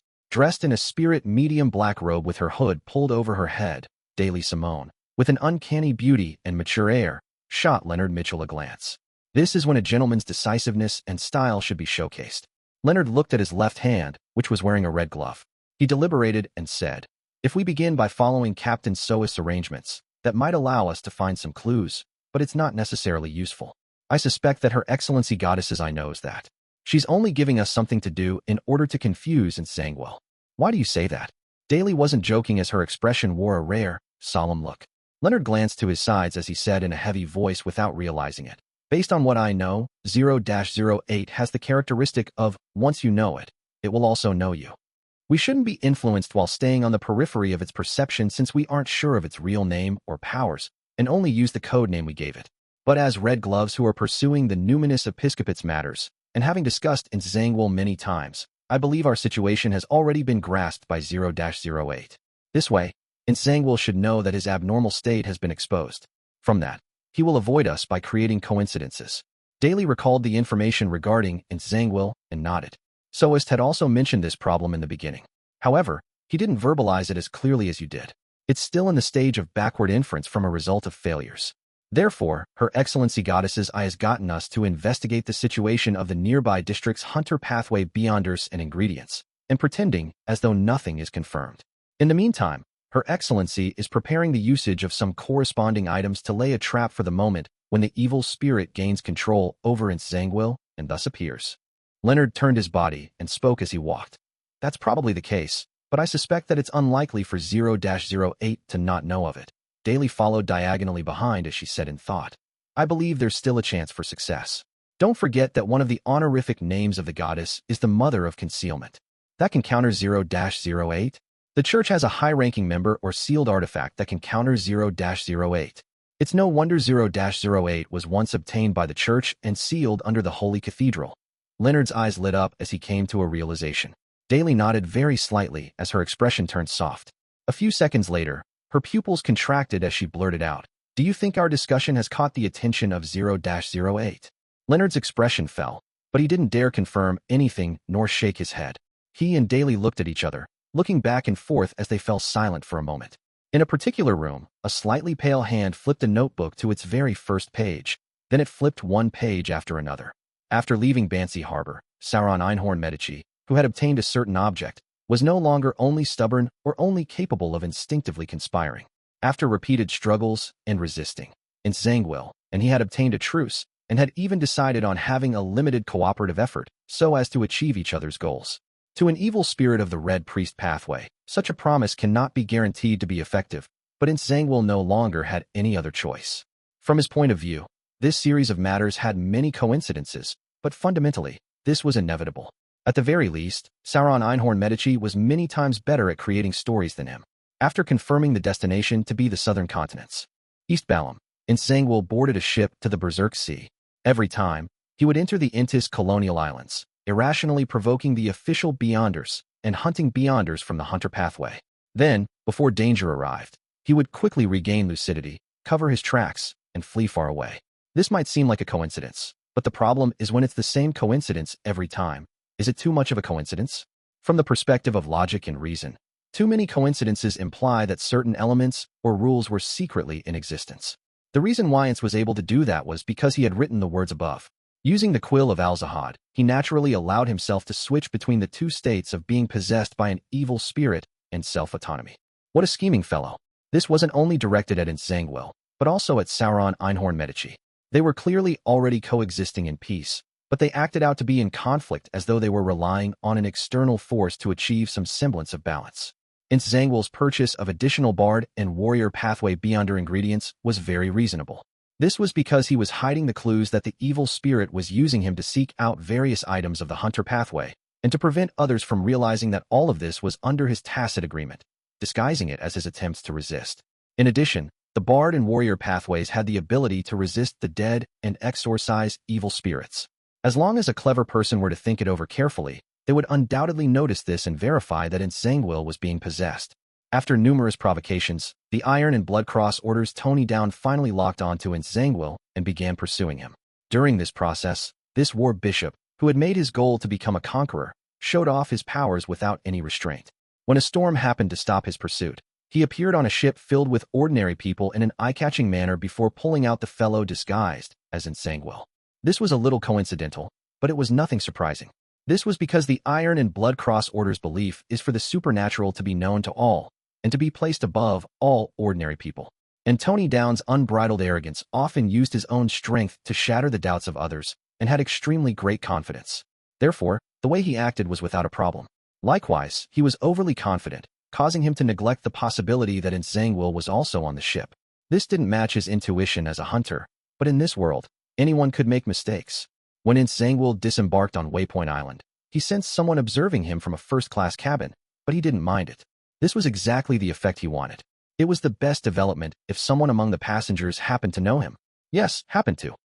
It was neither too early or too late. Before Soist's red gloves took action, Zhangguo met with Hand of White Palenque to Siblius of the Numinous Episcopate's Artificial Death faction, hoping to obtain their help in exorcising the evil spirit. Traces of words scribbled away. The development of things became a little odd. Before having a sufficient amount of clues, Leonard Mitchell and Daly Simone of the Soist Red Gloves team seemed to come to a conclusion. It apparently came from a letter sent by Rionette Tinker. Where did the problem lie? Zhangguo was rather puzzled by this. From his point of view, unless one could directly capture Palenque to Siblius or other key personnel of the Numinous Episcopate, no one could come up with such a conclusion so quickly. This made his preparations a little hasty, but thankfully, this was an outcome he wanted. The Red Gloves team, led by Soist, discovered Zhangguo's abnormalities from the feedback from various telegrams. Daly Simone used this opportunity to mention the assumption of an evil spirit's possession and had received a unanimous agreement. She claimed it to be a reasonable theory, but she was already in the know. She had learned it from Leonard Mitchell, who has a parasite, and Leonard Mitchell's information source came from a letter sent by Rionette Tinker. Who could be the one who mailed it? Meanwhile, Leonard Mitchell and Daly Simone had already suspected that the evil spirit possessing Zhangguo belongs to the hunter pathway. But is this the truth to the matter? Will everything develop according to what Daly Simone, Leonard Mitchell, and Soist Red Gloves team have in mind?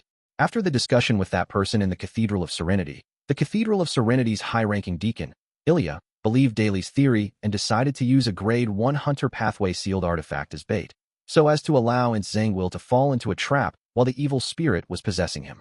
To conceal this goal, she got Soist Red Gloves team to continue investigating the relevant clues. Unfortunately, their premise was wrong. Although Zhangguo was possessed by an evil spirit, his actions had never been affected. All he had done before was an act. It was done in accordance with Sauron Einhorn Medici's suggestions, with the aim to confuse the Church of Evernight and to make Ilya blindly attack. And a red angel evil spirit that was willing to help and cooperate was enough to change the battlefield situation. Zhangguo's true motive for coming to the southern continent is hunt the high-ranking deacon, Ilya, of the Church of Evernight. It was for his advancement preparations by obtaining her beyonder characteristic. He wanted to prove to everyone that the Church of Evernight had made a foolish mistake to abandon him back then. Of course, before beginning this operation, Zhangguo had to first satisfy Sauron Einhorn Medici's thirst for mid and high-sequence beyonder characteristics of the hunter pathway. To keep it a secret, he didn't plan on hunting locally, and he had prepared to do it further away. When the evil spirit's undying nature, red angel's level, and the uniqueness of a gatekeeper combined, and Zhangguo possessed the relatively high sequenceability of spirit world traversal of the death pathway. He was able to head to remote areas and return in short periods of time. He had deliberately kept this under wraps before. After satisfying Sauron Einhorn Medici, Zhangguo decided to first kill Daly Simone and Leonard Mitchell and pretend to vaguely sense the Church of Evernight's trap. He would forcefully counterattack, only to lose his rationality and head for the trap. He didn't plan on leaving any unstable elements. All Avengers that survived Tingen had to die. The notebook flipped to an empty spot as a pale white hand grabbed a quill and added the words, "Today, everything will go smoothly. West Balam, Northern State, Kukua City. You aren't done with your investigations?" Anderson asked in boredom as he walked beside Danitz. "Soon," Danitz replied as he found it a little difficult to focus. "Do you have something to do?" At this moment, Anderson took out a map and a stack of information. He said with a chuckle, "I've already figured out the rough location of an ancient mausoleum. Based on the traditions of East and West Balam, there's definitely plenty of treasure in it. Here, death doesn't mean an end but a new beginning. That's why they have tons of burial items." Danitz was taken aback as he asked in surprise, "I thought you aren't proficient in Dudanese?" How did he gather the information? Anderson chuckled and raised his black-gloved left palm. He spread his fingers and said, "I don't, but I can temporarily steal their language until I finish finding the information. I knew a fellow like you will have some tricks up his sleeves." Danitz said with gritted teeth as he pointed to the main street beside the square. "Goodbye." Anderson didn't stop him as he smilingly watched him walk away with large strides. At this moment, the two simultaneously noticed a figure walking over. The figure held a classic quill and wore a black clergyman's robe. He had dark blonde hair with facial features akin to a classic sculpture. One of his eyes was so blue that it was nearly black, and the other was filled with small but obvious blood vessels. He was approaching Anderson and Danitz. Anderson didn't know the middle-aged man, but his body couldn't help but tremble as though he was facing his nemesis. Warning signs of danger flashed in his mind as his pupils rapidly dilated. Suddenly, he heard a warm voice by his ears, "Don't be nervous." "Who?" Anderson blankly turned his head and saw a figure strangely appear beside him despite there not being anyone there in the first place. This figure had apparently been there all this time, but he had always been ignored. He wore a strangely simple white robe. He had a pale gold beard that covered half his face. His light-colored eyes were clear like a child's. He had a genial and reserved look. Looking at the quill in Zhangguo's hand, this middle-aged man who was dressed like an ordinary priest half closed his eyes, raised his right hand, and gestured 4 points before him. Hanging there was a silver cross. Chapter 941, Development that Adheres to Logic. Chapter 941, Development that Adheres to Logic. The moment he saw the middle-aged man dressed in a priest's getup, Anderson zoned out for a second. Following that, some shackles in his mind suddenly collapsed as countless memory fragments surged through an invisible barrier. It felt like long-suppressed feelings suddenly erupted. He remembered the things that had happened over the past 2 months. He remembered the mission that the demigod had given him. Back in Byam, he followed the thoughts in his mind to meet up with the demigod. He followed him and left the Rorstad archipelago for a secret location. There, he met the priest beside him. It was arranged for him to enter an ancient coffin, to lay there among beyonder ingredients and a liquid filled with strange mixed blood, allowing them to seep into him. After a month of this corrosive treatment, a dark red chrysalis formed inside his body. He then had his memories from this period of time sealed before being sent to West Balam. He was then psychologically cued to not leave until he recovered his memories. This meant that he hadn't finished the demigod's mission and that it was still underway. Everything that had happened before were just preparations. Scenes flashed through his mind as Anderson discovered that while he was playing the harmonica on the streets, checking into the hotel with Danitz, obtaining of language comprehension charms from the Church of Knowledge's preachers, as well as his arrival in Northern State. All of these incidents had this genial and seemingly innocent priest present beside him the entire time. When having meals, he was sitting at a neighboring table. When he checked in, the neighboring room was his. When walking on the streets, he was walking right beside him. When playing the harmonica and putting on the ventriloquist act, this man was looking at him in a genial manner. And Anderson hadn't noticed any of this back then. Danitz, who was beside him, the people around him, none of them had noticed him. It was as though they had never seen this priest before. A chill that arose from deep in his heart ran from his tailbone up his spine to his brain. He felt that the experiences he had been through were enough to drive him insane, to the point of losing control. Danitz, who had already opened up a distance from Anderson, looked at the black-robed clergyman, and Zhangguo, and then he looked at the simple priest who was praying with his eyes closed. He hurriedly bowed his head and used ancient Hermes to softly chant, "The fool that doesn't belong to this era. The mysterious ruler above the gray fog. The king of yellow and black who wields good luck." A few days earlier, He had received Mr. Fool's revelation to handle some matters as a guise to stay around Anderson. It was so that he could immediately pray if any abnormalities were to happen. Although he didn't know what would happen, or who he had encountered, Danitz, who always cherished his life, didn't hold back and did as he was told, even if the abnormalities that happened might very well be him being overly imaginative. For this, he had specially worn the boxing glove made from Grozel's Beyonder characteristic. It ensured that he would act first without thinking so as to not waste any time. At this point, Zhangwell had stopped walking. His dark blue, nearly black eye and the eye filled with blood vessels reflected the priest in simple white robes who had a cross hanging by his chest. In his mind, in his mouth, a furious voice sounded, "Adam, the Creator's son, King of Angels, Adam." Before Zhangwell could finish his sentence, the priest opposite him opened his eyes.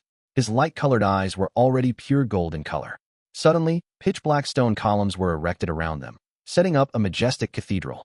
Inside this cathedral, each column, each arch, and each dome's surface was embedded with the bones of different races. They were densely packed as they used different eye sockets to stare at Zhangwell. They surrounded a cross that was more than 100 meters tall. In front of the cross, a blurry figure stood there as though he was watching everything with compassion. This was a cathedral of corpses, but instead of appearing eerie, it was filled with holiness. The walls, windows, and doors of the cathedral had transparent, warped faces protruding out. It was as though countless souls were sealed inside, preventing beyonders from sensing the existence of the spirit world or astral world. The square and pedestrians from before had vanished. They were kept outside the corpse cathedral that had suddenly appeared. Zhangwell's classic quill had already flown up as it wrote rapidly on his black clergyman's robe. Anderson Hood is Gehrman Sparrow's friend. Ouroboros had taken notice of him, and due to various unknown reasons, Ouroboros' appearance here was a development that adhered to logic. Just as the quill wrote the exclamation mark, light beams shone in from the colored windows of the corpse cathedral, forming stacked, illusory pure feathers. Beneath the enveloping feathers, a figure with long silver hair materialized in a genuflecting, praying stance. Following that, the figure stood up straight. He wore a simple linen robe and had handsome looks and soft facial features. He was none other than King of Angels, tail devourer Ouroboros. Ouroboros' eyes were momentarily unfocused, but it soon reflected the genial priest's image. In his eyes, at his feet, and on the stacked feathers of light behind him, a supernatural, mysterious circle was accentuated, forming an illusory river like a snake that had its head connected to its tail. The corpse cathedral once again reverted to the point when the pitch-black stone columns erected with the surrounding square were still on the border of existence. Taking this opportunity, Ouroboros flew out. Zhangwell didn't hesitate as he made the surrounding colors saturate and overlap against each other. Just as this night watcher was about to step into the spirit world, he suddenly saw a cross spanning more than 100 meters in size plummet down from high above. This cross impaled the middle of the unformed corpse cathedral as the blurry figure that carried the cross raised its head. Infinite light spewed out, drowning Ouroboros and the quill holding Zhangwell within. The corpse cathedral filled with bones of different races, and the countless warped souls took form once again. Upon hearing the stacked, illusory pleas, Klein was inside his hotel and thinking about his daily miscellaneous matters and lampooning in boredom. He suddenly stood up, went straight to the window, and looked towards the nearby square. On the square, coffins were coming and going. The fountain was still spewing, and there was reverberating music. Everything seemed normal and even felt idyllic. Here, what seemed most unharmonious was Anderson genuflecting with a stiff expression while a trembling Danitz was closing his eyes praying. Without a second thought, Klein followed the plan he had formulated above the gray fog. He controlled Winter Enzo, who was 100 meters away, to enter the telegraph office. He had instructed Danitz to live beside a telegraph office. At the same time, he took out his adventurer's harmonica and blew into it. Rionette Tynker walked out of the void with the 4 blonde, red-eyed heads in hand. All 8 eyes turned to the square. For Leonard, Miss Messenger. He likely hasn't left your detection range. Klein took out a letter he had already prepared and a gold coin before handing it to Miss Messenger. What he said and did was akin to a marionette. He only followed the instructions he had prepared in advance. If he couldn't help think of something else, he would immediately use cogitation to divert his attention. This was the method he figured out from Walla Septon on how to deal with 0-08. By doing the thinking above the gray fog, all he did was act according to plan in the real world. And in a particular prayer from Danitz, Klein had used the scene that appeared to observe Anderson, who was nearby. In the end, he discovered an unfamiliar priest who also felt familiar by his side. Thinking back to the psychology alchemists and the Twilight Hermit Order's hidden connection, and making the connection to the content in Emperor Rozel's diary, Klein immediately realized something. He was certain about what would happen next. The master of the Twilight Hermit Order, the son of the creator, angel of imagination Adam, was conspiring to obtain 0-08. This also meant that there was a high chance for Ensangwil to appear with Anderson as the target. Then, Klein redid his plan above the gray fog, pretending as though he had never noticed anything. He continued his state as a marionette in reality. One of Rionette Tinker's heads bit onto the letter as the 8 eyes looked deeply at Klein for 2 seconds. Klein nodded indiscernibly without a word, watching Miss Messenger return to the spirit world. In the Kukawa telegraph office, Winner Enzo handed over the telegram, address, and Vril Gold he had already prepared for the staff, urging them to send it immediately. West Balam, Northern State, Kukawa. Ensangwil has appeared. The radio waves quickly spread, sending the message to the major bases of the Church of Evernight in West Balam and East Balam. East Balam, why are you always active around the cathedral? Why don't you go further to carry out the investigations? Daly asked Leonard. Leonard thought and said frankly and seriously, awaiting news. Daly nodded in thought without prying further. She turned silent, no longer playing jokes on Leonard. It was as though she was waiting for something as well. Suddenly, Leonard's spiritual perception was triggered as he turned to look left. As a gatekeeper, Daly had already cast her eyes in that direction. A letter had appeared at some point in time, landing underneath a gas street lamp. Leonard didn't avoid Daly as he hurriedly picked up the envelope and opened it. The content of the letter was very simple. There was only one line: West Balam, Northern State, Kukawa, Revival Square. Coordinates. Leonard's expression turned heavy as he turned to Daly and said, "Ma'am, please help me to cover my tracks." As he spoke, his left glove had turned transparent. He stuffed his right hand into his pocket and grasped the fate siphon charm. Daly fell silent for a second and said extremely seriously, "Bring me along. Back then, you managed to at least fight, but I didn't have the time to do anything." Leonard's expression changed as his mouth gaped slightly. Finally, without saying a word, he grabbed Daly's shoulder. The two then vanished from the rather empty streets. As he watched Miss Messenger leave, and once he confirmed that the telegraph office had at least sent one telegram, Klein immediately took 4 steps counterclockwise and entered above the gray fog. He directly sat at the high-back chair of the Fool and beckoned for the Tyrant card, the Sea God scepter, and a silver-gray charm. Immediately, he was wearing a papal tiara with a papal robe draped over him with a bone scepter in hand. Amidst silver bolts of lightning, Klein spread his spirituality towards the point of light where Danitz was. Chapter 942, Deity's Curse. Chapter 942, Deity's Curse. With Klein's spirituality making contact, the points of light suddenly expanded into a scene before his eyes. With his shadow cloak up, Danitz was praying with his head bowed in the corner of the square, chanting the Fool's honorific name with ancient Hermes. Thanks to this, Klein could see an expanded area around him, and he began searching for Ensangwil. Through the gray fog, everything he saw was clearly different from what he had previously seen. In the middle of the square, a pitch-black corpse-embedded cathedral had appeared at some point in time. It was dark inside, but there wasn't any signs of activity inside. Using this opportunity, Klein replied Danitz's prayer, "Leave the area. Find a hidden spot to hide in."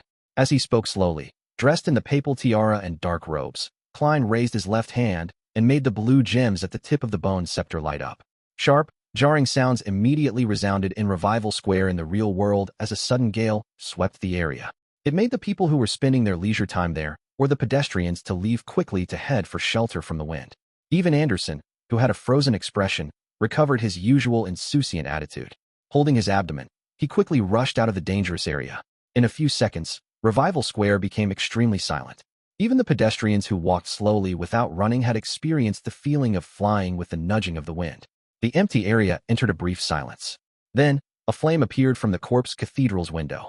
It grew in size and became increasingly blinding. Silently, the colored glass windows shattered as blinding white light that bordered on blue shot out like a meteor. This flaming light instantly crumbled, materializing into Ensangwil, who wore a black clergyman's robe and had one dark blue eye and one eye covered with blood vessels. The moment this night watcher appeared, he couldn't help but open his mouth and scoff at the classic quill in his hand. "If a fool like you didn't listen to my suggestion, how could something like this happen? I'm not even sure what you're afraid of. If you had allowed me to pray to the Lord, allowing me to secretly return to the Rose Redemption and join forces with the Serpent, our preparations would allow us to set up a trap. Today, we will be the ones hunting Adam, and not the other way round." The seemingly dark and damaged quill immediately flew up and wrote on an empty spot of Ensangwil's clothes. Due to a rage stemming from embarrassment, Sauron Einhorn Medici pushed the blame of this development to the quill of Alzahad, but in fact, It was he who was stopping himself from praying to the true creator. Be it Sauron or Einhorn, neither one of them trusted this evil god. Today's development made this evil spirit's psychological dissociation to worsen. This is extremely reasonable. This is the diagnosis by the best, most professional psychiatrist. Zhangguo immediately frowned as he raised his left hand and pressed it to his head. His dark blue eye rapidly recovered its luster as the classically sculpted face turned extremely stern. At this moment, having escaped the corpse cathedral, he was no longer facing the square. Instead, it was flights of ancient stone stairs. They were leading to the peak of a towering mountain. Erected, there was a huge cross with countless angels spiraling around it. At this moment, an exaggerated bolt of silver lightning tore through the overcast sky, smiting right down at Zhangguo. The sealed and strange space produced cracks. The fountain and its splashes appeared in his dark blue eye. Zhangguo's figure immediately vanished, leaving behind a blurry, transparent spirit. The latter was struck by lightning and was instantly obliterated. This night watcher didn't have the luxury of time to consider what other lurking dangers there were. He took this opportunity to transform into a flame as he penetrated a crack and rushed out. To him, no matter what lay ahead of him, nothing was more terrifying and difficult to deal with than the son of the Creator, King of Angels Adam. Upon seeing the flame rise up from the square, allowing Zhangguo to escape the restraints of the illusory world and returning to his appearance with dark blonde hair and pale hands, Klein raised his head slightly and subconsciously sat straight. Countless scenes flashed across his mind, him having his heart penetrated, the pair of bright leather boots just before his previous death, Dunsmith smiling at him with a wink of his left eye, and the Blackthorn Security Company, which had been reduced to ruins. The corners of Klein's mouth quickly curled upwards as he revealed a comical smile. He then deeply muttered using ancient Hermes. Misfortune. The silver-gray charm on his right palm suddenly burst into a gloomy black light. This was a charm of the misfortune domain Klein made using Snake of Mercury Wala Septon's blood and precious metals by praying to the Evernight goddess. This was a present he had prepared for Zhangguo. This was an arrow of vengeance. This was a deity's curse. Klein immediately stood up, stretched his shoulders, and threw out his right arm, fusing the gloomy black light with the little powers he could stir from above the gray fog as he threw them at Zhangguo. Just as Zhangguo returned to Revival Square, he saw a dark black beam appear out of nowhere. It blanketed the entire sky, making him find himself in an extremely dark environment. Such a change happened in a flash before everything was restored to normal in an instant. Nothing seemed amiss, but as a night watcher who could give others a certain level of bad luck, Zhangguo acutely smelled the aura of danger. Without any hesitation, he reached out his left palm in a bid to use the evil spirit within him and his powers as a gatekeeper to enter the spirit world and flee. However, none of the surrounding bright flowers, pure white fountain, and dark black tiles had their colors saturate, much less become stacked. Zhangguo's spirit world traversal had become ineffective. The glint in his eyes froze as he seemed to understand the reason. It was because the evil spirit in him was having an internal struggle. Thus, they wouldn't lend him their power. See? Everything would be fine if you had listened to me. Bullsh***. I'd rather die than believe in the true creator. What's the point saying all of this? Didn't you still end up the same as us, being made into a potion by a listitutor? So none of you are nervous at all. Didn't you notice that the curse clearly came with the deity's aura? That power was fundamentally very powerful. Our present condition doesn't allow us to avoid it at all. Haha, continue arguing. Go on. I'll wait to die with all of you. The veins on Zhangguo's forehead throbbed when he heard that. He was furious that Sauron Einhorn Medici would suddenly engage in an internal strife at such a critical moment. They didn't seem to notice the danger they were in at all. As a former archbishop, as a beyonder who had watched over the Church of Evernight's holy artifacts, Zhangguo didn't let his judgment become clouded because of his rage. He instinctively believed that the gloomy black beam had something to do with the Evernight goddess's authority over misfortune. He believed that Sauron Einhorn Medici's sudden fallout was clearly a result of this influence. Otherwise, it was impossible for the Red Angel evil spirit to break into a quarrel without concerning themselves with the situation they were in simply because of the quill of Alzahad's writing. He immediately turned around, quickly running towards another exit of Revival Square in an attempt to communicate with other spirits. He wished to borrow their powers to escape. However, there wasn't a single spirit around. At this moment, a figure stood in a hidden corner of the open square. He was a mixed blood with parents coming from Lone and Balam. He had a fleshy face and baggy clothes. On his waist hung a rapier. It was Admiral Hel Ludwell. This was a marionette who usually didn't have any thoughts. After throwing out the deity's curse charm, Klein followed his plan, returned to the real world, and made use of the two marionettes. As he made Enzo find a corner, He took out the items he prepared, set up a bestowment ritual, and controlled Admiral Hell to walk to a secluded spot to face Nsangwell. This Admiral Hell, who looked nothing like his original self, raised his right hand, allowing his arm and fingers to rapidly turn incorporeal as they extended towards the target. This was a power he used by borrowing the underworld creature within him to extract the spirit bodies of others remotely. Ludwell's palm quickly turned pale white, and above Nsangwell, a figure floated up uncontrollably. However, Nsangwell was once a gatekeeper. An illusory bronze door filled with mystery immediately took form in his eyes as it quickly pulled back his escaping spirit body. With his level and strength, this was unlikely to succeed so successfully, but for some reason, he repeatedly made mistakes and nearly allowed Admiral Hell to succeed. For a brief moment, all he could manage to do was a seesaw-like struggle. At this moment, two figures rapidly appeared beside Ludwell. One of them was the black-haired, green-eyed Leonard with a transparent glove in hand, and the other was Davy Simone, who had blue eyeshadow and blush. They had arrived at the perfect moment because the bad luck of an enemy often implied that one was lucky enough. The first thing Daly saw was the figure she could never forget. Pangs of fury burned in her eyes instantly. She didn't rashly attack as she made some observations. She came behind Ludwell and spread her arms. A bronze door filled with countless strange patterns immediately descended and creaked open a gap. This was a door that led to the underworld. It was a door filled with allure to all undead creatures. An indescribable and terrifying suction force came out of it as the figure above Nsangwell's body completely separated from him. It was a translucent man wearing blood-stained black armor. He was young and handsome with red hair. His face had terrifying signs of decay, and at his glabella was a flag-like mark. This young man wasn't too surprised about being separated from Nsangwell. Instead, he sneered. "We sure are unlucky today. We have already died together once, so is there a need to do so another time? Especially when we're being controlled by such a weakling." A bloody gap appeared on his upper left cheek as it opened and closed. "All right, let's clear out the surrounding trash." Before the sentence was finished, the man in blood-stained black armor reached out his palm and drew out an illusory sword with dark red rust stains from his body. A terrifying suppressive force easily allowed the evil spirit to free itself from Ludwell's and Daly Simone's extraction. It swooped down in an attempt to return to Nsangwell's body. At this moment, a hoarse voice sounding as though it held sandcloth in it. Admiral Hell Ludwell had chanted in ancient Hermes, Fate. Chapter 943, the Third Act. Chapter 943, the Third Act, Fate. In the awkward-sounding voice, the spots where Admiral Hell Ludwell and Nightwatcher Nsangwell stood turned dark as if they were covered by two black clouds. Fate's Siphon Charm.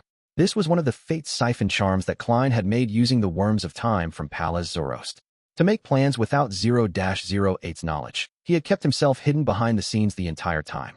Not only had he lent creeping hunger to Leonard Mitchell, he had also given the Fate's Siphon Charm to his marionette.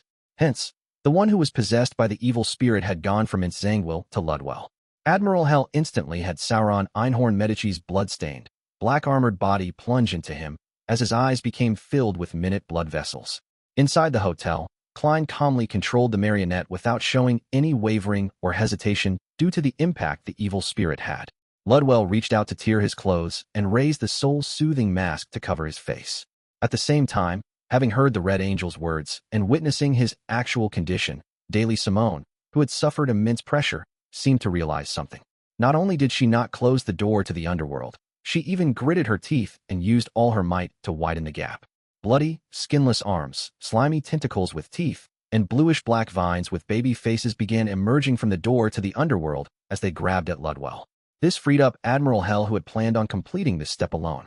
Taking advantage of the opportunity that the underworld within his body hadn't yet been destroyed by Sauron Einhorn Medici, with the only negative effects on his body being decaying, he hurriedly turned around and dashed towards the mysterious, illusory bronze door. He was then grabbed on his body and legs by the arms, tentacles, vines, and spirits behind the door. With his running working hand in hand with the scalp-tingling tugs, he instantly leaped through the widened door gap and entered the underworld. Upon seeing this, Daly immediately pulled back her palm and stopped maintaining the mysterious patterned bronze door. Thud! The indescribable illusory door closed heavily. Admiral Hell Ludwell, along with Sauron Einhorn Medici, were kept out of the real world with the underworld creatures. This was a key step to Klein's plan. It was to forcibly separate the Red Angel evil spirit from Nsangwell. Although he believed that the Red Angel evil spirit was the reason for Nsangwell's instability, he wasn't willing to face an additional evil spirit formed after the deaths of one king of angels and 2 sequence 1 angels when taking revenge on a demigod. No one could predict what actions a conspirer would take under such circumstances. Therefore, Klein used the basis of the magical powers of the Fate's Siphon Charm and Ludwell's Pathway characteristic to formulate a plan. The addition of Daly had allowed the entire process to happen more smoothly. There wasn't any room for being interrupted as they successfully pulled the Red Angel evil spirit into the underworld.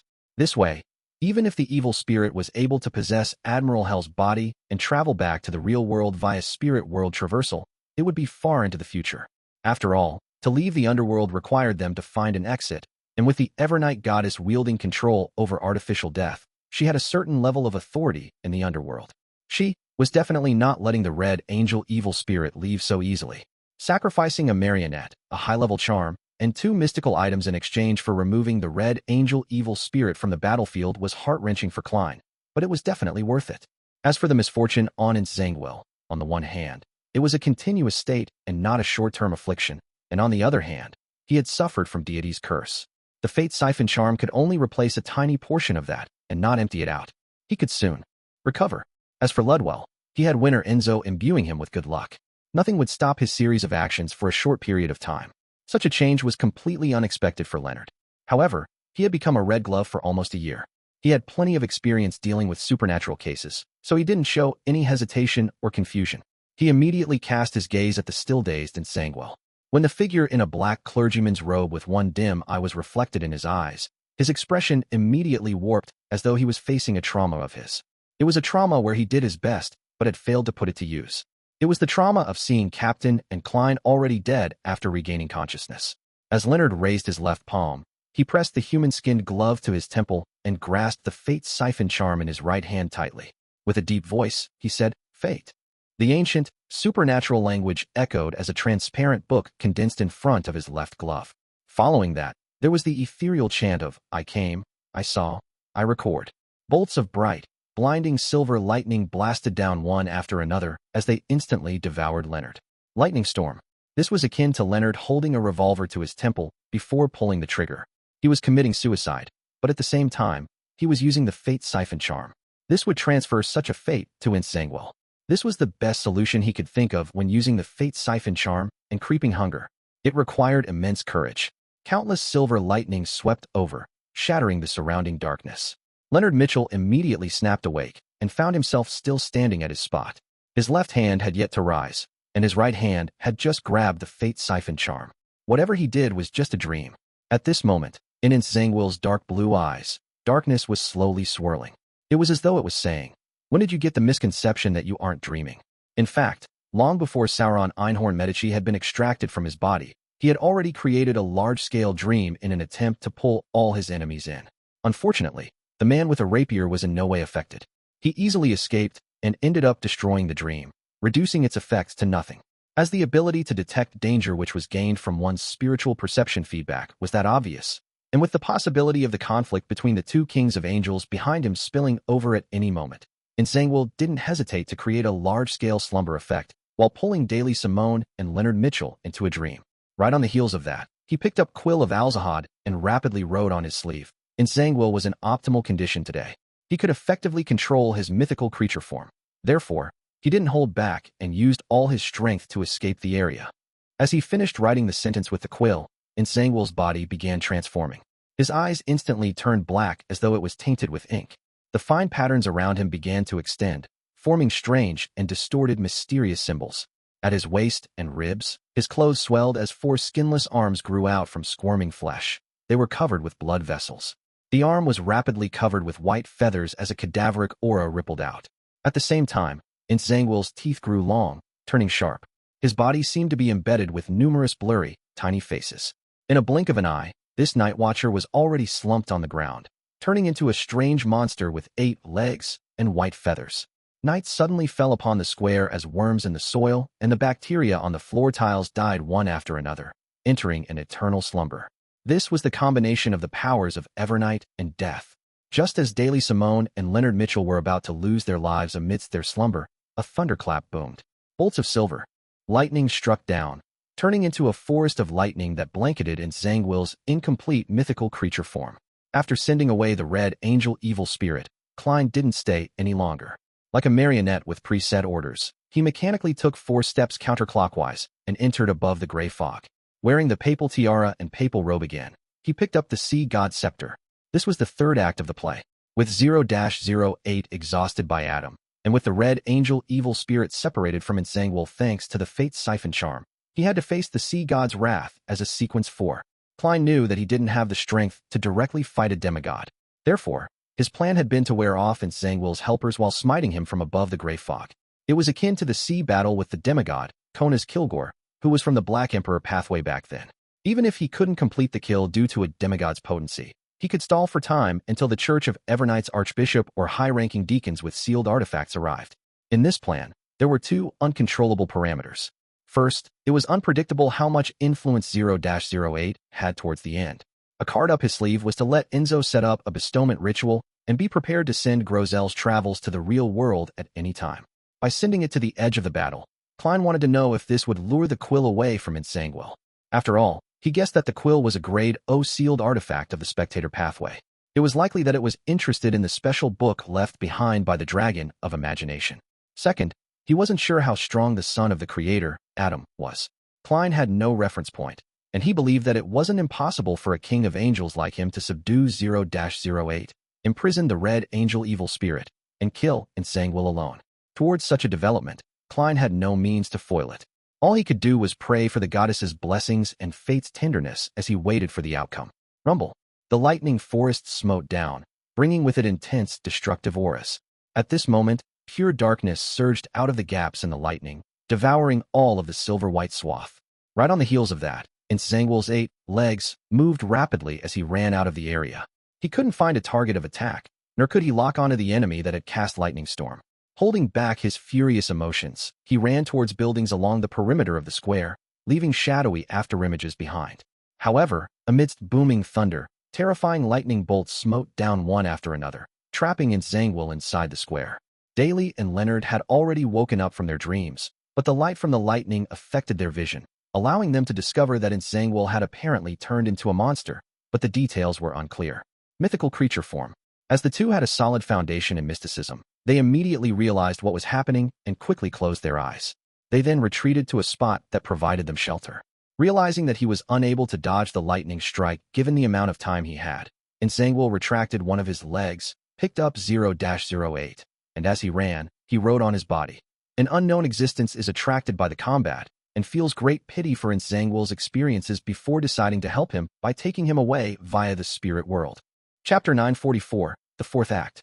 Chapter 944, the Fourth Act. On the heavily scuffed and damaged Revival Square, the environment turned dark as a gloominess and eeriness filled it in a seemingly corporeal manner. Even the blinding silver lightning wasn't able to dispel this feeling. Daily Simone acutely sensed that an unknown creature was crossing the spirit world and approaching. An ominous feeling rose up in her, as though she could already see Nsangwil using such an accident to easily escape, never to be found. She felt ice-cold in a manner that couldn't be resisted, just like when she first became a Beyonder.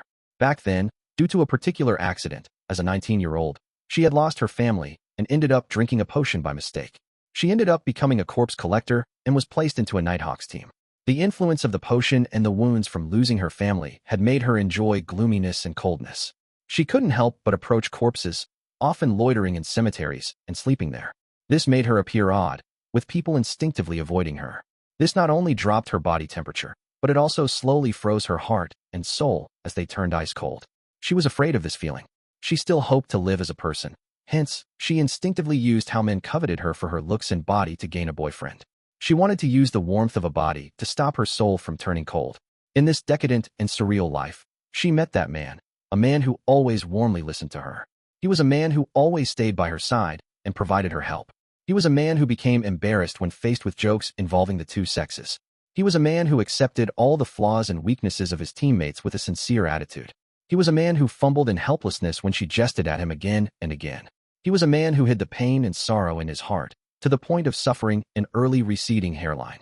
He was a man who was the first to step forward when encountering danger, putting himself in between the danger and his teammates. She changed. She began putting on makeup that made her appear older.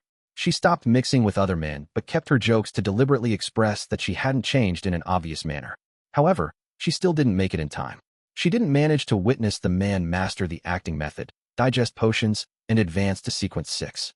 She didn't manage to see him reach out his hand to invite her to an opening dance or be able to participate in his final battle. She didn't manage to tell him her feelings in time. I was wrong. I failed to do anything in time. Today, I'm not having it repeat again. Daily's expression turned sorrowful as the corners of lips curled bit by bit with tenderness and sweetness. With her eyes closed, she suddenly pulled out a small metal bottle from a hidden compartment. She threw the stopper and gulped the liquid inside. Her blue eyeshadow and blush instantly brightened, and even her skin turned slightly translucent. Her coiled-up hair was instantly released, pushing her hood back as they fluttered. Spirit wandering the void, higher-order creature that leave one with awe, the unforeseeable creature. Daily chanted with simple and forceful ancient Hermes. I shall sign a contract with you in my name. Pray that you leave this place. Behind the 8-legged, the white-feathered Nzangwil, a figure appeared. It was a blood-colored piece of flesh with countless eyes on it and arms of different races. Just as it was about to grab Nzangwil and drag him into the spirit world, it suddenly paused. It then turned its gaze towards Daily Simone. Pitch-black snake-like scales instantly appeared on Daily's skin, and within the gaps of the scales, white feathers grew. Her knees buckled as she knelt down in pain, but she ultimately maintained her spirit-channeling posture. That quill began riding autonomously on Nzangwil's body. The unknown existence descended upon Revival Square and was just about to take Nzangwil away. But no, it was attracted by Daily Simone. Its sense of aesthetics was inclined towards humans. Oh no, it abandoned Nzangwil. It decided to listen to Daily Simone's suggestion and ended up leaving. How surprising that when it came to spirit channeling, Nzangwil, a demigod, would actually lose to sequence 5 Daily Simone.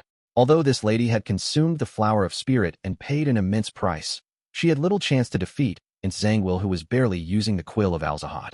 Nzangwil was just too unlucky. He actually encountered a matter with nearly 0 probability. Amidst the lightning strikes, blood-red beams lit up in Nzangwil's pitch-black eyes that were covered with mysterious symbols before calming down. His hand, which held the quill, rode on his body once again. Another unknown existence was lured into the vicinity and attempted to enter the real world. Just as he wrote that, the quill suddenly paused as it continued writing. Incoming. Incoming. No. She was Rionette Tinker. No. Rionette Tinker chased away all the surrounding creatures in the spirit world.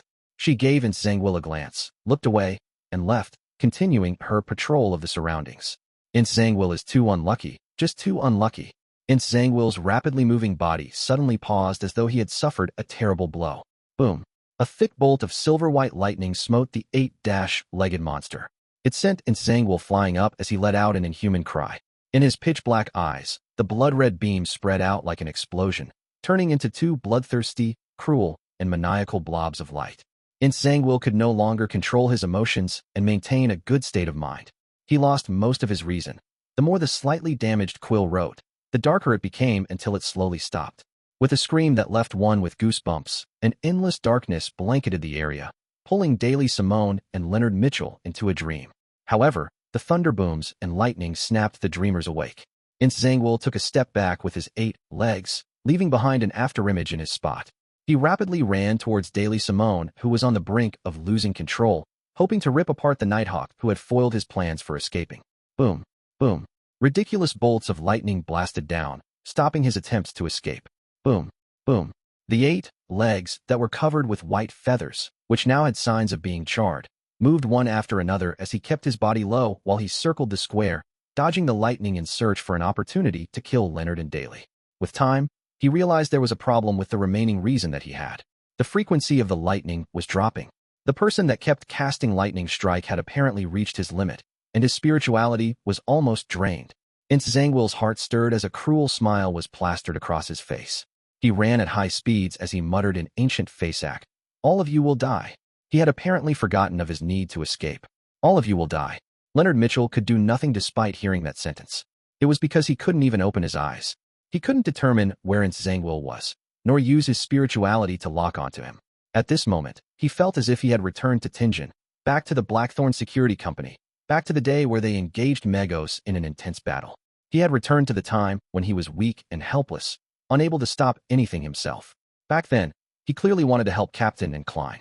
Despite overcoming his horror, despite having Old Man to provide him with help, he quickly fainted due to his low sequence and lacking strength, thus failing to participate in the subsequent battle. All he could do was wake up to see two corpses and use the pain of meeting family members to resolve the blame he placed on himself. He always cherished his leisurely life in Tingen City, the feeling of not needing to take any responsibility, as if he was the protagonist. However, the more he cherished those memories, the more he hated his former self, wondering why he hadn't worked harder. With his eyes tightly closed, figures of light were darting around, and all he could do was ball his hands into a fist as he hurriedly shouted, "Old man! Old man!" This time, there wasn't any response in his mind. No one provided him any help, as Pallas Zoroast was still in a deep sleep. Leonard's breathing turned heavy as he couldn't help but move his head from side to side with the darting of the light. Then, with a slightly hoarse voice, he shouted in clear anxiety, "Old man!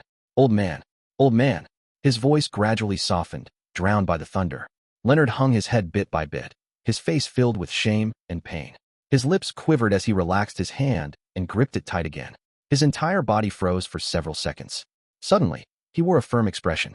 With a grimace, he opened his mouth and chanted softly in ancient Hermes, "The fool that doesn't belong to this era. The mysterious ruler above the gray fog.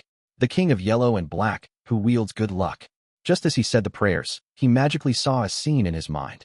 Zhangguo, who had seemingly turned into a spider or some deformed feather wolf, was running frantically and dodging the lightning strikes. From time to time, he attempted to attack him and Daily Simone. And unlike normally, Zhangguo's figure appeared rather blurry in this scene. It was almost completely represented by red light, and it could only be used to determine his location. Leonard was first taken aback as he immediately laughed. Teardrops flowed down as he laughed. Without any hesitation, he raised his left palm, pressed the glove to his temple, and then tightly gripped the fate siphon charm with his right hand. Fate. The incomprehensible, mysterious word in ancient Hermes resounded as a transparent book appeared in front of Leonard. It flipped to a page amidst the ethereal chanting of, "I came, I saw, I record," as he locked onto the eight-legged monster with white feathers growing all over him. Silver bolts of lightning blasted as Leonard Mitchell threw out the charm with a hideous expression, shouting, "Die!" Zhangguo. He had waited to say this for a very, very long time. He had played this scene in his head so many times. Chapter 945, The Story's Ending. Chapter 945, The Story's Ending. The moment the fate siphon charm left Leonard Mitchell's hand, it vanished into midair, its whereabouts unknown. It cloaked the spots where he and Zhangguo stood in darkness. Even the burgeoning silver storm was unable to illuminate it. At that instant, Leonard felt the surface of his body turn numb, as though lightning was leaping over it, creating a slight stabbing pain, one that would completely pulverize his body at any moment. But following that, he didn't get bombarded with irresistible pain, as though nothing had happened. No, something did happen. A bolt of lightning smote down at him as if it had bared its fangs, shattering the ground and charring the soil. Klein had personally redirected his casting of lightning storm from Zhangguo when Leonard Mitchell used the fate siphon charm. Ah! A shrill scream sounded as the rich darkness around Zhangguo failed to dissipate the storm that was formed from a mesh of silver lightning bolts.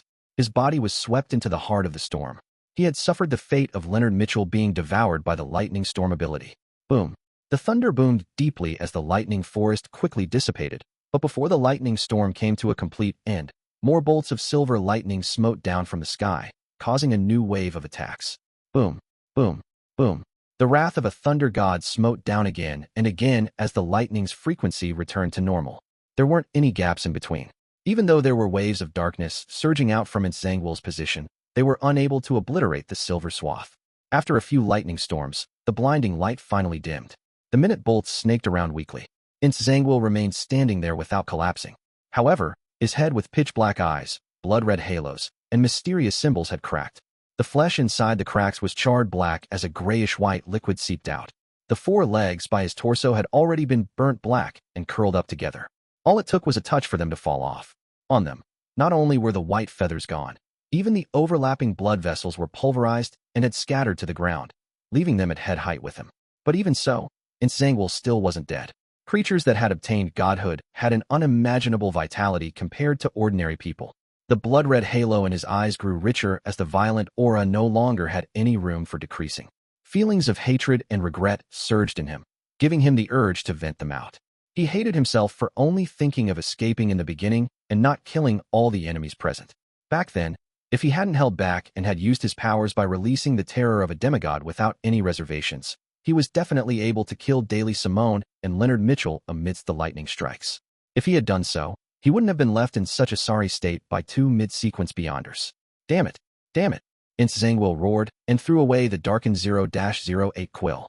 Using his remaining 4 legs, he pounced at Leonard Mitchell. Leonard was just about to take action when he felt a coldness in him. It was as though thin, long hair was reaching out and binding him from the darkness, doing so from a dream. He was unable to move again. Boom! A bolt of lightning struck Zhangguo, but it only served to stagger him for a moment and drop a few pieces of charred flesh. He continued his attack and even revealed a cruel smile. From that strike, he was already certain that the person hiding in the background casting the lightning was at their limit. The person was unable to use any more demigod-level powers. As for Leonard, who was being bound by countless strands of invisible hair, his thoughts quickly became serene. It was as though he no longer put up any resistance and had wished to sleep in the darkness. Unable to move, he bit his tongue lightly and temporarily recovered some of his lucidity. He made the transparent book in front of him emit the ethereal chanting. I came, I saw, I record. With a resonating whoosh, a terrifying hurricane swept at Zhangguo, who had arrived with a pounce. It snapped the illusory black hair-like objects, giving Leonard freedom again. Whoosh! Zhangguo was thrown up as he slammed heavily to the ground. His body was covered with deep gashes as pale white blood gushed out of him. Despite having lost another front leg, he still wasn't dead. He stood up again and locked onto the Evernight poet who still had his eyes closed. Without any warning, Leonard suddenly slipped and fell to the ground. When he tried to get up, he seemed unable to maintain his balance. Even the gale he created had failed to sweep up his body. Damn it! I should have killed you when you were unconscious back in Tingent City. Zhangguo cursed through clenched teeth. That woman is about to die. The same goes for you. As he cursed, he hobbled over to Leonard's location as though he had lost his ability to move at rapid speeds. With a ferocious expression, he said, Your captain was irritating. Likewise for that teammate of yours. All of you are the same. After I kill you, I'll leave this place and return to Tingent to dig up their graves. As he cursed, the darkness filled with cadaveric auras surged out of Zhangguo, sweeping towards the nearby Leonard Mitchell. Leonard could sense that he was riddled with bad luck, but he could do nothing. He didn't even dare to open his eyes. Bang! Amidst a gunshot, a pale golden bullet pierced through the thick, deathly darkness, bringing out blinding sunlight, terminating the abnormality within. Tarot cards flew over, stabbing into the ground at different spots. One of the cards landed in front of Leonard as it burst into scarlet flames. Amidst the flames, a figure wearing a half-top hat and black suit walked out with a revolver in hand. With a bookish demeanor, he had black hair and brown eyes with a face with a deep outline. He was none other than Klein Moretti. Unable to use the sea god scepter anymore, he had decisively returned to the real world. He had rushed here with death knell. It's really you. You really are still alive. Die together with them. Zhangguo's movement speed instantly recovered as he circled around Klein, trying to forcefully pull him into a dream. He had been acting. However, Klein was completely unaffected. He didn't show signs of falling asleep as he raised his right hand and pulled the trigger as though he had foreseen it. Bang! Zhangguo was thrown to the ground by a powerful impact. The cracks on his head widened. That shot was for Ma'am Daly, Klein said in a deep voice as he snapped his fingers. Using the flames that burst up, he flashed to the side of Zhangguo. Zhangguo's eyes protruded out. As he moved at high speeds, he released bad luck in a bid to influence Klein, but it was completely useless. This shot is for Leonard. All the tarot cards were ignited at the same time, like bursting fireworks. Klein flashed behind Zhangguo, cocked the gun, and relying on his intuition, he pulled the trigger. Bang! Pale white blood spurted out of Zhangguo's left leg as it broke. His running came to an abrupt stop, as he even failed to maintain his balance. Using the burning tarot cards, he repeatedly cast Flaming Jump, preventing himself from entering the influence of the black hair. This shot is for Magos. This shot is for the Keepers. This shot is for the destroyed Blackthorn Security Company. This shot is for all the Nighthawks. This shot is for me. Amidst the gunshots, Klein kept pulling the trigger and did the corresponding reloading as he shot demon-hunting bullets. He blew through another of Zhangguo's legs, blasting open his forehead, causing his roars to turn into a whimper until he fell onto the ground. Finally, Klein flashed in front of Zhangguo. He then held death knell to his face. At this moment, mysterious patterns accentuated Zhangguo's almost cracked head, creating an immense impact. He still had the ability to resist. He was waiting for him to approach and then use his mythical creature form to turn the tables. However, Klein's brown eyes continued looking at him without reflecting anything. He thrust death knell forward and pulled the trigger. Bang! Zhangguo's head completely exploded, and like a smashed watermelon, the fragments and the juice splattered everywhere. Death knell had sounded the knell for him. Klein raised his left hand and rubbed away his two eyes. The real eyes that hid beneath were moved back to their original spots. His brown eyes had blurred up. He curled the corners of his mouth bit by bit and said to the already dead Nsangwil softly, "This shot is for Captain." He didn't give Nsangwil a chance to leave any last words. He had no wish to know what bitter past the latter had experienced. He then took out one remaining tarot card from his pocket and threw it on Nsangwil's corpse. It was an inverted the star card. At this moment, a figure appeared not far from him. He bent down and picked up the darkened quill. This figure wore a simple white robe and had a pale gold beard that covered half his face. On his chest hung a silver cross as though he was the most ordinary priest, but he was the king of angels, Adam. Adam looked at Klein and said with a genial smile, "Unfortunately, I failed to retain the snake." He looked at the quill in his hand and then at the tarot card. He smiled and added, "A price is always exacted for what fate bestows one. Isn't that so?" With that said, he turned around and slowly disappeared from the ruined square with each step he took. He left the following words as though he sang it.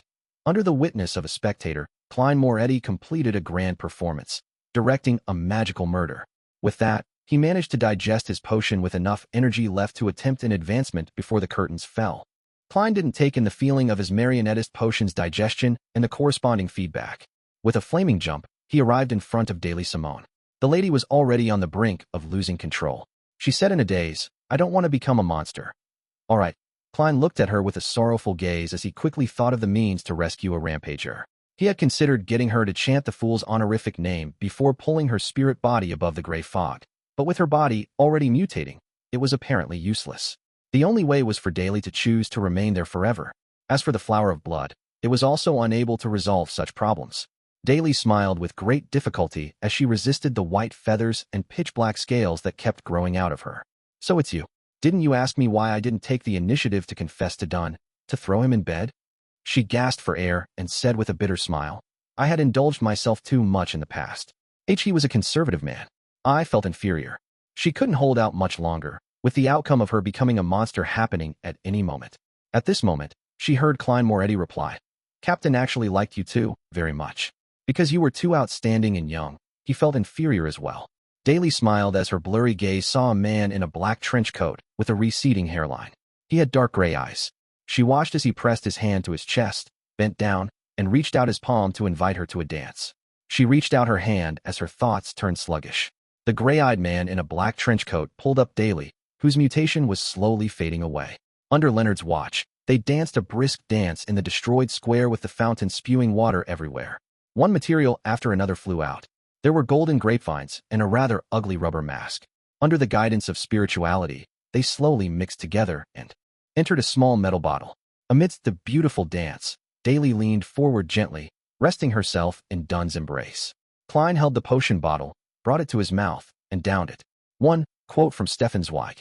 Chapter 946, A Bestowment or a Curse. Chapter 946, A Bestowment or a Curse. The ice-cold potion slid down his throat, bringing Klein numbness, one that reached deep into his soul. He had already stopped dancing. His mind seemed to be lifted as though he was high in the air, looking down at the ruined Revival Square, at Kukawa City which had been left in shambles by the repeated lightning strikes.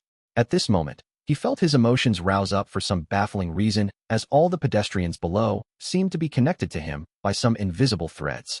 They could be happy, angry, or sad, making all kinds of actions based on his directions. Klein often had such feelings recently. He knew that this was the vision of a director.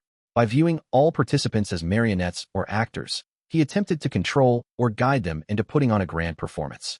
Using that hint of familiarity, Klein hurriedly adjusted his state of mind, completely separating his emotions from it, and viewing everything in a cold, aloof manner, so as to prevent himself from being affected by the play. As a director, he followed the script, referred to reality, and rationally made an analysis to choose according to the circumstances. He allowed emotions to build up, allowing himself to push matters forward and use the clues that had developed. Once his state of mind settled, he felt the potion's power spread across his body, like a sharp, threaded net. Suddenly, Klein felt that his soul body was connected to his physical body. They were split into countless parts, and without being able to hold it in any longer, he let out a cry from deep within his soul. No, his thoughts were diced apart, turning into fragments as they fused with different pieces of flesh as he gained his own sentience. These included Klein with pain, Klein with arrogance, Klein with coldness, Klein with gentleness, Klein who could amusement himself, as well as Zhou Mingrui, Sherlock Moriarty, Gairman Sparrow, and Dwayne Dante's. His entire spirit body seemed to be thrown into a grinding machine. Not far away, Leonard, whose cheeks were streaming with unconscious tears, first saw Captain Dunn, who was embracing Daily Simone, transform back into Klein Moretti. Following that, he noticed his face, neck, and the back of his hands. Pale-colored tendrils protruded out as though they had a life of their own. They kept growing outwards, turning into a transparent maggot. And beneath his clothes, there were also signs of squirming. This made Leonard have the feeling that Klein would collapse into a cluster of transparent maggots the next second as they raced in different directions. Just as he wanted to do something, he felt dizzy. He instinctively closed his eyes and didn't dare to keep watching the transparent maggots that grew out of Klein's body shimmered under the sunlight, producing three-dimensional layers of mysterious symbols. They connected to higher and lower levels, directly presenting the abstract concepts of bizarreness, madness, change, strength, and wisdom. Amidst howling cold winds, black illusory threads rose up around Klein as they bonded together, forming strange tentacles. The tentacles flailed as his soul body, astral projection, body of heart and mind, and ether body were reduced to fragments as they fused with the different maggots that represented Klein's various thoughts, turmoil, and dilemmas. As they wafted between them gently, they seemed to fly up to an infinite height, where there were countless illusions hugging huge distorted buildings. They were either playing wind instruments, giving speeches, growling, or raving. Amidst Klein's countless chaotic senses, everything around him stacked together as though they turned into the spirit world. However, there were living people coming and going with the stars shining upon them. At this moment, the fragments filled with thoughts had similar memories appear, fresh memories. It was of King of Angels Adam praying with his eyes closed. It was the scene of his shocking appearance. It was him using death knell against Dance. Zhang Will as he pulled the trigger to blast open his head. It was when he revealed his clown smile, saying in a deep voice, "This shot is for Captain." It was when Spectator Adam used an extremely clear and innocent eye to take in the ending of the performance. It was of him turning into Dunn Smith, inviting Daily Simone to dance the closing dance. They were all so fresh on his mind, especially the gaze of a spectator. There was a seemingly corporeal feedback that felt like a magnetic force. It made Klein gradually discover his sense of self-awareness once again. Who am I? This was a question that Klein had an answer to when he was still a faceless. He didn't need to think too much about it as he quickly understood his identity. A person from Earth. A person who had been reconstructed from Klein's memory fragments. A person whose experience as a Nighthawk deeply influenced him. A person who played safe and was afraid of danger, but was able to persist and give up everything. A guardian and a miserable wretch. Strange sensory organs that didn't come from the body of heart and mind or soul body were extracted bit by bit from the fragments, condensing Klein's new thoughts, coldness, calmness, spectating, and overlooking. They were thoughts that allowed him to view the world from even more angles and dimensions. He knew that this could possibly be Godhood. Without putting up any resistance, he chained the original spirit body fragments with black threads, allowing him to slowly take form again. At this moment, he realized the purpose of the advancement ritual. It was a mark and anchor. Compared to other pathways, the Bizarro sorcerer, who experienced the fragmentation of their soul bodies, required an anchor much earlier. However, this didn't require the support of any faith. On the contrary, faith was a numerous and jumbled affair with too many personal feelings involved. During the fragmentation during this ritual, it easily wiped away the humanity of the advancer who was only sequence 5, leaving behind Godhood. A grand and profound performance under the watch of countless spectators was enough to make up this anchor. Although the spectators were few in number, as the pinnacle existence of the spectator pathway, Adam could match thousands of ordinary spectators. He could even imagine a theater of spectators to create the effect. With his entire body taking form, all kinds of knowledge surged out from the depths of his demigod spirit body, embroiling Klein's mind and giving him an indescribable impact. It felt as though his brain was about to explode. However, with some level of godhood and his rich experience, he could view this in a detached manner and rather easily pass through this stage. The transparent maggots on his face, hands, neck, and beneath his clothes returned into his body, turning back into the black-haired, brown-eyed Klein Moretti. Looking at Daily Simone, who was still in his embrace and slowly turning cold, he lifted her up and walked to Leonard Mitchell. He bent down and placed her on the ground. Daily no longer had pitch-black scales or white feathers. She had been restored to normal, and her eyes were closed. The corners of her mouth were curled up like she was having the deepest and sweetest dream. Klein stood up and looked at Leonard, who had opened his eyes again, and said heavily, "She has returned to the goddess's kingdom, just like Captain." He had turned her into a marionette to reverse Daily's mutation, allowing her to die like a human before releasing his control over her. Leonard tried to force a smile as he whimpered a sound of acknowledgement. Tears were streaming down his face. Klein gently nodded his head. To her, this might not be the worst outcome. She returned as a human to the embrace of a deity she believes in. And that's where Captain and the others are. As he spoke, he subconsciously and sincerely raised his right hand and tapped his chest 4 times in a clockwise fashion. Leonard instinctively drew the sign of the crimson moon. He was momentarily taken aback as his expression turned odd. Klein surveyed the area and said, "Take Ma'am Daly back with you to East Balham. Make it known that she died due to Ince Zangwill's attack and had made exceptional contributions in causing Ince Zangwill's death. Don't worry, no one will investigate you. Of course, you can take this opportunity to leave the red gloves." "I am used to the church," Leonard said heavily. Klein took off his hat and bade farewell with a bow. Holding his hat, he turned to walk to Ince Zangwill's body and took a card that had a chariot and a red priest on it. The red priest wore the face of Roselle Gustave. Leonard's lips quivered as he suddenly asked, "Aren't you returning to the church?" Klein didn't turn around as he wore his silk top hat and headed for another exit of the square. After a few steps, he paused and replied to Leonard with his back facing him. "I can't return anymore. Can't return anymore." Leonard stared in a daze as the familiar figure gradually distanced himself and vanished. After a while, a few beyonders flew to Revival Square. One of them was wearing the clergyman robes of the Church of Evernight. She had a head of beautiful raven black hair and an exquisite face. No one could tell her age, because no one cared. They could only notice the eyes that seemed to contain countless stars within. This lady was floating in midair as she looked at the square. All she saw was Ince Zangwill's sorry corpse that could hardly be recognized. Covering his cracked head was a commonly seen tarot card. It was the star. Above the gray fog, Klein placed the red priest card by his left hand and closed his eyes to rest for a moment. He had a basic grasp and understanding of the powers of a bizarro sorcerer. On the one hand, he could transform into animals that weren't too disparate in size. In a spirit body state, he could completely ignore this point. He could transfer wounds from either himself or others onto a paper figurine. He had also gained the enhancement of the flaming jump ability that now spanned nearly 1,000 meters. The might of air bullet reached that of a cannon. On the other hand, he could now obtain initial control of one's spirit body threads in 3 seconds. He could turn a target into his marionette within 15 seconds. His control range was 150 meters. At the same time, he could switch spirit body threads, allowing his marionette to obtain all his beyonder powers. Within 1,000 meters, he could switch locations with his marionette as he wished. Due to this point, and the maggots he separated as a mythical creature form, as well as the disguise from the spirit body threads, Klein obtained a higher level of body doubles. This also meant that, as long as any one of his marionettes were alive, a bizarro sorcerer would never die. The enemy often found it difficult to know if the one killed was the bizarro sorcerer or his marionette. What was real and what wasn't was difficult to determine. After confirming his state and resting for a moment, Klein immediately walked deep into the mysterious space above the gray fog. He headed for the staircase of light that seemed to lead to heaven.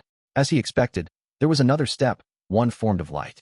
This time, Klein believed that he could use this 6th step that resembled a giant's to step onto the condensed gray cloud. 1 step, 2 steps, 3 steps.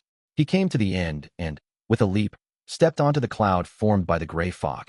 Reflecting in his eyes was a door of light tainted with a bluish-black luster. It was formed from countless layers of spherical light, and each spherical light enveloped squirming maggots. Some of them were transparent, others translucent. This was the scene Klein saw through Enzo's eyes, but the objects were very blurry, as though something was obstructing his vision. In addition, above the door of light, there were thin black threads that hung down. They were hanging up what seemed like completely transparent cocoons. These cocoons were gently swaying, wrapping different souls. They looked to be of all descents: African, Asian, Caucasians, etc. Some were wearing jeans, others holding cell phones. Some had beautiful clothes, others having beautiful facial features.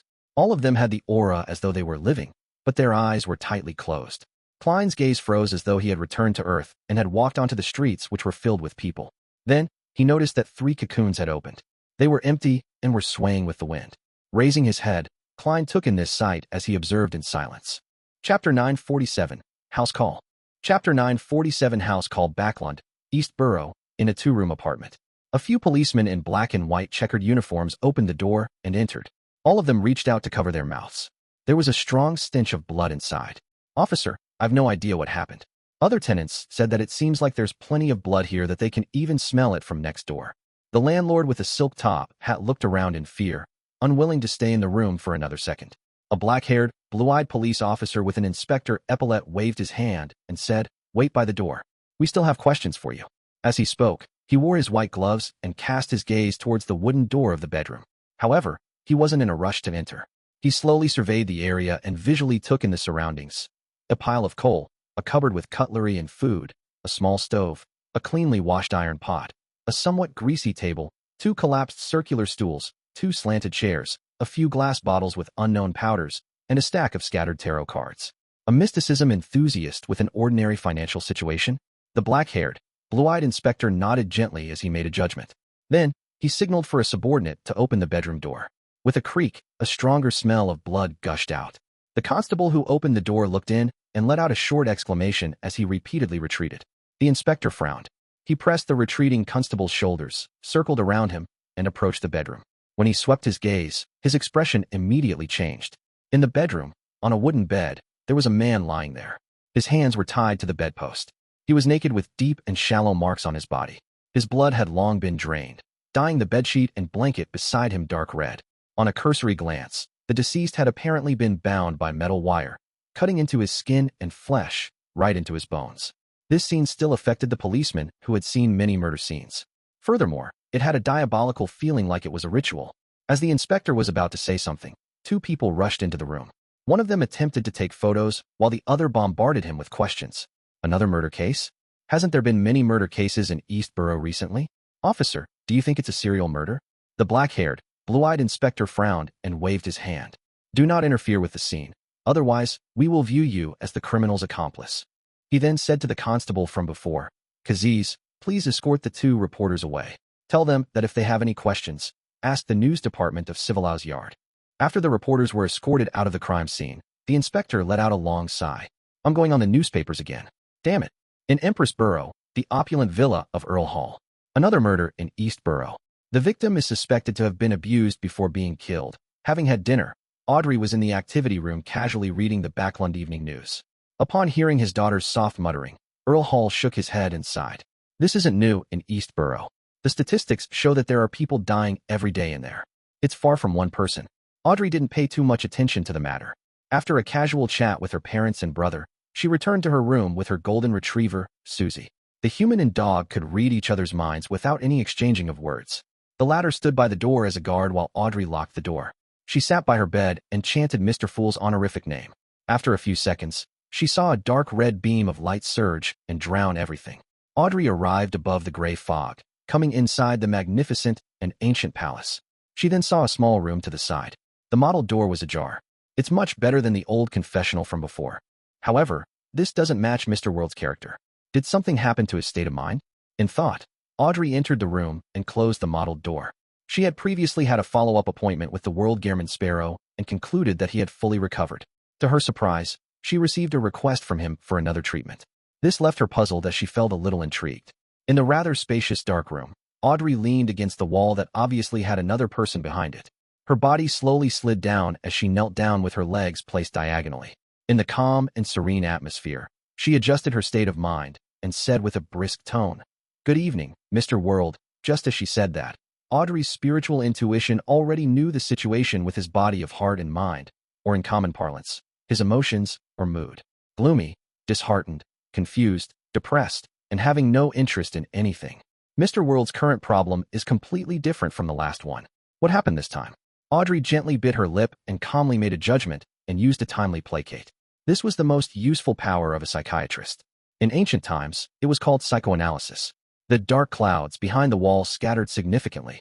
Gearman Sparrow finally hoarsely said, "Good evening, Miss Justice." Leaning against the wall, Audrey thought and canceled her original plan. She maintained her brisk tone and said, "I'm very curious about your recent experiences. It seems you have had too many encounters. There's no need to think about anything else. Let's have a chat first, just like we're friends. If you're interested in my life, I'm also willing to share with you some of the interesting matters." On the opposite side of the wall, Gearman Sparrow fell silent for a moment. Without answering the question, he asked, "What hopes do you have for the future?" Audrey's eyes darted slightly to the side as she replied seriously, "To advance myself, to work hard to become a demigod so as to better protect my father, mother, and brothers. Oh, I've recently visited the applicants to the Bursary Foundation with the other staff of the foundation. Their living conditions are really worse than I imagined. Although I've read some reports and was mentally prepared, I still found it unsettling when I saw it with my own eyes. A girl who's just a few years younger than me was very short and skinny. She doesn't fill her stomach daily, and she only has 2 tattered dresses. When she said that she wishes to study, her eyes were extremely pure and filled with an earnest desire. I can't forget it to this day. As she spoke, Audrey acutely sensed the change in Gehrman Sparrow's mental state.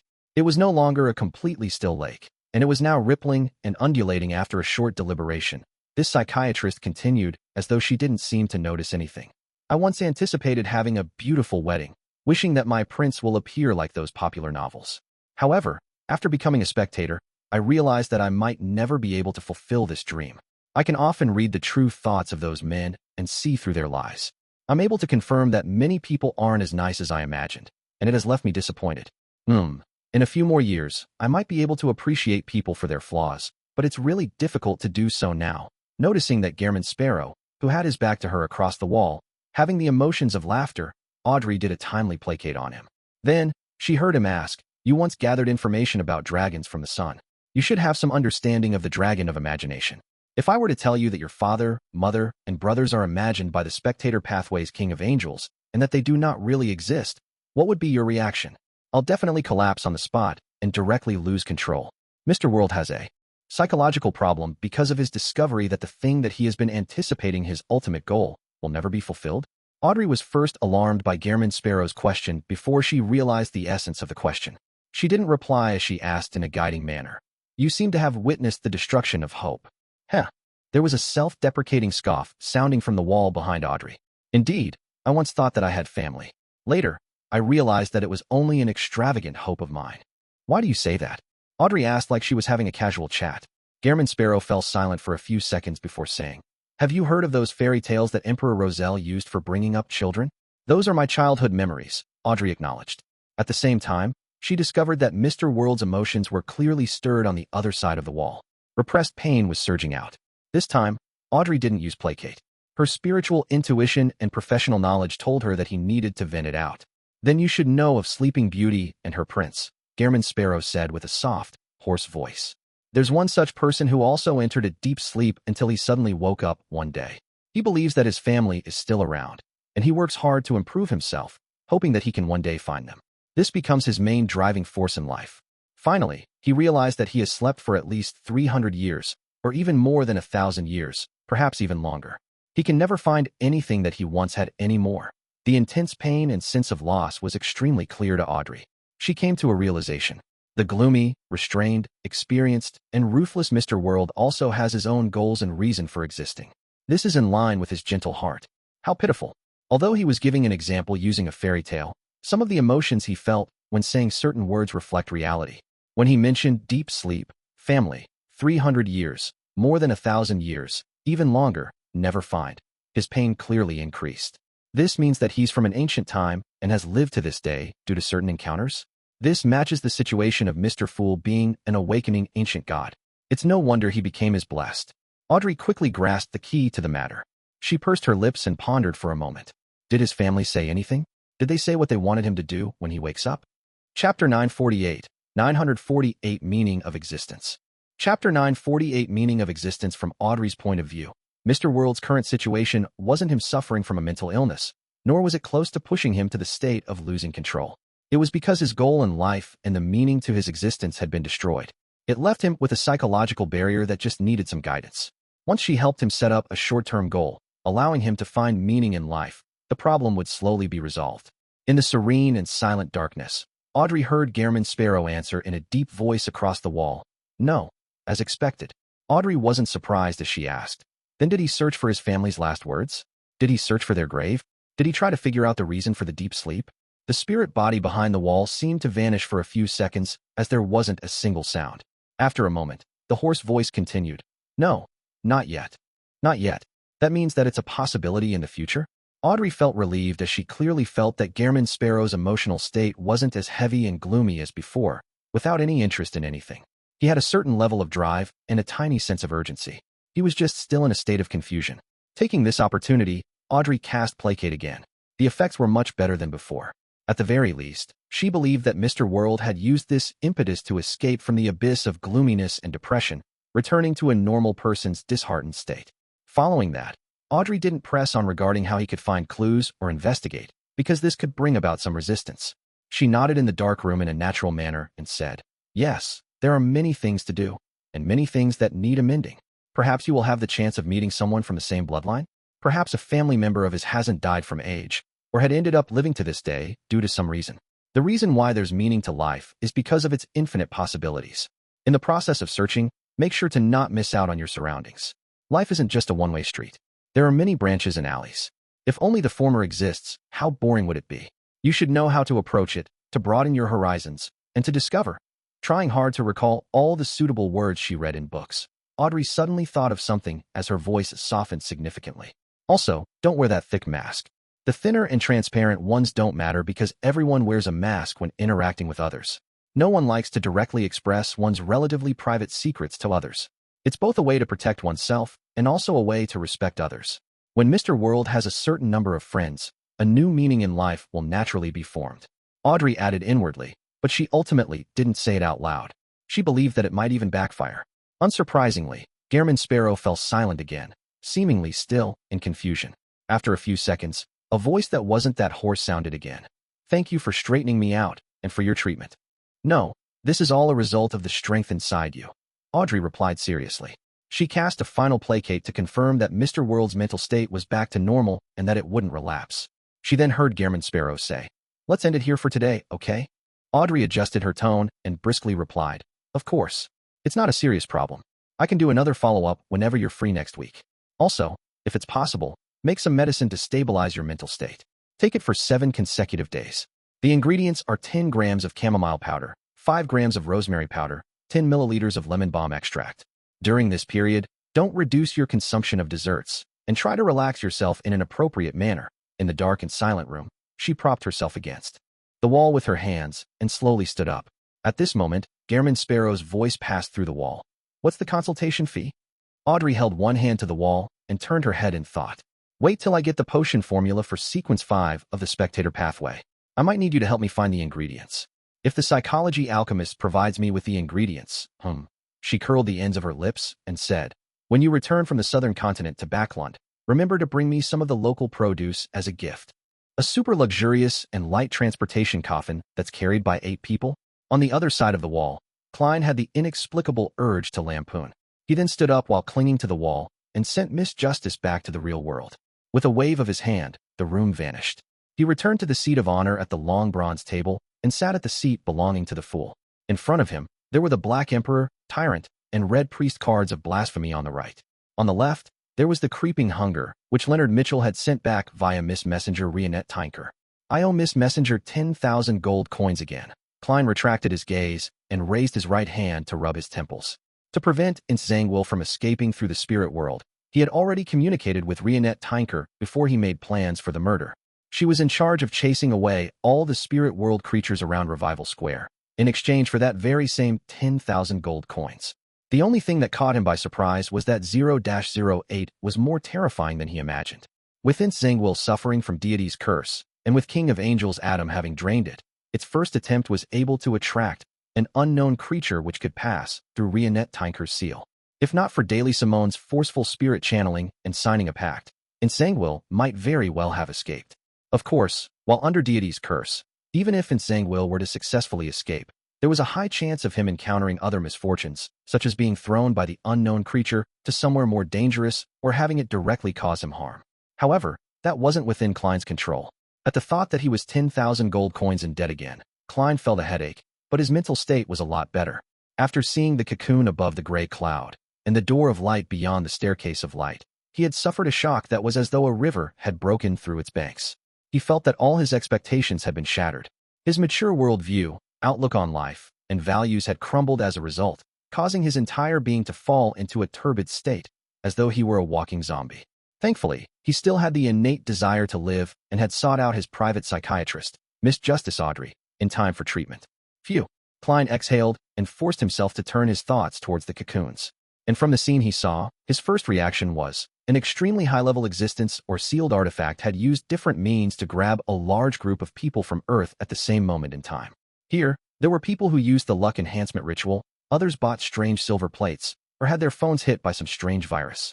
Then, these transmigrators had their souls sealed inside the cocoon and were left hanging above the door of light, awaiting a particular opportunity before being sent to the real world. Based on Klein's observation, the door of light didn't have any intelligence. It was operating based on pure instinct. This also meant that as long as the conditions were met, it would catalyze a cocoon and deliver the soul inside to a specific target's body. Based on the current circumstances, Klein guessed that there were probably two conditions that needed to be met. First, there mustn't be any other transmigrators prior, or the transmigrator had already been deemed to have failed or died. Second, the calling out of a certain object, item, or ritual. For instance, Klein Moretti had followed the Antigonus family's notebook to perform that dark divination. As for the rest, it's impossible to know, unless I can find the corresponding content in Emperor Rosel's diary. Putting together everything that I know, my current theory should be very close to the truth. This will make it easy to explain why. Despite being from the same era as the Emperor on Earth with less than a year in between us, our entry into the real world was separated by slightly more than 200 years. It's because we transmigrated at the same time, but we were released in different eras. Before entering the real world, who knows how long we've been asleep for? A brother from next door? Klein leaned back into his chair as his eyes shimmered before turning gloomy again. This was a hypothesis he came up with based on the conditions of the door of light, his situation, and the Emperor's diary. Of course, this didn't mean that there weren't other possibilities. At present, Klein was just unable to find evidence to support them. For example, a cocoon might represent the life of a transmigrator, but this was in contradiction with Klein's own recovery or the lack of change in his spirit body. And if his hypothesis wasn't too different from the truth, it meant that he had left Earth, transmigrating over for at least 200 years or even thousands of years. Even if he found the way and method to go back to Earth, he was unable to return to the place he called home. Compared to the gap in distance, the barrier of time left him in greater despair. This was the reason why it caused Klein's mental state to instantly collapse. Returning home was always his ultimate goal. Miss Justice is right. There are still many questions to resolve and to probe. What's the meaning behind hanging so many transmigrators behind the door of light? What goal does it have? Who set up everything back then? How many people were pulled in here? Where has the other person gone to? The celestial worthy of heaven and earth?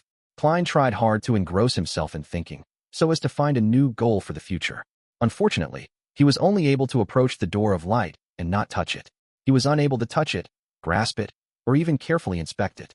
He had no means to do any studies to receive any direct information. I should consider finding clues from the real world. Also, since reaching sequence 4 allows me to reach that gray cloud and see the door of light, will there be another qualitative change at sequence 2? Will I be able to gain control over the door of light when that happens, allowing me to figure out the truth? Heh, I was affected by the 7 lights, the goddess, and Rhodes's attitude.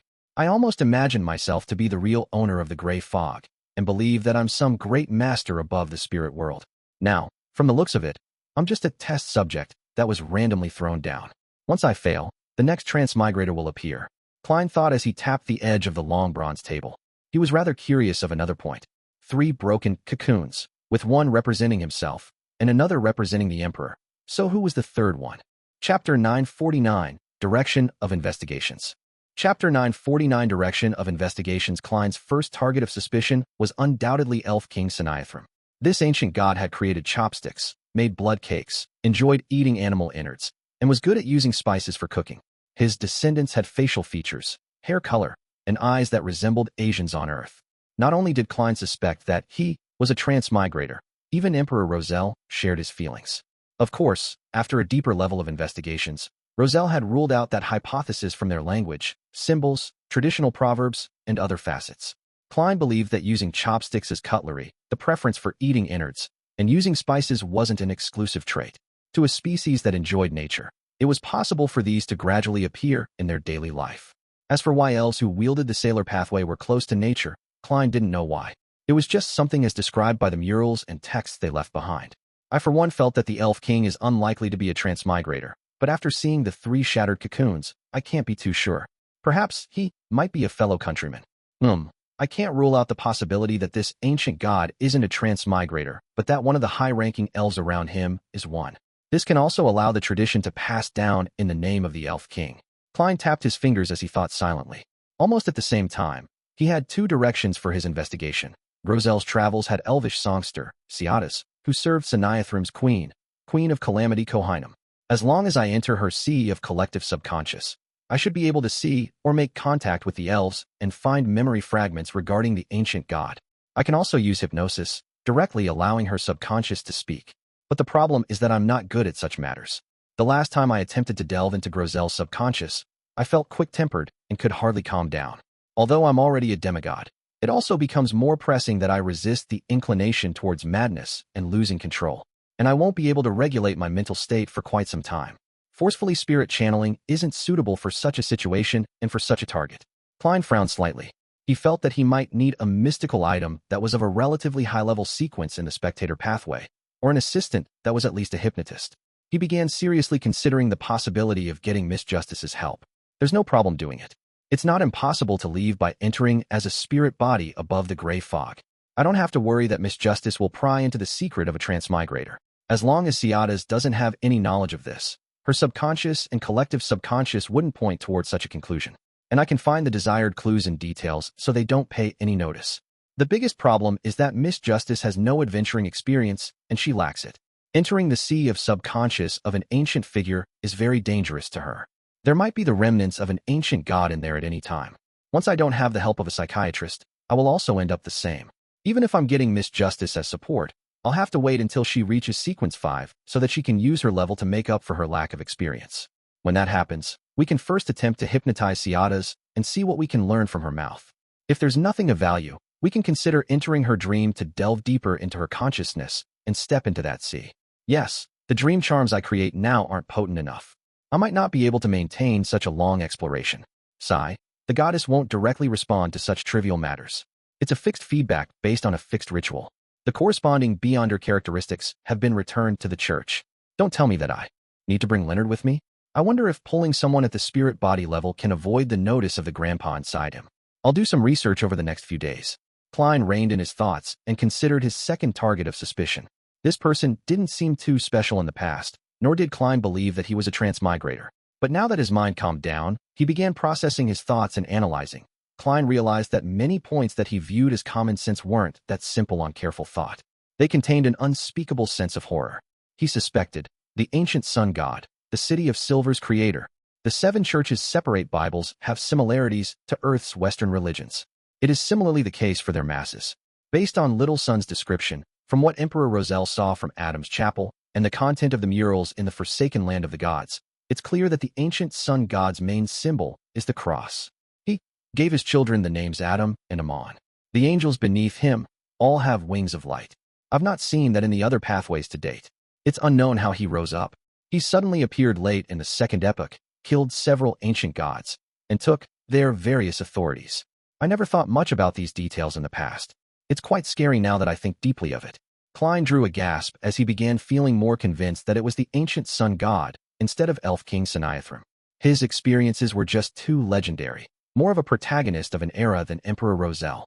Of course, his outcome was rather tragic, becoming a feast for his kings of angels. Emperor Roselle was also tragic, but in no way as terrible. Doesn't this imply Ammon's and Adam's attitude in a certain sense?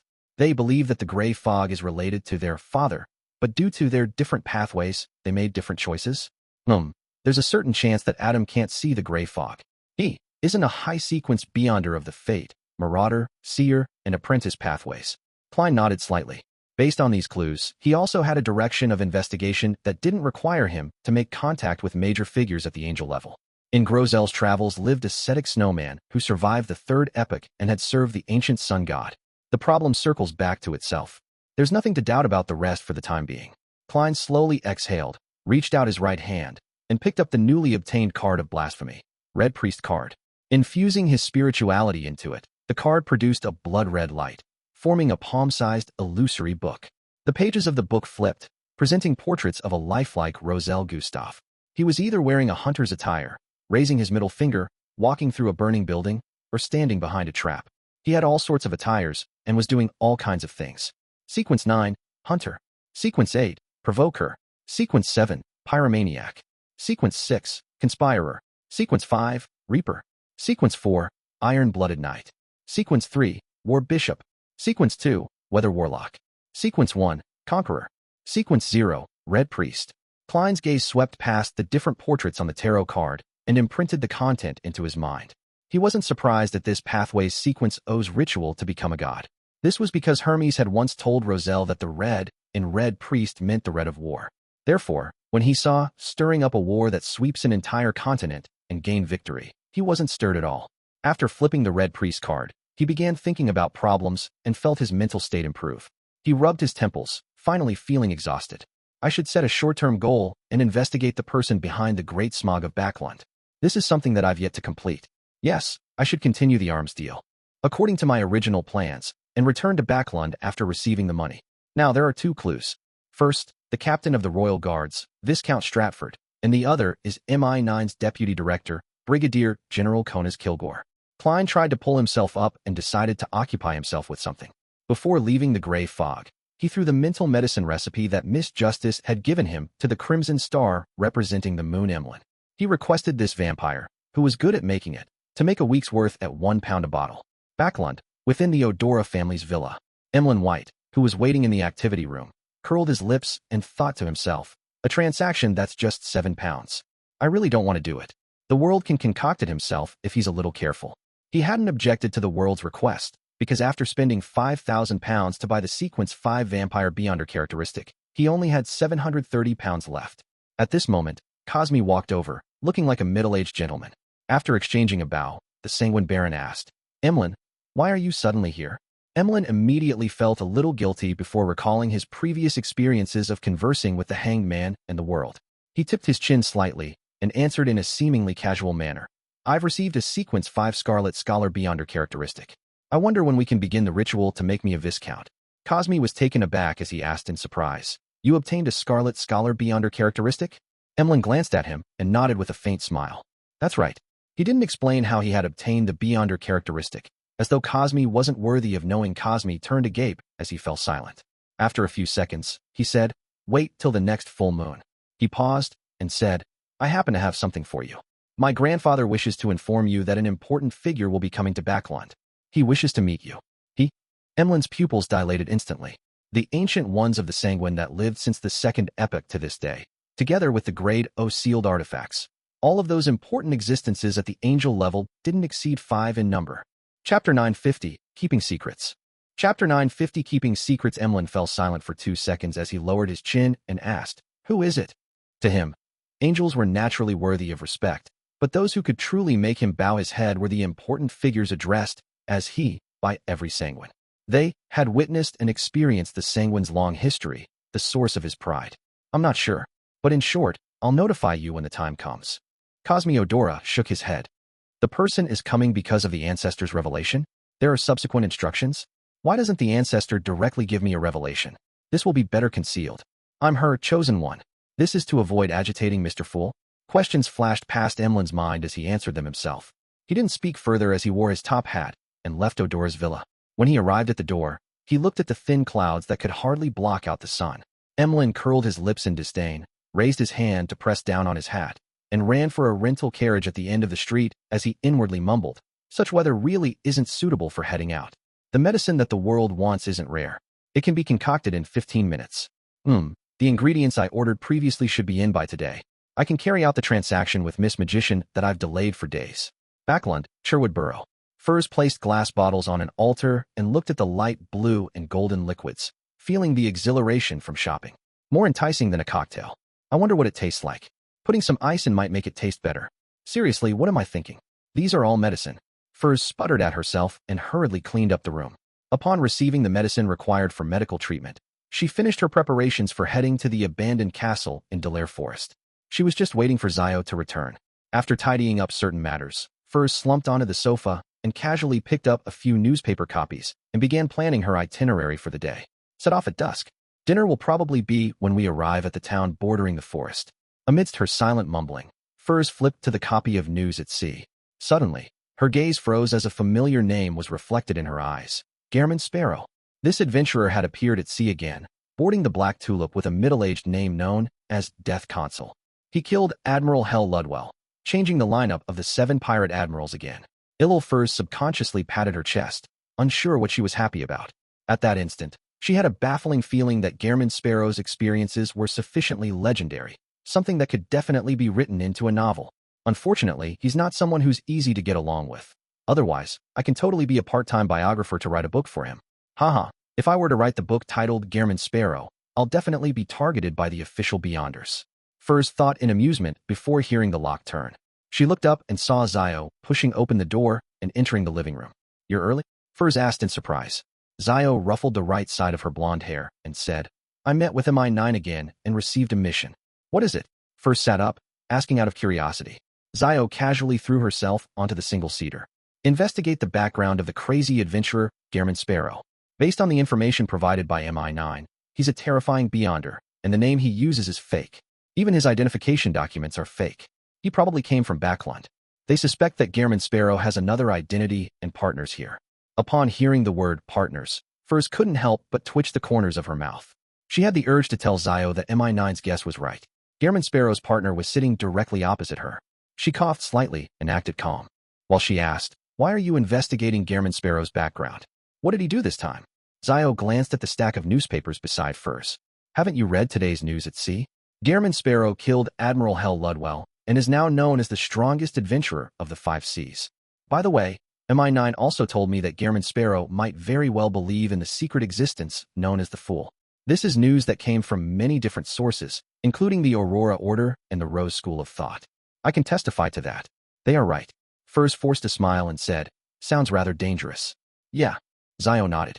"I only plan on gathering the intel and not delving too deep into it." Furs didn't continue on this topic as she said, "I've already prepared the medicine.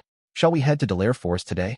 Zio had already become a Sequence 7 interrogator a few days ago, and she had mastered a rather useful power, psychic piercing. "All right." Zio stood up, showcasing how she was a woman of action. "Let's set off now." Let's wait a little longer." "I was thinking dusk," Furs replied, feeling a little resistant. She often wished to procrastinate until the last moment. Before long, she was pulled out of their rented apartment by Zio while bringing all kinds of items along. They got a rental carriage and headed for the metro. Amidst the sonorous whistle of the steam engine, the massive steam locomotive hauled its meandering body and entered the platform. Under the illumination of the wall lamps on both sides, it stopped. Furs and Zio stood outside a carriage and waited patiently for the passengers to alight. Suddenly, they saw 2 red gloves. The owner of the red gloves was a man in his 30s. He wore a white shirt with a black trench coat. His collar was raised up high, covering his chin and mouth. He had a pair of dark green eyes with golden brown sideburns. He held a silver chest that was big enough to put a tiny violin in it. Furs and Zio exchanged looks as they lowered their gaze, staring at their toes. As a high-ranking deacon of the Church of Evernights Nighthawks, one of the 22 members of power in the church, and one of the 3 bigwigs of the Red Gloves, Christet Sesamir wasn't someone who cared about parading himself around. He enjoyed traveling alone, taking the transportation that commoners took, making him appear like an ordinary clergyman. After transferring to another line, he eventually arrived in Northborough. He then took a rental carriage and headed straight for St. Samuel Cathedral, where he met Backlund Diocese's Archbishop, St. Anthony Stevenson. After greeting each other and praising the goddess, Sesamir found a seat and said, "I'll be troubling you to provide me with some help for the next couple weeks." The clean-shaved Archbishop, Anthony, in his black robe with red accents, sat down as well. He deliberated before asking, "Is it something to do with Nsangwell?" "Yes." Sesamir nodded slightly. "The Holy See wishes that I inform you that another servant of the goddess, the matron of the Evernight Cloister, Ma'am Ariana, will be in Backlund not long from now." This ascetic was ranked first among all the 13 archbishops. Without waiting for St. Anthony's inquiry, he explained in detail, Ma'am Ilya learned plenty of important information from Nsangwell's remnant spirit, including his mental problems that 0-08 used to escape, as well as the details of his cooperation with the royal family and the demonist sect. After machinating the Great Smog of Backlund, Nsangwell was betrayed by 0-08, and it ended up being possessed by the Red Angel evil spirit. He headed for the southern continent alone in an attempt to set up a trap to hunt Ma'am Ilya. An important point to take note of is that in Nsangwell's memories, there is a very important underground ruin. It's in the northwestern outskirts of Backlund, an area just before the Tussock River flows in.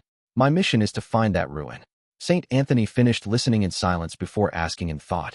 Nsangwell doesn't know of the exact location? He has never been there before. Sesamir shook his head. He had entered, but he was led in there and didn't grasp the required key information. St. Anthony tersely acknowledged before asking, "Have you figured out which batch of people from the royal family that Nsangwell was working with?" No, Christet Sesamir paused and continued. Based on normal logic, regardless of whether the partners don disguises, if they meet, there should be the corresponding memory fragments, but inside in Zhangwill's spirit body, there were no traces of that. It was as though it never existed. Perhaps it's an influence of a deed. The source of the deed's power that even a sequence 4 demigod can't resist is something worth paying attention to. St. Anthony nodded very slightly. He thought and said, the telegram didn't include much. I do not know the exact sequence of events. Who exactly killed in Zhangwill? Christet Sesamir exhaled slowly and said, a name you might never believe, Klein Moretti. The Nighthawk who died in the line of duty during the Tingen incident? Anthony's wrinkles deepened. Yes, that's what Ilya sent back. No one knows how Klein Moretti, who was only a sequence 8, had resurrected, or how he could kill in Zhangwill, a demigod wielding 0-08. Upon saying this, Sesamir's expression turned somewhat odd. The Holy See requests us to strictly keep this intel confidential.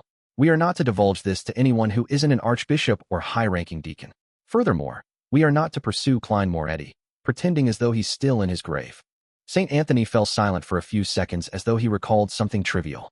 He nodded and said, perhaps, he's a blessed of the goddess. Sesamir suddenly looked up at St. Anthony as though he was a lunatic. His lips quivered, but he ultimately didn't say a word. Anthony didn't continue the topic as he looked at the door and said sternly, your mission might need plenty of investigations. This requires enough manpower. Soist's team has completed their mission in the southern continent.